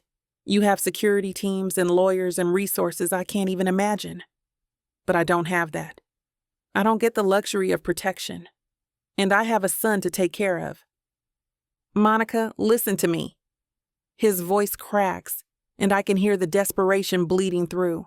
Whatever protection you think you need, I can provide it. No. I press my forehead against the cool glass of the window, watching a mother push her toddler in a stroller down the sidewalk below. Normal life. Simple life. The life I'm trying to protect for my son. You can't fix this with money or connections or security guards. Your father made it clear that as long as we're together, Matthew and I will never be safe. What the hell does that mean? The raw pain in his voice almost breaks me. I close my eyes, sucking in a deep breath as I muster the courage to say the words. We're leaving, I say instead, the words falling like stones into water, final, irreversible. I'm taking Matthew and we're moving away. No. The word explodes from him like a gunshot. No, Monica. You can't do this. Not again. I can and I am. My free hand grips the windowsill so hard my knuckles ache. I've already started looking at places. Somewhere your father can't reach us. You think running is going to solve anything? You think distance is going to make him leave you alone? I think it's the only choice I have left. A tear slides down my cheek before I can stop it, followed quickly by another. Dallas, I can't breathe anymore. Every time I leave this apartment, I'm looking over my shoulder. Every time Matthew plays outside, I'm terrified someone's watching him. This isn't the life I want for him. Then let me help you fight it. His voice rises to match mine, desperation making him reckless. Let me stand between you and him. Let me protect what's mine. That's just it. My voice breaks completely now, years of suppressed pain spilling out. We're not yours to protect. We never were. The silence that follows is deafening. I can hear him breathing hard, can almost see him standing in whatever luxury surroundings he calls home, probably still in his expensive workout clothes or designer suit, trying to process what I've just said. Don't say that. His voice comes out rough and broken. Don't you dare say that. Matthew is my son. Christ, Monica, you're the only woman I've ever loved, the only one who's ever mattered. The sob that escapes me is ugly and raw. I cover my mouth with my hand, trying to muffle the sound so Matthew won't hear. 5 years. 5 years I've been telling myself that what we had wasn't real, wasn't strong enough to survive in the real world. 5 years of convincing myself that he was better off without us, that we were just a phase for him. Love isn't enough, I whisper. I learned that the first time around. It is enough. God damn it, Monica. It has to be enough because it's all I've got. I spent 5 years trying to forget you, trying to move on, and I couldn't. I can't lose you again. You lost me the moment you let your family drive me away the first time. That's not fair. We were kids, and I was stupid and scared, and now we're adults with real responsibilities. I wipe my eyes with the back of my hand, but more tears keep coming. I have to put Matthew first. I have to put his safety above everything else, even above what I want. What you want? Hope creeps into his voice, dangerous and painful. So you do want this. You do want us. I close my eyes, hating myself for the slip. Hating him for the way he can still read me after all these years. It doesn't matter what I want. It's the only thing that matters. No, Dallas. What matters is that Matthew gets to grow up feeling safe and secure. What matters is that he doesn't become a casualty in your family's war games. What matters is that I can sleep at night without wondering if someone's going to try to take him away from me. Is that what you think? That I would let anyone take him? I think your father has resources we can't even imagine. I think he's already demonstrated that he can reach us whenever he wants to. And I think the smart thing, the only thing, is to disappear before this gets worse. Monica, please. His voice cracks completely now. All pretense of control gone. I'm begging you. Don't do this. Don't take my son away from me when I just found him. Don't leave me again when I can't survive it this time. The desperation in his voice tears through me like a physical blow. I can picture him clearly, his blue eyes wild with panic, his hands shaking as he grips the phone. The same look he had 5 years ago when I told him I was leaving him, before he let pride and fear convince him not to fight for us. But this isn't 5 years ago. This time, it's not about pride or fear or young love that might not survive in the real world. This time, it's about Matthew's safety, about protecting the most important thing in my life from forces I can't control. I'm sorry. The words scrape my throat raw. I'm so sorry, but I have to protect him. I have to protect us. Monica, wait. I hang up before he can say anything else, before his voice can weaken my resolve any further. The tears fall freely now, and I can't help but wonder if I just made the biggest mistake of my life. Chapter 24. Dallas. The framed photo of me at last year's company retreat goes into the cardboard box with a dull thud. Years of my life reduced to 3 boxes of personal stuff and a resignation letter that's probably already made its way to my father's desk. My hands shake as I wrap my college diploma in bubble wrap. Not from nerves, from pure, concentrated rage that's been building since Monica hung up on me last night. Since I realized that everything I thought I knew about my father's capabilities was just scratching the surface. The mahogany desk that cost more than most people's cars sits empty now, its surface gleaming under the fluorescent lights. This corner office on the 32nd floor used to represent everything I was supposed to want. Power, prestige, the Wilson legacy stretching out before me like a red carpet. Now it feels like a prison. Dallas! Diane's voice cuts through my spiral of self-destruction. She stands in the doorway, clutching a steaming coffee mug and wearing the kind of expression usually reserved for funerals. What are you doing? What does it look like I'm doing? I toss my fancy pen set into the box with more force than necessary. I'm getting the hell out of here. You can't be serious. She steps into the office and closes the door behind her, the soft click echoing in the sterile space. This is about Monica, isn't it? And Matthew? I pause in my packing, a company-branded paperweight halfway to the box. Diane's been more than my assistant for the past 3 years. She's been the one person in this building I could trust. The one person who actually gave a damn about doing the right thing instead of kissing my father's face. He's not going to stop. I set the paperweight down carefully, fighting the urge to throw it through the floor-to-ceiling windows. My father won't quit until he destroys everything good in my life. Again. So you're just giving up? Walking away?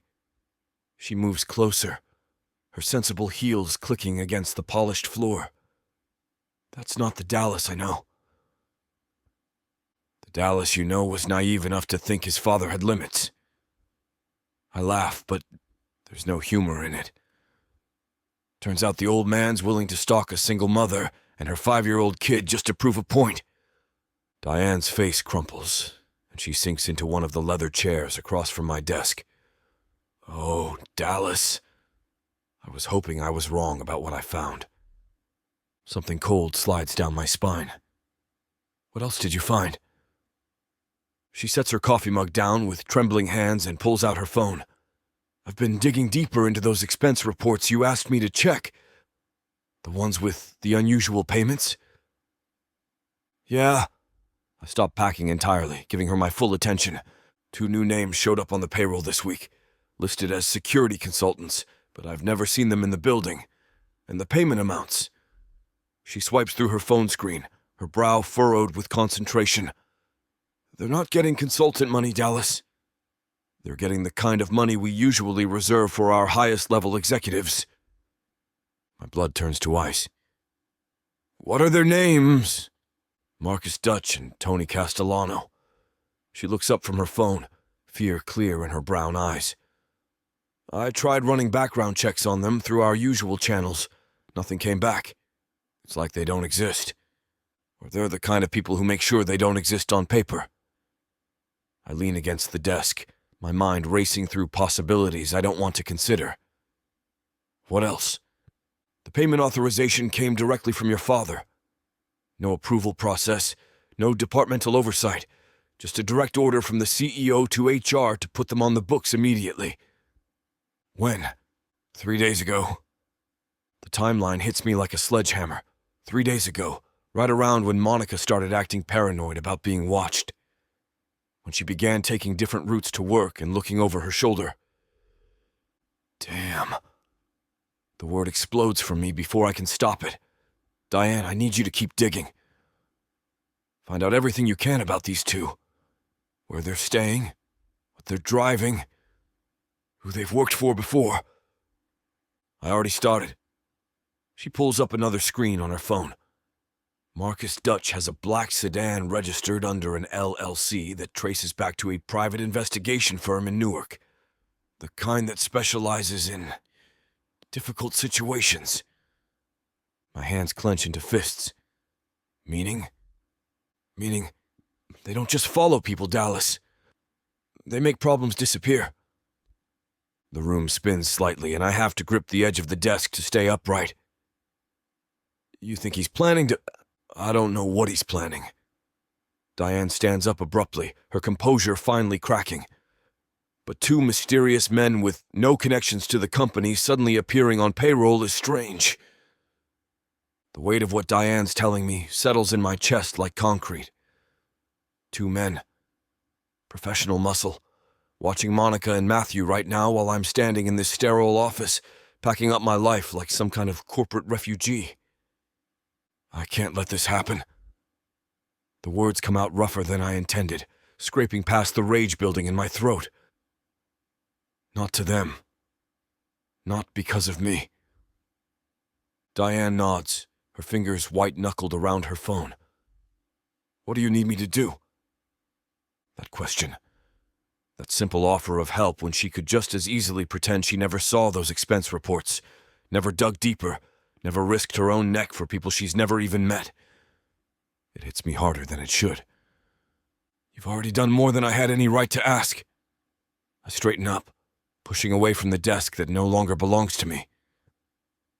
Seriously, Diane? What you found? What you're risking by telling me? I won't forget it. Please. She waves off my gratitude with a sharp gesture.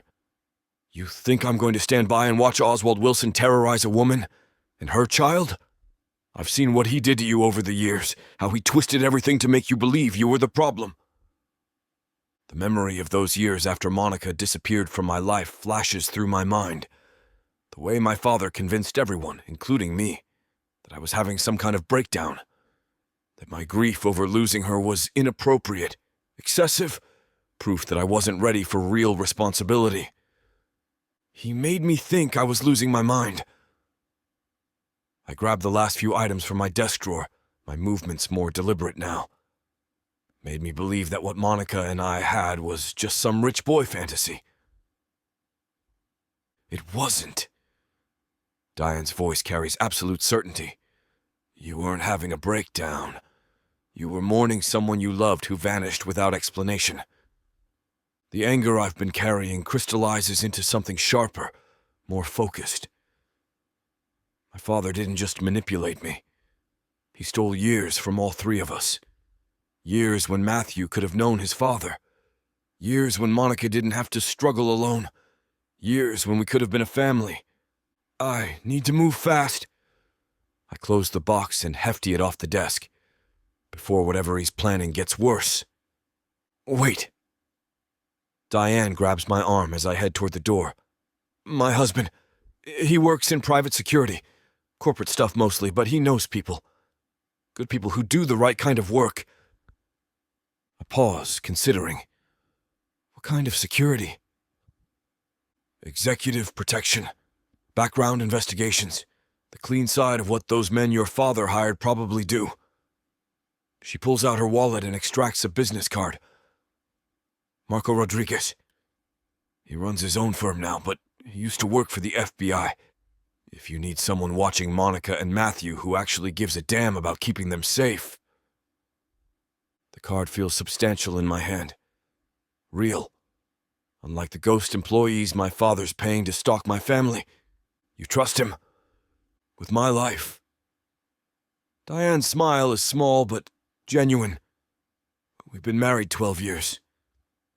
He's seen me deal with your father's nonsense from day one. He knows what kind of man Oswald Wilson really is. Relief floods through me, the first I've felt since Monica hung up on me.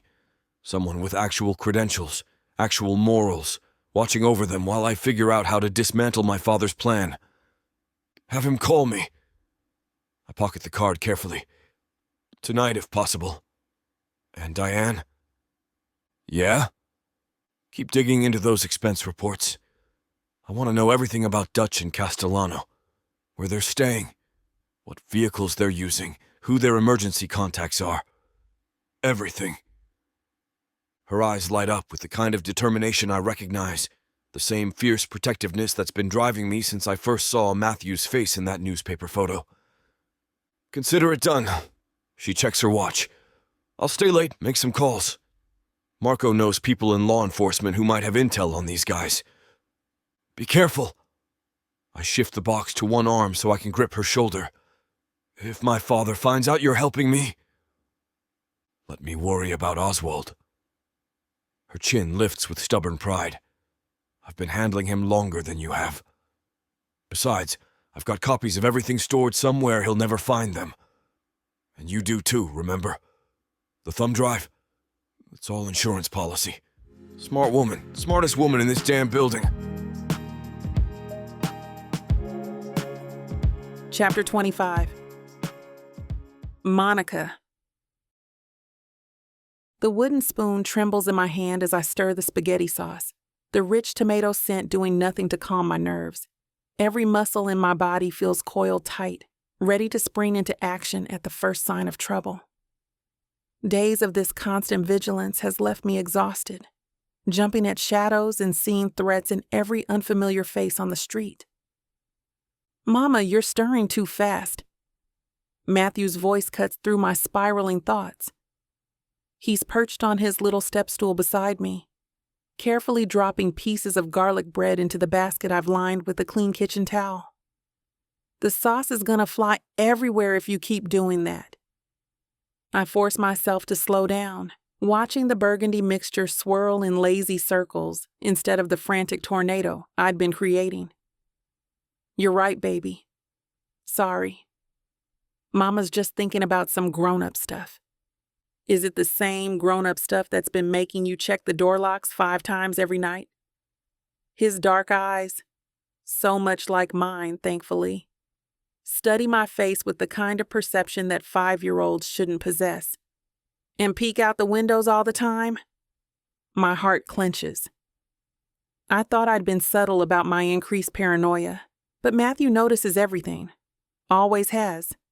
It's both a blessing and a curse, having such an observant child when you're trying to shield him from the darker realities of adult life. Sometimes grown-ups worry about things that probably won't happen. I set down the spoon and smooth his unruly curls, the soft texture grounding me in the moment.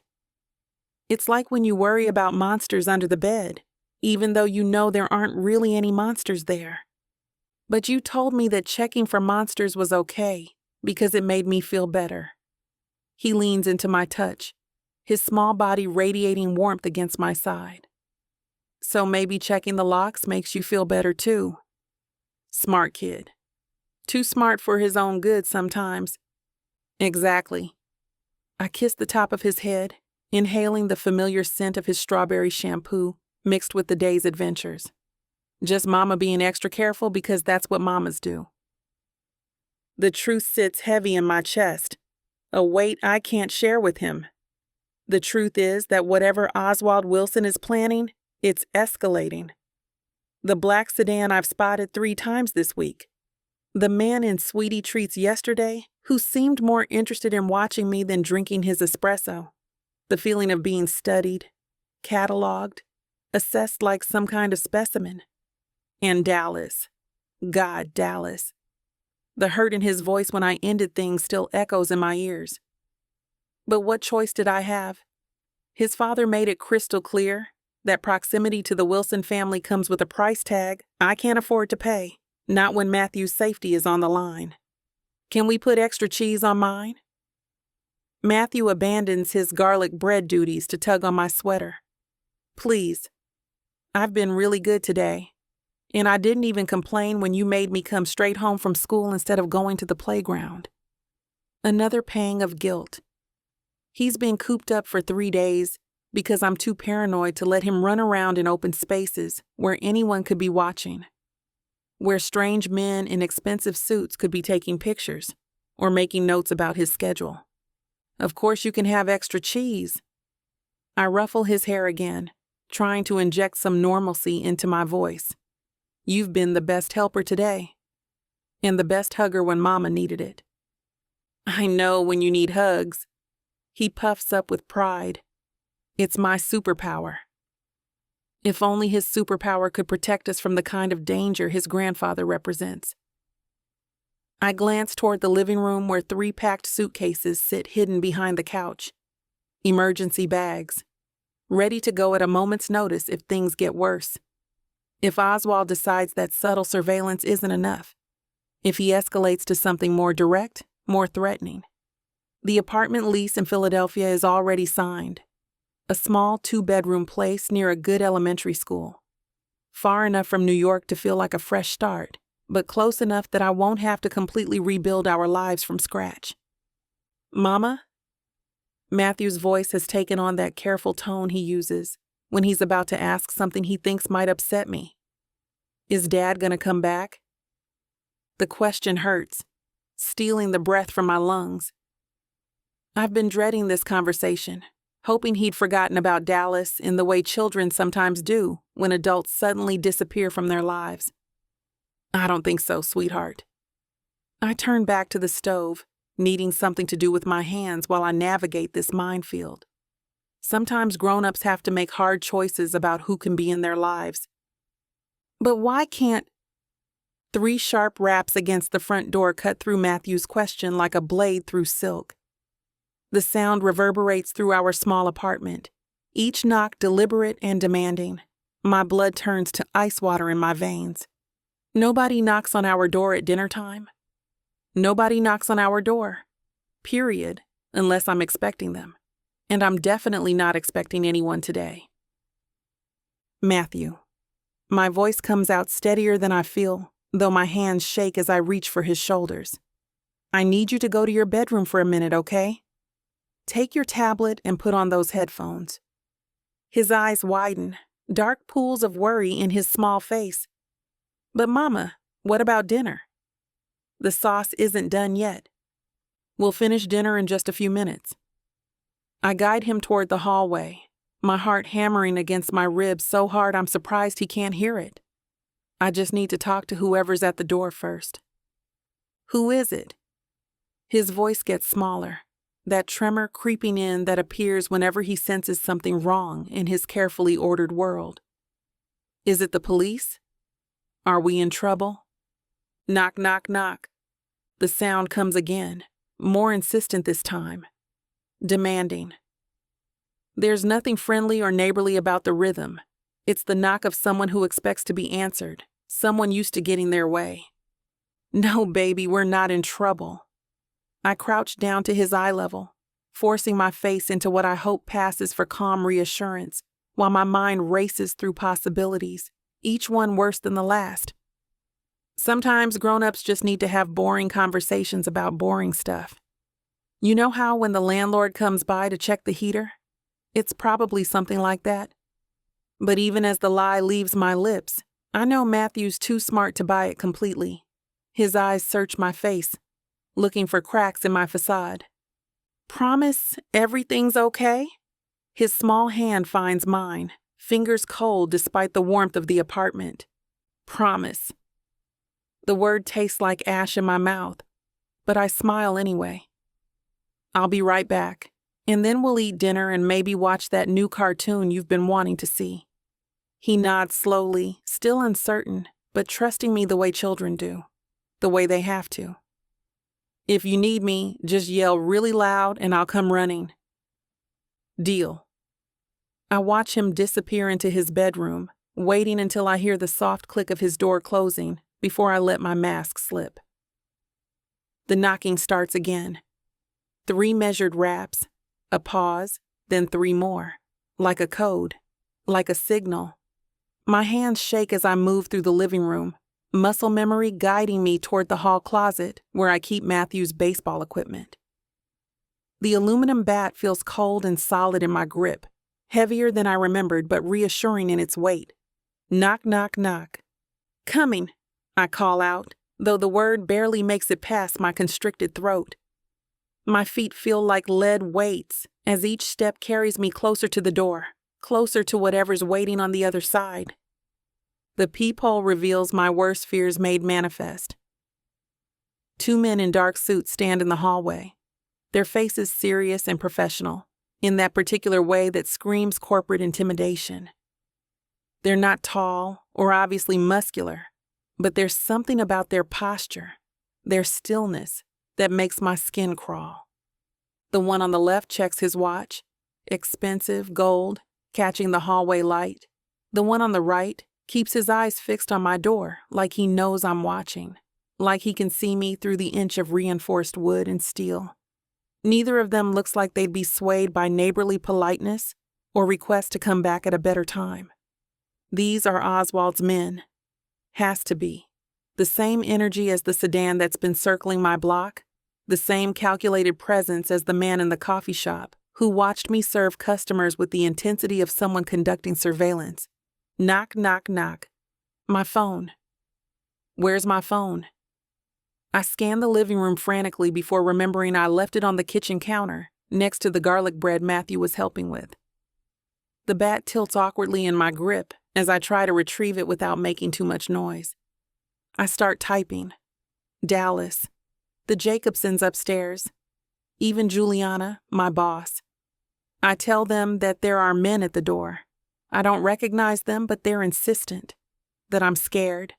That they need to call the cops and send them to my address. Because that noise. Are they picking the lock? Are they trying to enter my home? Oh, honey, subtle is not on the menu. This bundle, it's big, it's bold, it's extra as hell, just like you deserve. 9 full-length audiobooks, 12-pack abs, billion-dollar bank accounts, and a whole lot of filthy, over-the-top love.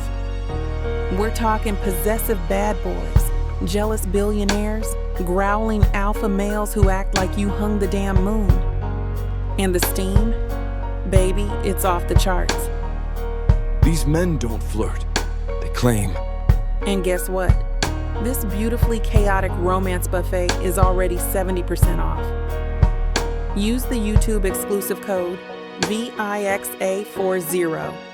Click the link, use the code, and dive into the messy, crazy, all-consuming love you've always dreamed of.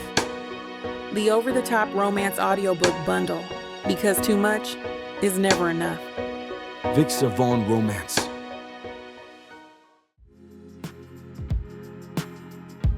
Chapter 26. Dallas. My phone buzzes against the dashboard while I'm stuck in traffic on the FDR drive, and Monica's name flashing on the screen makes my heart stop cold. She hasn't texted me since she ended things. Not once. 2 men at my door. Don't recognize them. Scared. Call cops. Sent to my address. Damn. The word explodes out of me as I read the message twice, 3 times, hoping I'm misunderstanding something. But the stark terror bleeding through her usually composed words leaves no room for interpretation. My hands shake as I dial 911, one eye on the road while the other watches for any gap in traffic I can exploit. The engine of my BMW roars as I gun it into the shoulder, ignoring the angry honks from other drivers. 911. What's your emergency? I need police at 428 Washington Street, apartment 3B right now. My voice comes out harsher than intended, desperation making everything sound like a threat. 2 unknown men are at the door of a woman with a small child. She's scared and doesn't know who they are. Sir, I need you to slow down and... No, you need to get squad cars there immediately. I take the next exit so fast my tires scream against asphalt. Her name is Monica Hudson. She's alone with her 5-year-old son, and there are strange men trying to get into her apartment. The dispatcher's tone shifts, becomes more urgent. Are the subjects armed? Has there been any violence? I don't know. She just texted me. I'm heading there now, but I'm 10 minutes away. My speedometer climbs past 80 as I weave through surface streets, running every yellow light and a few reds. Please, just send someone. Units are being dispatched now, sir. I'll need you to stay on the line, and... The call cuts out as I throw the phone onto the passenger seat, both hands gripping the steering wheel like it's the only thing keeping me anchored to reality. Every second feels like an eternity. Every red light is a personal insult. Every pedestrian crossing slowly is a deliberate obstacle between me and Monica. My father's face flashes through my mind. The casual way he dismissed my threats, like I was some petulant child throwing a tantrum instead of a man protecting the woman he loves. What did he do? What did he set in motion? The BMW's engine screams as I push it harder, faster, taking corners that make my stomach lurch and my tires beg for mercy. Washington Street appears ahead like salvation. I abandon the car in the middle of the street, not even bothering to close the door as I sprint toward the building. The silence from the stairwell above makes my blood run cold. No voices, no reassurances. Just the echo of my own footsteps against concrete. The third-floor hallway stretches ahead like something from a nightmare. Monica's apartment door hangs open, splintered wood around the frame telling a story I don't want to read. But it's the sounds coming from inside that make my vision go red. A woman's voice, strained and breathless. Get off me! Stop. My son. Monica. A man's voice, cold and professional. Where are the papers? The custody documents. We know you have them. I don't know what. The sound of flesh hitting flesh. A cry of pain that goes straight to my core like a blade. Every rational thought evaporates. Every civilized instinct gets buried under a wave of pure, animalistic rage that starts in my gut and spreads outward like wildfire. My feet move without conscious direction, carrying me through the doorway and into a scene that will haunt my dreams forever. 2 men in dark suits have Monica on the living room floor. One holds her arms while the other searches through papers scattered around them, occasionally backhanding her when she struggles too much. Blood streams from a gash on the first man's forehead, probably from the baseball bat sawing discarded near the couch. Monica's lip is split, her cheek already swelling, but her eyes still burn with defiance. She's fighting them even though they have her outnumbered. The first man doesn't even hear me coming. My fist connects with the back of his skull with a wet crack that reverberates through the apartment. He pitches forward, papers scattering as he crashes into Monica's coffee table, shattering the glass top. What the... His partner starts to turn, but I'm already moving. My shoulder drives into his ribs with enough force to lift him off Monica entirely. The sound of air rushing from his lungs mixes with the crash of his body hitting the wall behind him. Everything becomes motion and violence. My hands find the first man's jacket as he tries to stand, blood streaming from where glass caught his face. I haul him upright just to slam my knee into his stomach, doubling him over. His gasping, retching sounds should probably disturb me, but right now they're music. Touch her again. Each word punctuates another blow. Fist to his jaw, elbow to his back. I dare you! The second man launches himself at me from behind, wrapping an arm around my throat. Professional training, probably. His grip is solid, cutting off my air supply with practiced efficiency. But he made one critical error. He threatened what's mine. I drive my elbow backward into his solar plexus once, twice, until his grip loosens enough for me to spin around. His face comes into view, sharp features, dead eyes, the kind of expression that says violence is just business to him. Not today. My right hook catches him clean across the jaw, snapping his head sideways.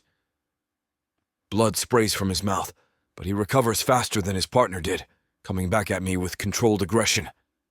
His fist grazes my cheek as I twist away, the sting of split skin barely registering through the adrenaline. I catch his wrist, using his momentum to pull him forward, while my knee rises to meet his ribs. The snap of bone breaking is satisfying in a way that should probably worry me later. He crumples with a strangled cry, clutching his side. "Dallas!" Monica's voice cuts through the haze of violence, and I spin toward her immediately. She's pushed herself up against the couch, one hand pressed to her bleeding lip while the other cradles ribs that might be bruised or worse. Her eyes are wide but not with fear, with relief that makes my chest tight. "Are you hurt?" "Tell me where." I'm across the room in 2 strides, my hands hovering over her face, her shoulders looking for damage while trying not to cause more. "Your ribs? Your head? Did they—" "I'm okay." Her voice is steady despite the tremor in her hands. "Just bruised." They wanted custody papers, kept asking about— "Screw the papers!" The first man struggles to his feet behind me, blood dripping from multiple cuts across his forehead. "Get the boy!" Both men exchange a look that makes my blood freeze. The second one nods despite his damaged ribs, and they start moving toward the hallway where Matthew's bedroom door sits slightly ajar. No. The word doesn't make it past my throat, but my body responds faster than thought. I launch myself between them and the hallway, arms spread wide like I can physically block their path through sheer will. "Oh no, you won't hurt my son." The declaration hangs in the air like a live wire. My son. Not Monica's son, not the child. Mine. They're both injured, both bleeding, but desperation makes people dangerous. The second man clutches his ribs with one hand while the other moves inside his jacket. The metallic glint of something that definitely isn't. A phone catches the light. My vision tunnels. Every instinct screams at me to move, to attack, to end this before it can escalate further. But I can't leave Monica exposed, and I can't let them get past me to Matthew.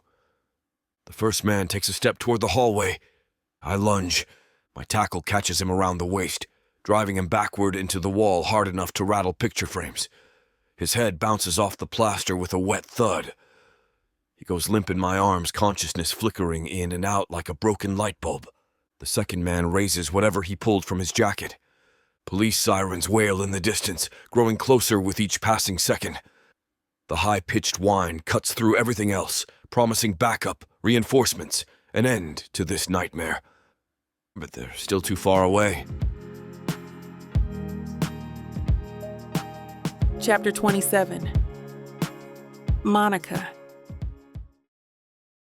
The aluminum bat feels cold and solid in my hands as I wrap my fingers around the grip. Blood pounds in my ears, drowning out everything except the sight of metal glinting in the second man's hand. A gun, pointing directly at Dallas's back while he grapples with his partner. Time slows to a crawl. The man's finger moves toward the trigger. Dallas doesn't see it coming, too focused on keeping the first attacker down. My body moves without conscious thought, muscle memory from countless hours of softball practice taking over. I swing the bat with everything I have. The aluminum connects with the gunman's wrist with a sickening crack. The weapon flies from his grip, skittering across my hardwood floor and disappearing under the kitchen table. He screams, clutching his shattered wrist against his chest, but I'm already bringing the bat around again. This time I aim for his temple. The impact reverberates through the metal, up my arms, into my shoulders.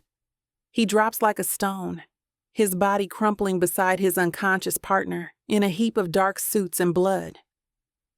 Silence falls over my living room except for the sound of Dallas and me breathing hard, staring at each other across the wreckage of my carefully ordered life. My hands shake as I lower the bat, adrenaline making my entire body vibrate like a tuning fork. Holy cow, Monica. Dallas straightens slowly, his eyes wide as they take in the two motionless forms on my floor. You just... Mama! Matthew's voice cuts through everything else, high-pitched and terrified. Mama, I'm scared. The sound of my baby crying snaps me back to reality faster than any slap could. I drop the bat and rush toward his bedroom, Dallas right behind me. My son stands in his doorway, tears streaming down his face, his small body trembling in his dinosaur pajamas. Oh, baby. I fall to my knees and pull him against me, his warm weight anchoring me to the present moment. I'm here. Mama's here. Matthew's arms wrap around my neck so tight I can barely breathe, but I don't care. His sobs muffle against my shoulder, each one breaking my heart a little more. Those men were so loud, he whispers against my neck. They hurt you. I heard you cry out.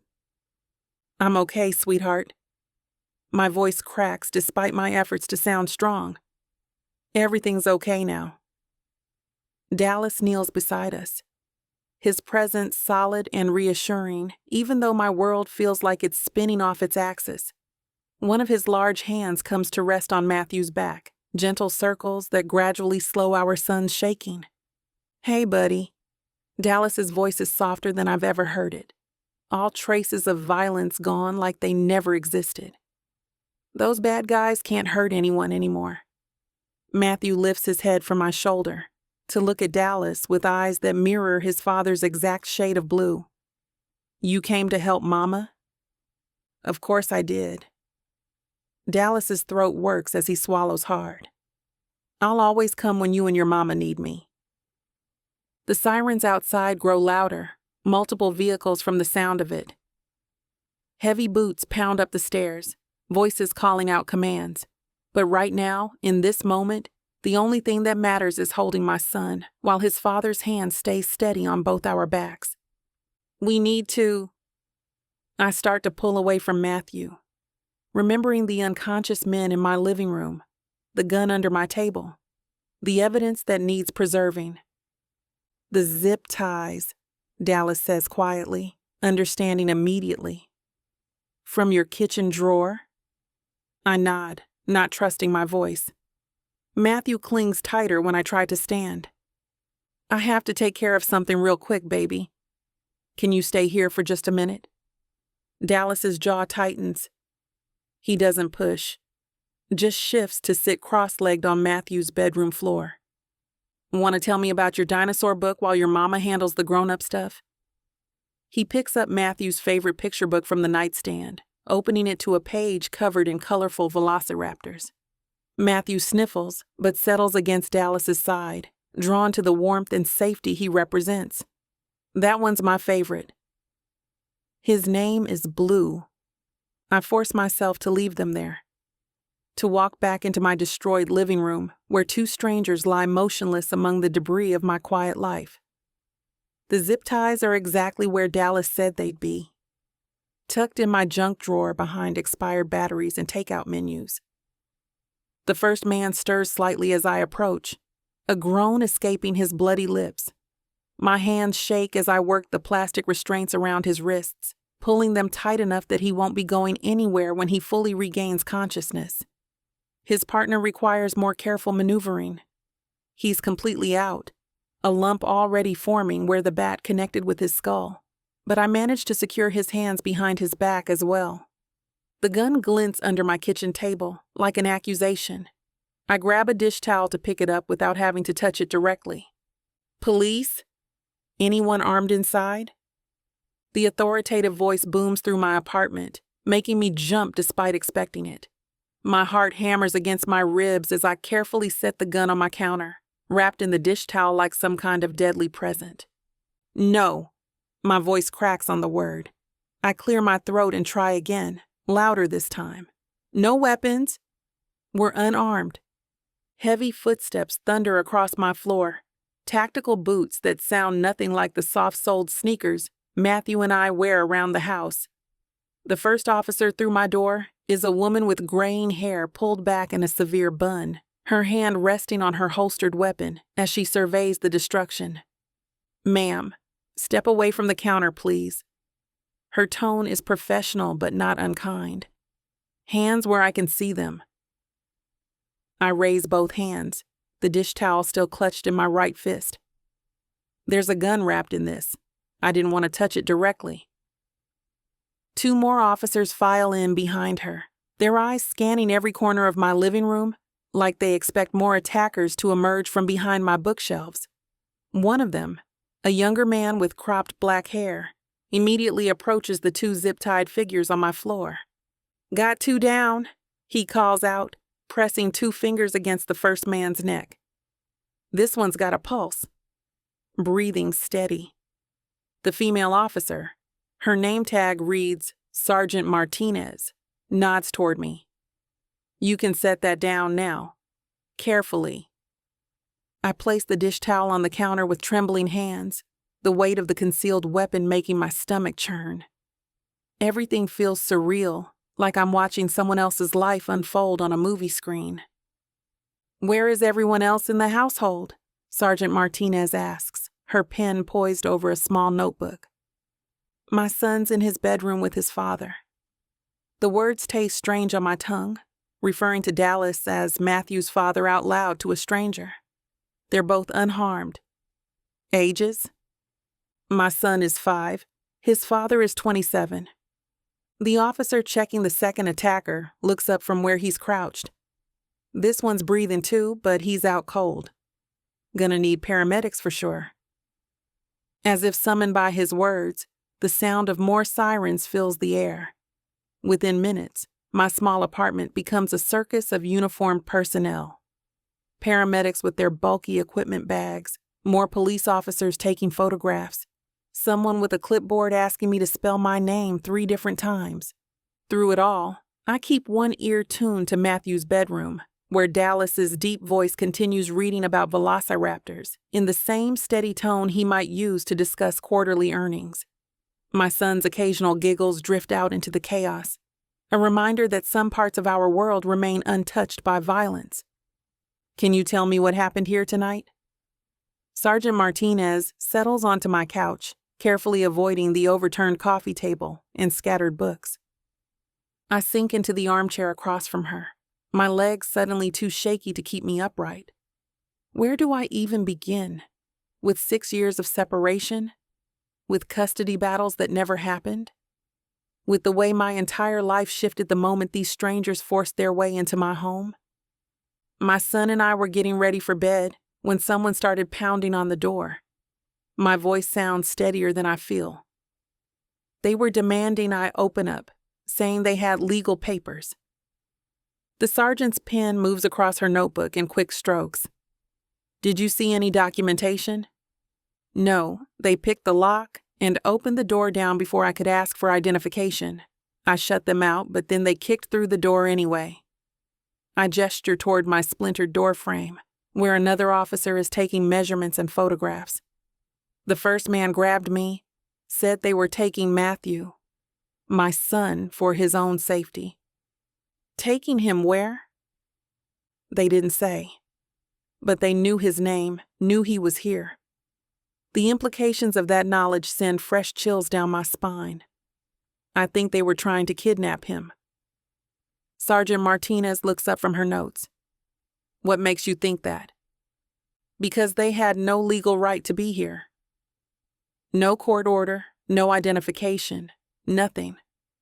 My hands clench into fists in my lap. They just barged in and tried to take my child by force. And the father? Where was he during the initial confrontation? Dallas arrived while they were attacking me. He fought them off. The men tried to lunge for my son's bedroom, but Dallas made sure they didn't get that far. My eyes drift to where the paramedics tend to the unconscious men. You have to believe me. These men were trying to take my son away from me. Chapter 28. Dallas. The night air bites at my skin as we stand outside Monica's apartment building, red and blue lights painting everything in harsh, alternating colors. Matthew clings to Monica's hand while she wraps a blanket around his shoulders. One of the paramedics insisted he needed to stay warm, despite the adrenaline still coursing through all our systems. I finish giving my statement to Sergeant Martinez when another familiar voice cuts through the chaos of radio chatter and emergency vehicles. "Well, I'll be damned." Dallas Wilson. I turn toward the voice and can't help the grin that spreads across my face despite everything that's happened tonight.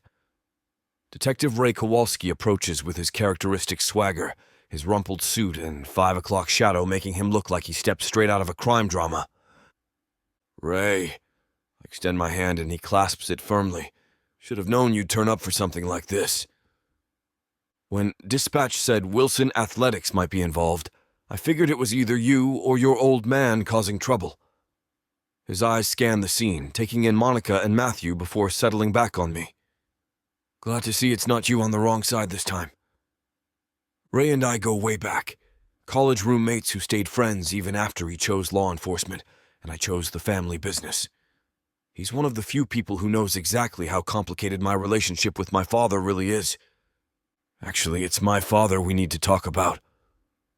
I lower my voice and gesture for him to step away from where Monica's still answering questions. "This isn't random, Ray. Those two jerks in there? They work for Oswald?"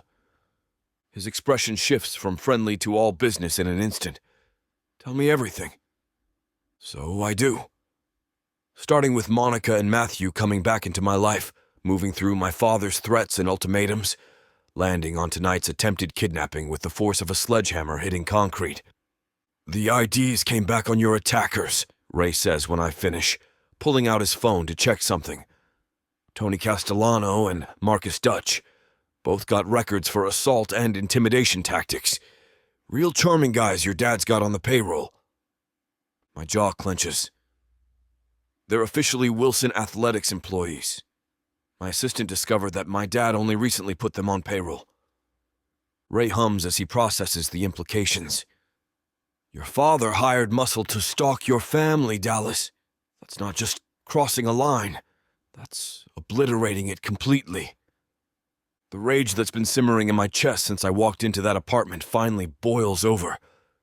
My hands curl into fists at my sides as I picture my dad sitting behind his mahogany desk, calmly instructing hired thugs to terrorize the woman I love and the son I'm just getting to know. He's been escalating for weeks. My voice comes out rough, barely controlled. First, it was threats about cutting me off. Then he started having Monica and Matthew followed. Tonight. I gesture toward the apartment building where crime scene techs are still processing evidence. Tonight they tried to take my son. Take him where? I don't know.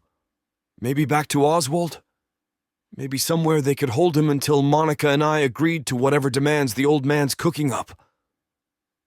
The thought of Matthew scared and alone with those animals makes me want to put my fist through something solid. What kind of grandfather hires criminals to kidnap his own grandson? Ray runs a hand through his graying hair, a gesture I remember from our college days when he was trying to work through particularly complex problems. The kind who thinks he owns people. Question is, what do you want to do about it? Before I can answer, Monica appears at my elbow with Matthew still wrapped in his blanket. Her eyes are red-rimmed but determined, her posture screaming that she's had enough of being anyone's victim. They want us to come down to the station, she says quietly. More questions, paperwork, all that official business. Matthew looks up at me with those blue eyes that mirror mine exactly. Are we in trouble? No, buddy. I crouch down to his eye level, keeping my voice gentle despite the fury still burning through my system. We're not in trouble. The police just want to make sure those bad men can never bother you and your mama again. Will you come with us? There's something vulnerable in the question that hits me right in the chest. Wouldn't be anywhere else. I stand and catch Ray's eye over Matthew's head. He nods slightly, understanding passing between us without words. Ray heads back toward the crime scene while I guide Monica and Matthew toward my car. The BMW sits under a streetlight, its black paint reflecting the emergency vehicles still scattered around the block like discarded toys. Fancy. Monica runs her hand along the hood as we approach, but there's no mockery in her voice, just exhaustion mixed with something that might be appreciation. Gets me from point A to point B. I unlock the doors and help Matthew climb into the back seat. Plus, it's got good safety ratings. Because you're all about safety now. She slides into the passenger seat, adjusting the leather with a small sigh. Because I've got people worth protecting. The words hang in the air between us as I start the engine. The dashboard illuminates in soft blue light, casting shadows across Monica's profile as she buckles her seatbelt. In the rearview mirror, I can see Matthew's reflection. He's staring out the window at the police cars, his blanket still wrapped around his shoulders like armor. How long will this take? Monica asks as I pull away from the curb. Couple hours, maybe more. Ray'll try to move things along, but they have to be thorough. I navigate through the late-night traffic, the city surprisingly busy for this hour. We'll need to give formal statements, look at photos, all the standard procedure stuff. Photos? Mugshots of Castellano and Dutch. Make sure they're definitely the ones who broke in. My grip tightens on the steering wheel as I remember those bastards standing over my son, plus any associates my father might have working with them. Matthew's voice pipes up from the back seat. Why did those men want to take me? Monica twists around to face him, her expression softening despite everything we've been through tonight. Remember how we talked about some people making bad choices? Like when Tommy Morrison stole lunch money. Bigger bad choices than that, baby. I catch Matthew's eyes in the rearview mirror again. Sometimes adults get confused about what's right and what's wrong. Those men made a very wrong choice tonight. But you stopped them. We all stopped them. I merge onto the highway leading downtown. You were brave, your mama was smart, and I got lucky. Monica snorts softly. Lucky? You threw yourself at two grown men without thinking twice. Wasn't much thinking involved, no. That's what worried me. The conversation lapses into comfortable quiet as the city rolls past our windows. Tall buildings stretch toward the sky, their windows dark except for the occasional late-night worker burning the midnight oil.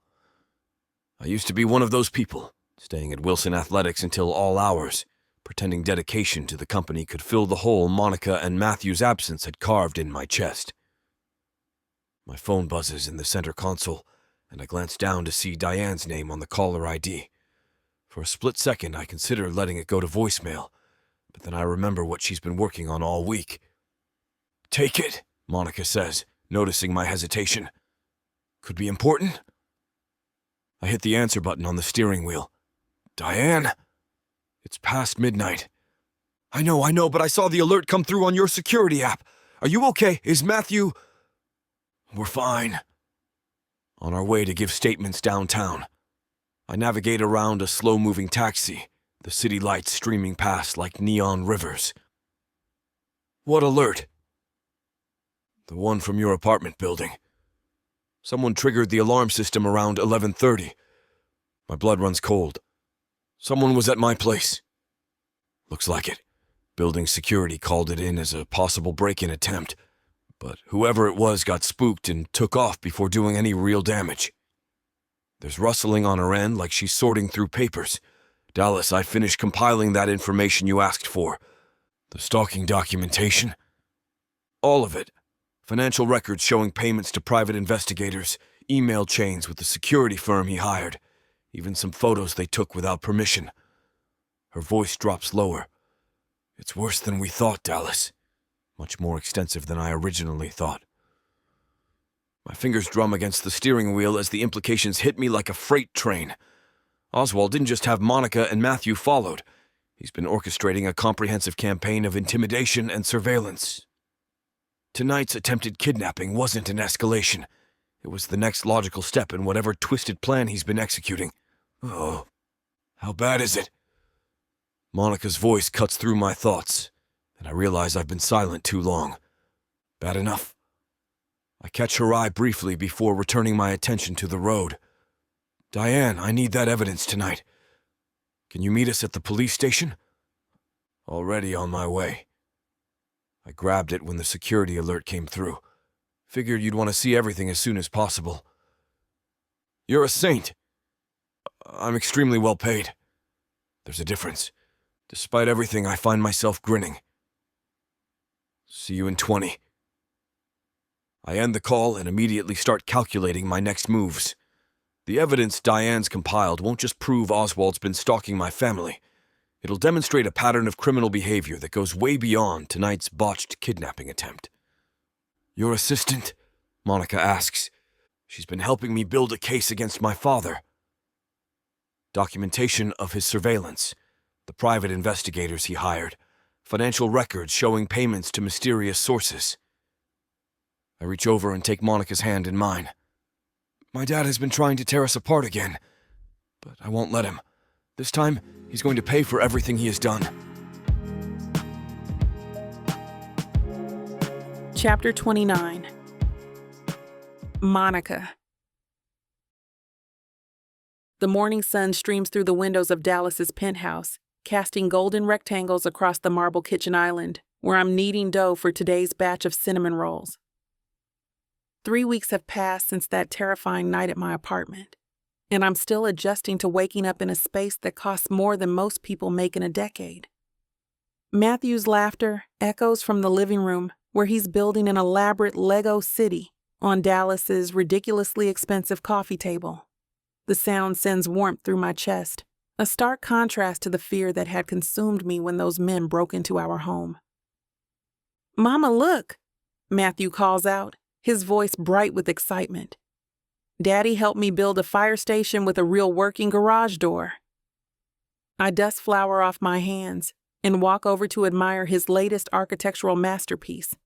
The coffee table is now covered in colorful plastic bricks, arranged into an impressive cityscape, complete with roads, buildings, and tiny Lego people going about their daily business. That's amazing, baby. I ruffle his curls, noting how much happier he looks compared to the scared little boy who clung to my hand outside our apartment building. Where's your daddy now? He went to his office to do important business stuff. Matthew continues arranging his Lego people, completely absorbed in his imaginary world. He said he'll be back for lunch, and then we can go to the park. Dallas has been working from home mostly since we moved in, but this morning he had to go into Wilson Athletics for what he called damage control meetings. With Oswald officially on leave, the company's board of directors is scrambling to manage the fallout from what's being called one of the biggest corporate scandals in recent memory. And Dallas, even though he technically resigned, has been helping with the fallout. According to him, he doesn't want to see a bunch of innocent people suffer for the failures of his father. My phone buzzes on the kitchen counter, and I walk back over to check it while keeping one eye on Matthew. The notification shows a news alert from the New York Times app I downloaded yesterday. Wilson Athletics Heir exposes father's criminal enterprise. Reads the headline, accompanied by a photo of Dallas looking stern and determined outside the newspaper's headquarters. I tap the article and begin reading, my heart rate picking up with each paragraph. Dallas Wilson, 27, heir to the Wilson Athletics sportswear empire, provided explosive testimony and evidence to law enforcement officials this week, detailing his father Oswald Wilson's alleged criminal activities, including stalking, intimidation, and attempted kidnapping.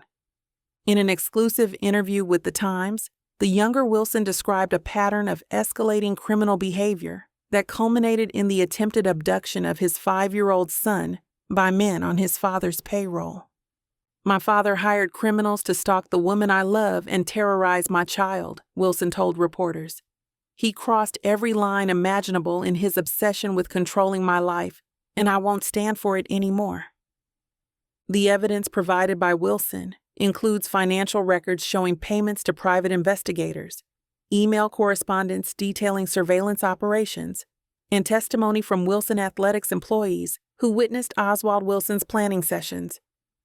I lean against the kitchen island, relief flooding through me as I continue reading. This is really happening. Dallas actually did it. He exposed his father to the world. Consequences be damned. Sources close to the investigation confirm that federal authorities are now examining additional allegations of corporate fraud and tax evasion related to Oswald Wilson's business dealings. The Wilson Athletics Board of Directors voted unanimously yesterday to place the elder Wilson on indefinite administrative leave pending the outcome of the investigation. Rumors suggest that Oswald Wilson is making preparations to leave the country, though his legal representatives deny these claims. My hands shake slightly as I scroll through the rest of the article.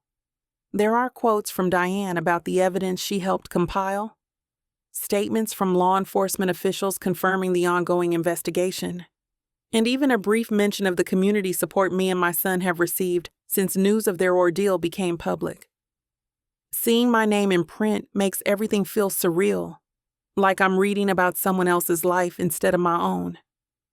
"Mama, are you okay?" Matthew's voice pulls me from my thoughts. I look up to find him standing beside me. His brown eyes are filled with concern that no 5-year-old should have to feel. "I'm perfect, baby." I tuck my phone into my pocket and crouch down to his level. Just reading some news about grown-up stuff. Good news or bad news? Very good news. I pull him into a hug, breathing in his familiar scent of strawberry shampoo and childhood innocence. The kind of news that means we're safe. The phone rings just as I'm sliding the last batch of cinnamon rolls into the oven, and Dallas's name lights up the screen. I wipe my hands on a kitchen towel before answering. "Hey, how are the damage control meetings going?" Like watching a ship sink in slow motion. His voice carries the weight of exhaustion, but there's something else underneath. Determination, maybe even hope.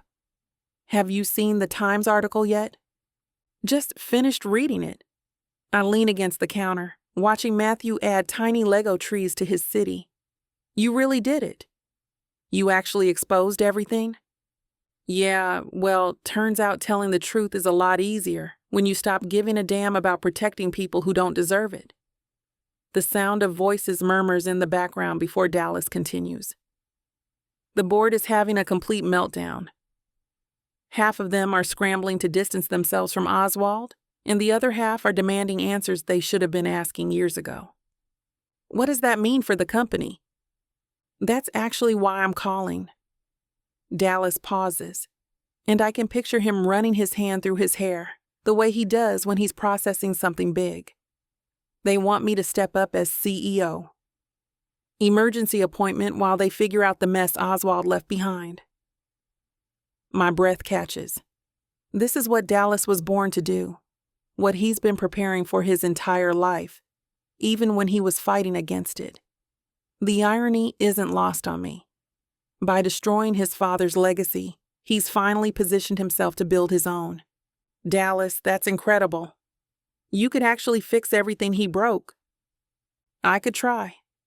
His voice drops lower, more intimate despite the corporate chaos surrounding him. The question is whether I should. Taking over Wilson Athletics means accepting responsibility for cleaning up decades of corruption and rebuilding the company's reputation from scratch. You're the only one who can do it. The conviction in my voice surprises even me. You know the business better than anyone, and you've got the integrity to make it right. This is your chance to turn Wilson Athletics into something you can actually be proud of. Matthew looks up from his Lego creation, sensing the shift in my tone. I give him a reassuring smile and mouth, "Important call," while gesturing toward his toys. The board members are scared. Dallas continues. Stock prices are tanking, sponsors are pulling out, and there's talk of a federal investigation into the company's financial practices. They're basically begging me to save their asses. Because they know you're the only one who can. I move toward the living room windows, gazing out at the city sprawling below us. From this height, the world looks manageable, organized, like everything has its place. You've been studying this company your entire life, even when you hated it. You know exactly what needs to change. It won't be easy. We're talking about years of rebuilding, probably taking a massive financial hit in the short term while we clean house. Some of these board members have been enablers for decades. I'd have to fire half the executive team. Good. Fire all of them if you have to. The fierceness in my voice catches me off guard. When did I become so invested in Dallas's professional success? When did his dreams start feeling like my own? You deserve to run a company you can respect, not just inherit one you're ashamed of. The line goes quiet for a long moment, filled only with the distant sounds of corporate chaos and Matthew's soft commentary to his Lego people. There's just one condition, Dallas says finally. His voice taking on that serious tone I've learned means he's about to say something that will change everything. What kind of condition? I'll only do it if you marry me. The words hit me like lightning, stunning and electric and completely unexpected. My free hand grips the windowsill as my brain struggles to process what he just said. Dallas, I mean it, Monica. I'm not going through the next chapter of my life without you and Matthew officially by my side. His voice grows more confident with each word, as if saying it out loud has solidified his resolve. I don't want to rebuild this company just to prove something to the world. I want to do it for us, for our family.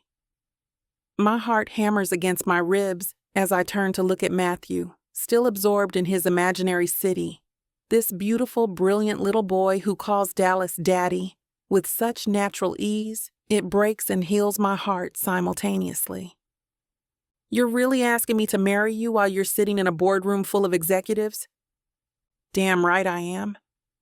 I can hear the smile in his voice now, that confident charm that first drew me to him years ago. Because this decision affects all three of us, and I'm not making any major life choices without my family's input anymore. Your family, I repeat softly, testing how the words feel on my tongue. They taste like hope and possibility, and everything I convinced myself we couldn't have. That's what we are, isn't it? Dallas's voice turns gentle, vulnerable. Tears blur my vision as I watch our son continue playing with his blocks. I let out a shaky sigh. Then I smile wide. Dallas Wilson, of course I'll marry you. Chapter 30. Dallas. The penthouse buzzes with an energy I haven't felt in years as I adjust the dimmer lights over the dining table. Monica's in the kitchen putting finishing touches on what she calls her engagement feast, a spread that would make five-star restaurants weep with envy. The woman transforms simple ingredients into pure magic, and tonight, she's outdone herself. Matthew races around the living room, carefully avoiding his Lego city while wearing his best button-down shirt and tie. The kid insisted on dressing up for company dinner, and watching him practice his handshake in the hallway mirror earlier made my chest tight with pride. "They're here!" Matthew announces, pressing his face to the floor-to-ceiling windows, overlooking the street 40 floors below. I stride to the intercom system and buzz Preston up, my hands steady despite the anticipation coursing through my veins. Having real friends over, people who actually give a damn about us beyond our social status or net worth, feels like a foreign concept after years of superficial networking events and ass-kissing dinner parties. Preston and Mary Huntington know exactly what Monica and I have been through, because they've walked this same path themselves. Young sweethearts torn apart by family disapproval and social expectations, only to find their way back to each other years later when they were brave enough to fight for what mattered. "How do I look?" Monica emerges from the kitchen, smoothing down her emerald green dress that hugs her curves in ways that make my mouth go dry, like every man's fantasy and every woman's envy. I cross the room and pull her against me, breathing in her intoxicating scent of vanilla and sugar. Though I'm partial to the view when you're covered in flour and cursing at stubborn dough. She laughs and pushes against my chest playfully. Charming as always. Try to keep the dirty thoughts to yourself while we have guests over. No promises. I capture her hand and bring it to my lips, pressing a kiss to the spot where her engagement ring will sit once I can get her to a jewelry store. Besides, you're the one who chose that dress.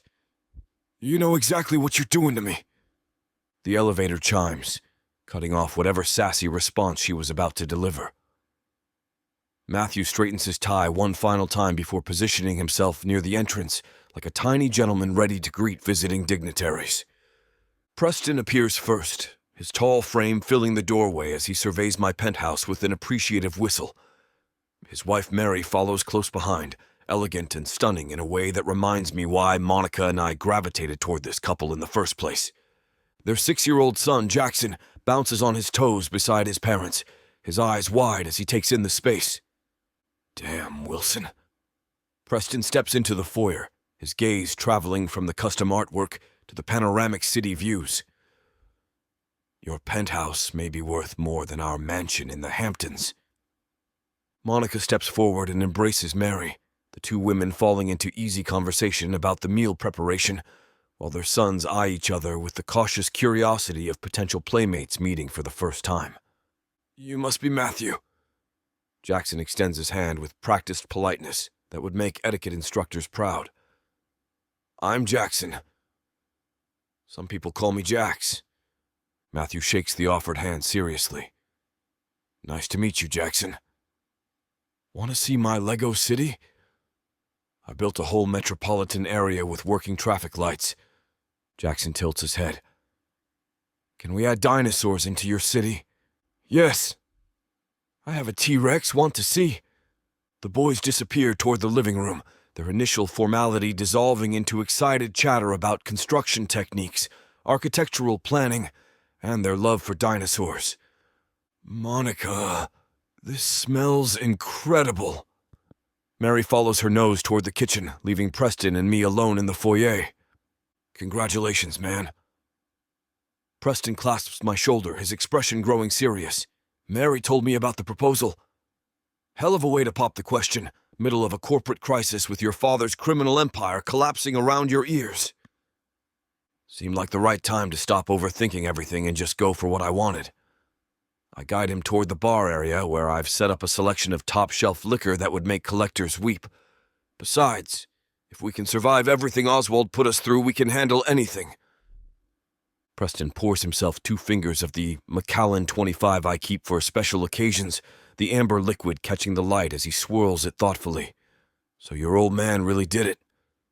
Fled the country, like some kind of white-collar fugitive. Good riddance. I knock back my own drink, savoring the burn that follows. Bastard's been calling the shots in my life for 27 years. Time he learned what it feels like to run scared. Where'd he end up? Switzerland? Monaco? One of those non-extradition havens rich jerks love so much. Hell if I know, and I don't give a damn.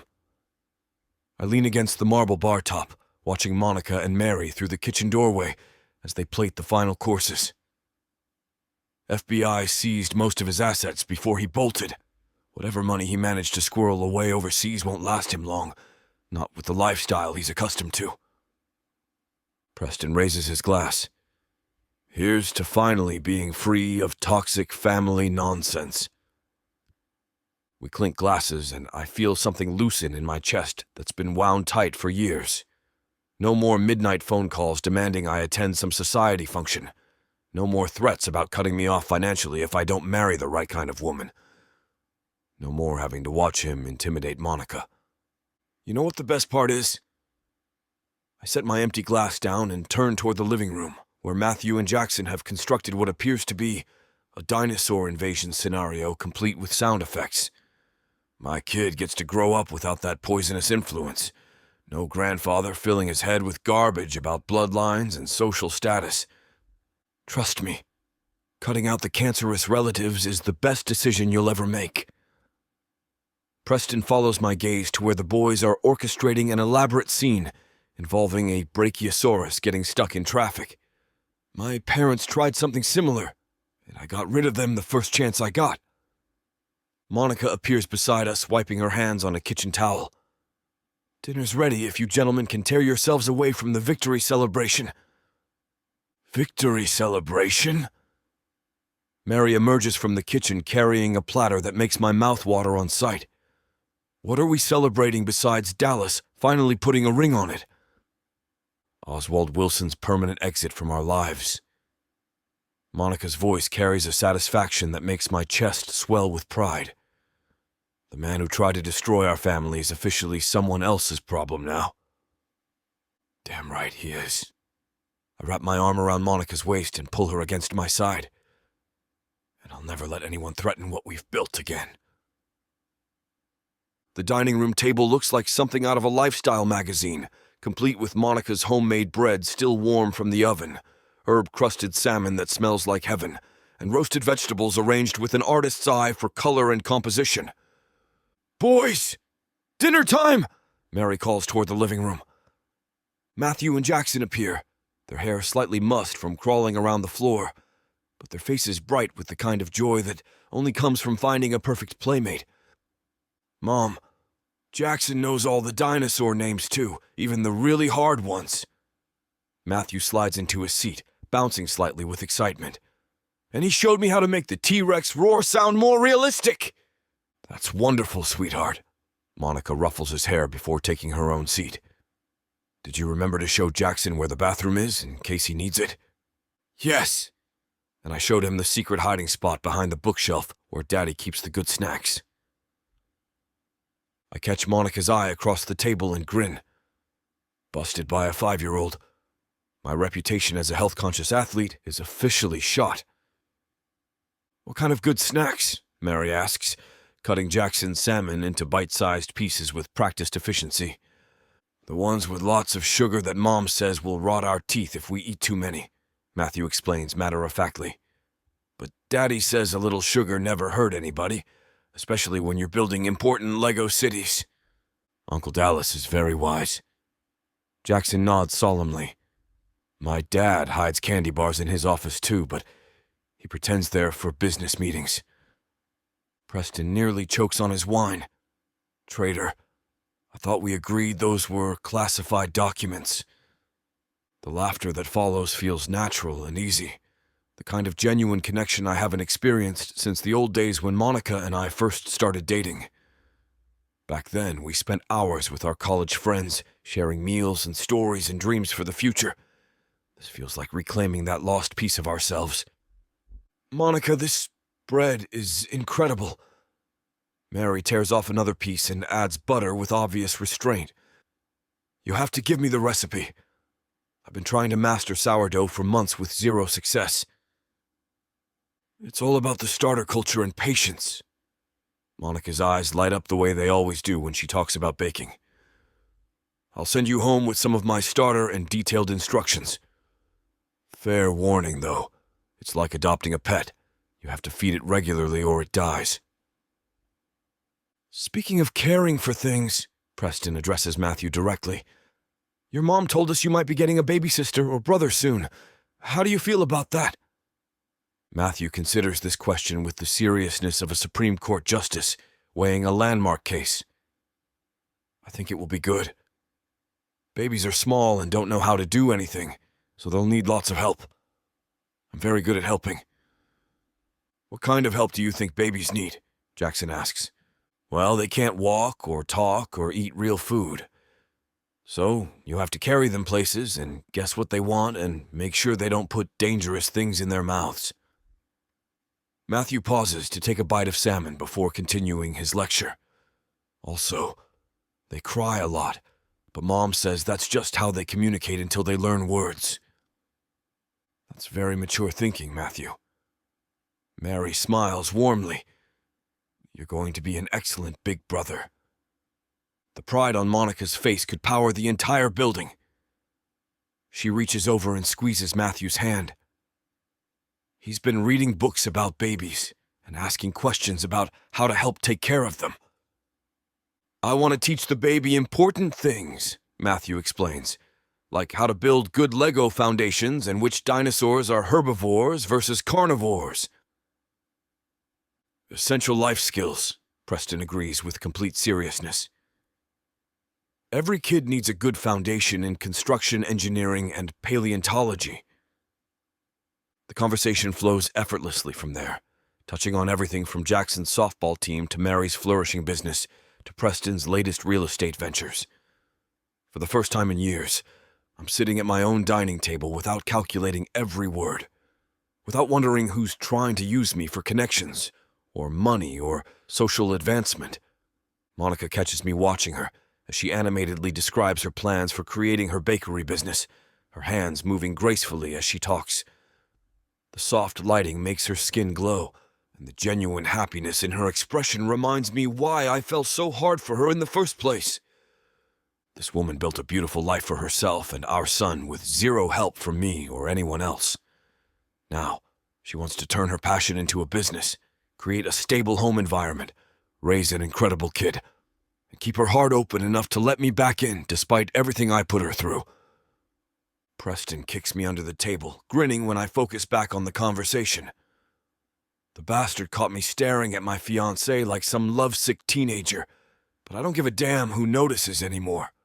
Monica is mine, and I'm not going to hold back on showing her off to the world. Chapter 31. Monica.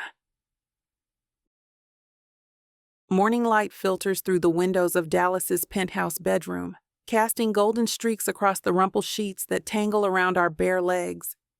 I wake slowly, my body pressed against Dallas's warm chest, his arm wrapped possessively around my waist. The familiar weight of his hand on my hip usually sends pleasant shivers through me, but today something feels different. Off.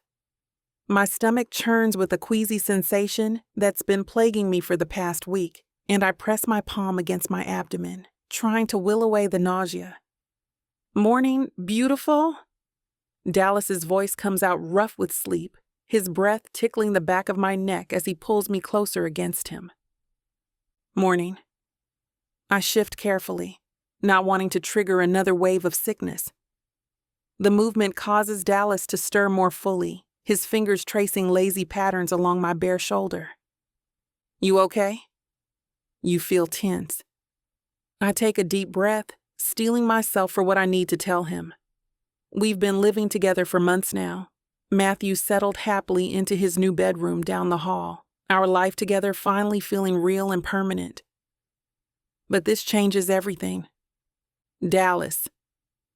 I turn in his arms so I can see his face, those piercing blue eyes still heavy with sleep, but focusing on me with immediate concern. I think I might be pregnant. The words hang in the air between us for a heartbeat, and I watch as understanding dawns across his features. His eyes widen slightly, then his mouth curves into a slow, devastating smile that makes my heart skip several beats. Are you sure? His voice comes out hoarse, filled with something that sounds like wonder. Not completely. But I've been sick every morning for a week, and I'm late, and... I trail off, suddenly nervous about his reaction despite the smile. I know we talked about having more kids, but this is happening pretty fast, and... He silences me by capturing my mouth with his, the kiss deep and thorough, and filled with so much emotion that my eyes water. When he finally pulls back, his forehead rests against mine, his breathing uneven. I hate to burst your bubble when things are just getting started, but this platform won't allow us to air the steamy content coming up in this chapter. If you want us to keep bringing you free audiobooks, we have to abide by their rules. Luckily for you, the unabridged version of every Vixa Vaughn audiobook is available at VixaVaughnRomance.com. And with promo code VIXA40, you can get 40% off any digital product. We stay connected for several long moments afterward, breathing hard against each other's lips while the aftershocks of pleasure courses through us. Then he settles next to me and wraps his arms around my body. How do you think Matthew will respond? He whispers, tracing patterns into my skin. To being a big brother? He'll love it. He has always wanted a baby sibling. He'll teach the baby about dinosaurs, Dallas quips. Yes, he will. I gaze at Dallas. I never thought this would happen. Never thought that life still had a happy ending for me. And we'll love that baby so much.